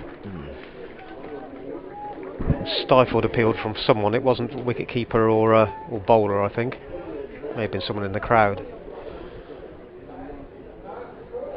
It showed a bit of intent. There's more intent from him here, using his feet, driving all along the ground to long off, where Baker does the fielding. So 1 more ticks off the required total to win. 20 needed now. He's a bit frustrated there, Travis Head, wasn't he? He was hoping they could make the boundary with that shot. D'Oliveira would just be hoping that they try and take the aerial route. But Beers not showing any signs of that. Turns this backward a square on the leg side. They're through for 1. Think of a second. It's not there though. Good bit of fielding by Tom Fell. Got a long on and a long off. Deep cover. Deep mid-wicket. Deep backward point now. In fact, for the left-hander, it's quite a wide, fine leg.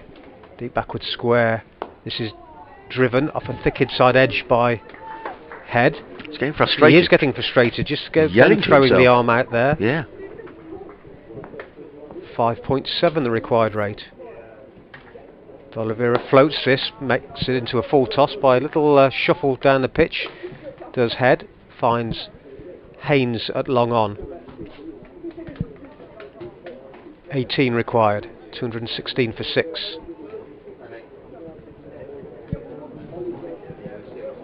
Will Beer just looking at the field and seeing man push back at deep backward square onto the boundary.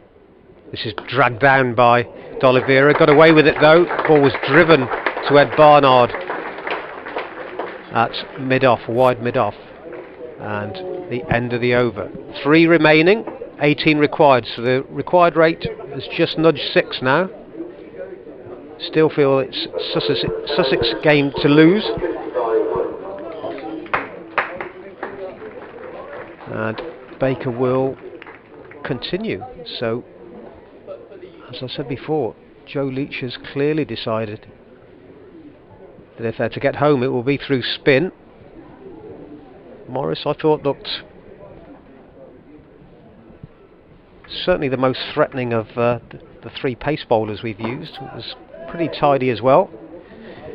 But with head on strike at the start of this over, will he try and dominate the young spinner?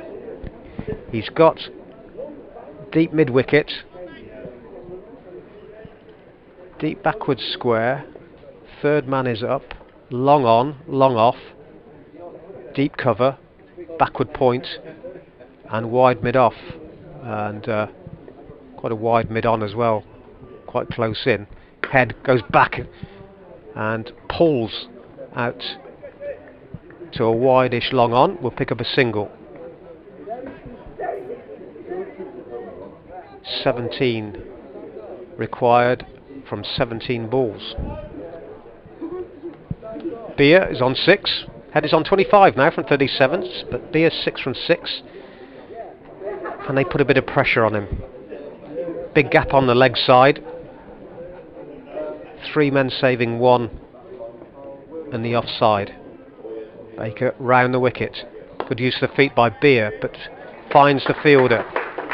Jake Libby at wide mid-on. Dot ball gets a little round of applause from around the ground. 6.4 the required rate now. This is driven to Barnard in the offside, who prevents a run. Another dot ball. 3 balls gone in the 48th over. Beer 6 from 18 now. Drives in the air, but past the dive of Barnard in the covers. They'll pick up a single at wide long off.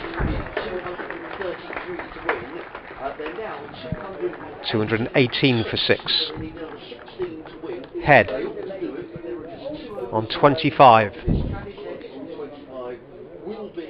Again, question, will he use his feet? Will he go after Baker? No, he waits within the crease, tries to double it down to third man, take on Joe Leach, but good backing up by Beer sees them pick up another single. 219 for 6, 15 to win from 13 balls. Still Sussex in the box seat. Last ball of the over for Baker. Beer on strike. In the air but safe. Just got a thick outside edge. And out to Tom Fell, coming in from the cover boundary. So tidy stuff from Baker. But Beer and Head are still there. 2 overs to go. 14 required. The required rate now up to 7 for the first time. So it's getting tense. Well, it's getting a little bit tense here as we go into the last 2 overs. The visitors need 14 to win from the last 2 overs with 4 wickets in hand. Travis Head, played with Worcestershire for a couple of seasons, is there on 26. Beer is on 8. So it's Charlie Morris coming back into the attack. It looked as though the visitors were cantering to a victory when they were 160 for 1, but then they lost quick wickets. They lost 5 wickets for 37 as Jacques Banton took 3 wickets and Brett D'Oliveira took 1. We saw those flurry of wickets with Coles going for 2, Carter for 6 and Ibrahim for 1 after an excellent 108 from Ali Orr. So as we go into these last 2 overs, you would still fancy the visitors, but anything could happen. So they need 14 from the last 2 overs with 4 wickets in hand. It's 220 for 6. So, with some brave captaincy actually here by Joe Leach, you know, to keep the spinners on. I'm not saying that, you know, spinners are likely to go more around the ground, but you think it's more than likely that spinners, you know, someone like Travis Head might think, do you know what, I'm just going to dance down the track and try and hit them back over the head for 6. Yeah, I think which is why he's probably brought Morris back on at is it Morris or Barnard actually? Right.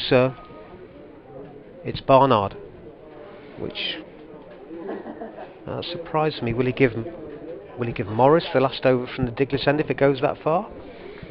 Barnard's been tidy so far, 7 overs for 20, but didn't look threatening. Well, I think what they'll be trying to do here, I mean, Will Beer is a perfectly capable batsman, but I think that they'll recognise the danger man. He can hit a long ball, is Travis Head. So I think perhaps the feeling will be here that they want to keep Will Beer on strike as much as they possibly can, although Will Beer batted beautifully up at Sebra the other week when he made 40. Well, we didn't think we'd get to this, did we? No. No, certainly didn't. So, Ed Barnard runs away from us, comes into bowl to Will Beer. He's in and bowls, and Beer is hit to the pad, there's a loud appeal, and he's out, and Will Beer is on his way, LBW. And Ed Barnard takes the 7th wicket. Change of bowling has done the trick for Joe Leach. Oh, what an extraordinary game of cricket. Sussex have now lost 6 for 60. They are down to the inexperienced tail. Archie Lenham, Henry Crocombe and Joe Sarrow. Now, I think Archie Lenham will almost certainly be the next man in. Yes, he is. Come on, Archie, is the crowd. There's a couple of Sussex supporters in the crowd. Now, this young man, as well as being a very fine bowler, can also bat as well. So, you know, I've got no concerns about Archie Lenham not being able to bat. However, this is real pressure. When he batted against Gloucester the other day, no one had given Sussex a prayer, really. And together with Ollie Carter, they very nearly saw Sussex over the line. But this is a different sort of pressure. And probably the idea is here to give Travis Head the strike. Although Head himself's going to feel a bit under pressure here as well. Well, they've first of all got to get Lenham off strike, haven't they? Yeah. You would feel, and let Head do the work. But things often said about young players, they don't have any nerves. Don't suffer from nerves. No. So... well, we have to say, Sussex were cruising, weren't they? 160 for 1, and at that stage, it was in the 34th over, so they were way ahead on Duckworth Lewis. But you've got to really credit Worcestershire, who've never given up. They've got a wicket, and we kept saying in commentary, didn't we? A couple of wickets here, and you said, it's the sort of pitch, maybe 1 wicket leads to 2, and that's what's happened. Well, what can Archie Lenham do? Oh, sorry. Well, Barnard is on his way in, and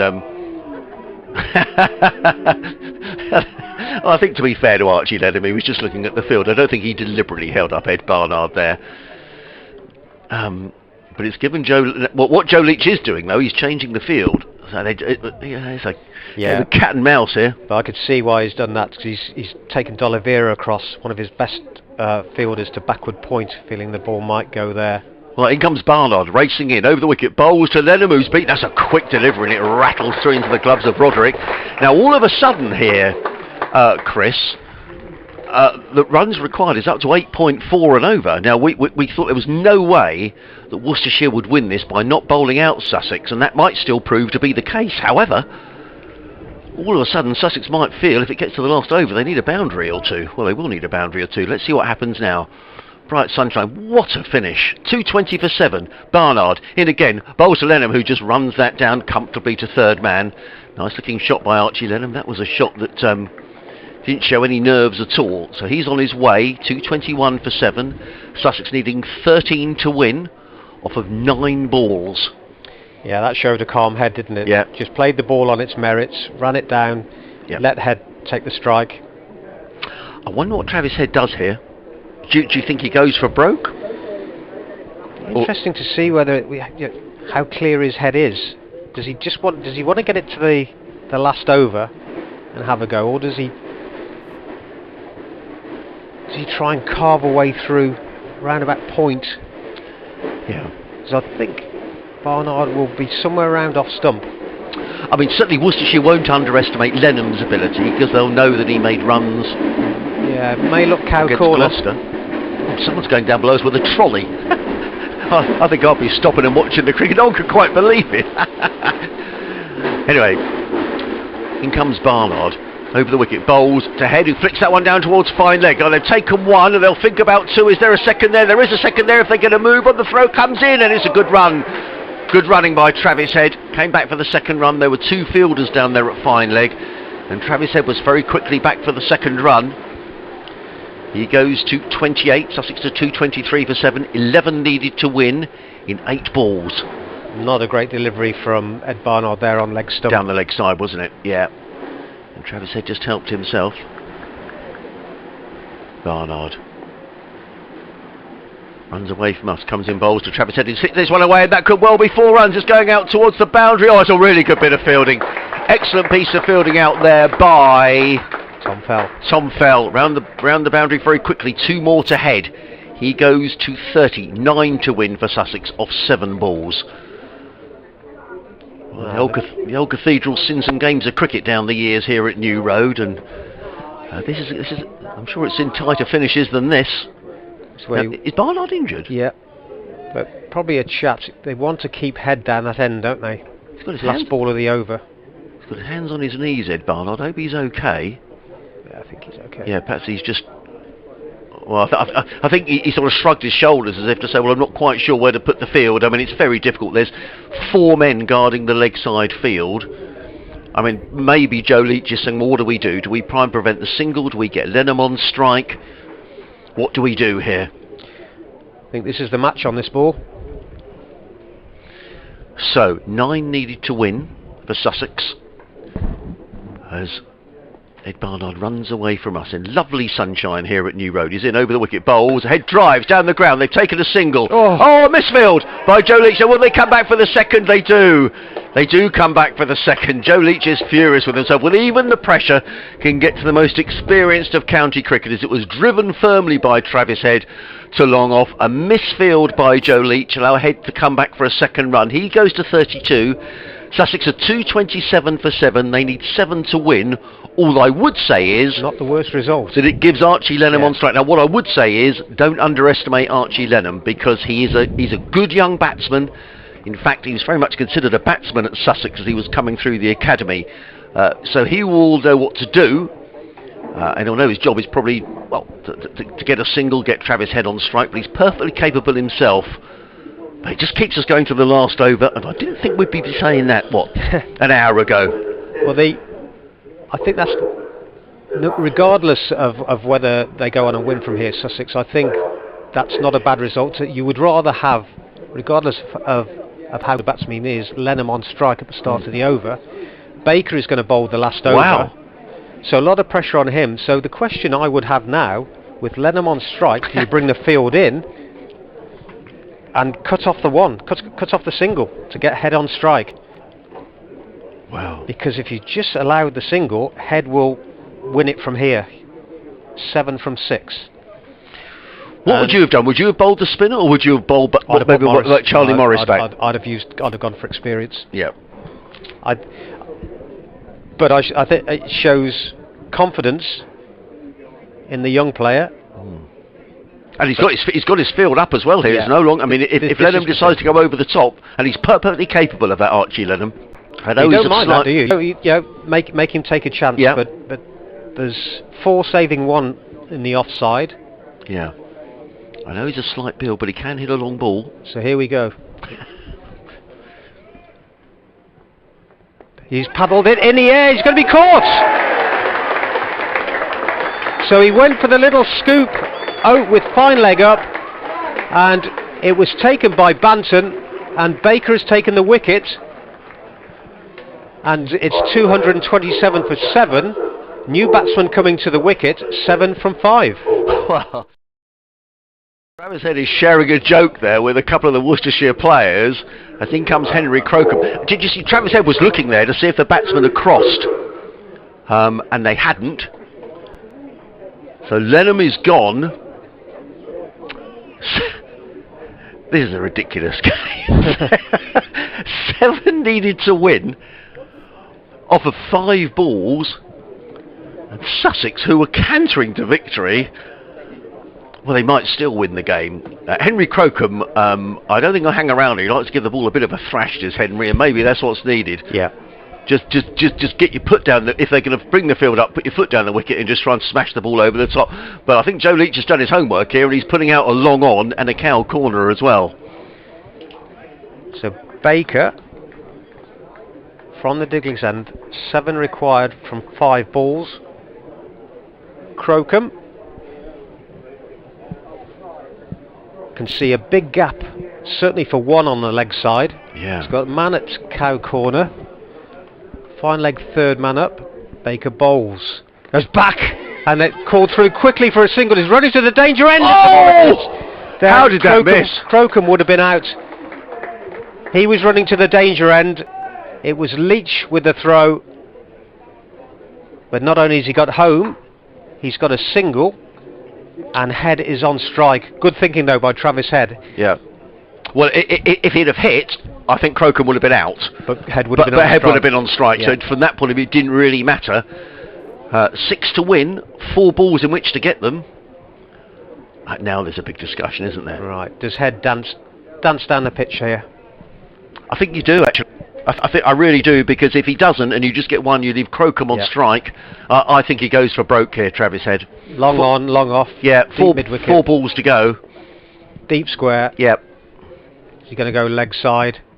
Yes, he is, and he's won it with a 6 over long on. Wow, that's a huge bow to win the game. What a game of cricket that is. Well, we said he might go for 6 to win the game, and that's exactly what Travis Head did. Stuck his foot down the track and heaved the ball over long on for 6 runs. And Sussex win with 3 balls remaining. Well, what a tremendous end to a wonderful game of cricket. We thought it depended on Travis Head, and it did. And what a way to win a match with a 6. But my word, didn't Sussex make it hard for themselves? Well, it's just a really good game of cricket. And it swung, ebbed and flowed both ways, didn't it? And that was the way to do it, with finish it with a 6. He took the responsibility himself, Travis Head, and he's come back to haunt his old stomping ground. It's really good, and they pulled themselves back into it there. But you look at that innings, the standout innings there, 108 from Ali Orr, good support from Haynes with 46, Travis Head 38 not out, and well, in the end they got home, and it should have been far more comfortable than it was, but it set up that grandstand finish. Great game of cricket. It really was a terrific game of cricket, and well done Worcestershire, and well done Sussex, because I thought Worcester were out of it when Sussex were 160 for 1. But well done Travis Head. He'd have enjoyed that, coming back to his old stamping ground and needing a 6 to win the match. I guess that was always the danger of bowling the spinner in that final over. Yeah, it almost made up his mind for him, didn't it? Yes, it did. See, with 8 wickets down, he had to go for it, and it came off for him. So the players all shake hands away to our right hand side. Wonderful game of cricket. I think Worcester can still qualify for those quarter-finals, but they might need to win their last couple of matches to do so. It's a blow losing this game today, but at last Sussex winning a match in this competition. They'll be delighted about it. But what a game of cricket.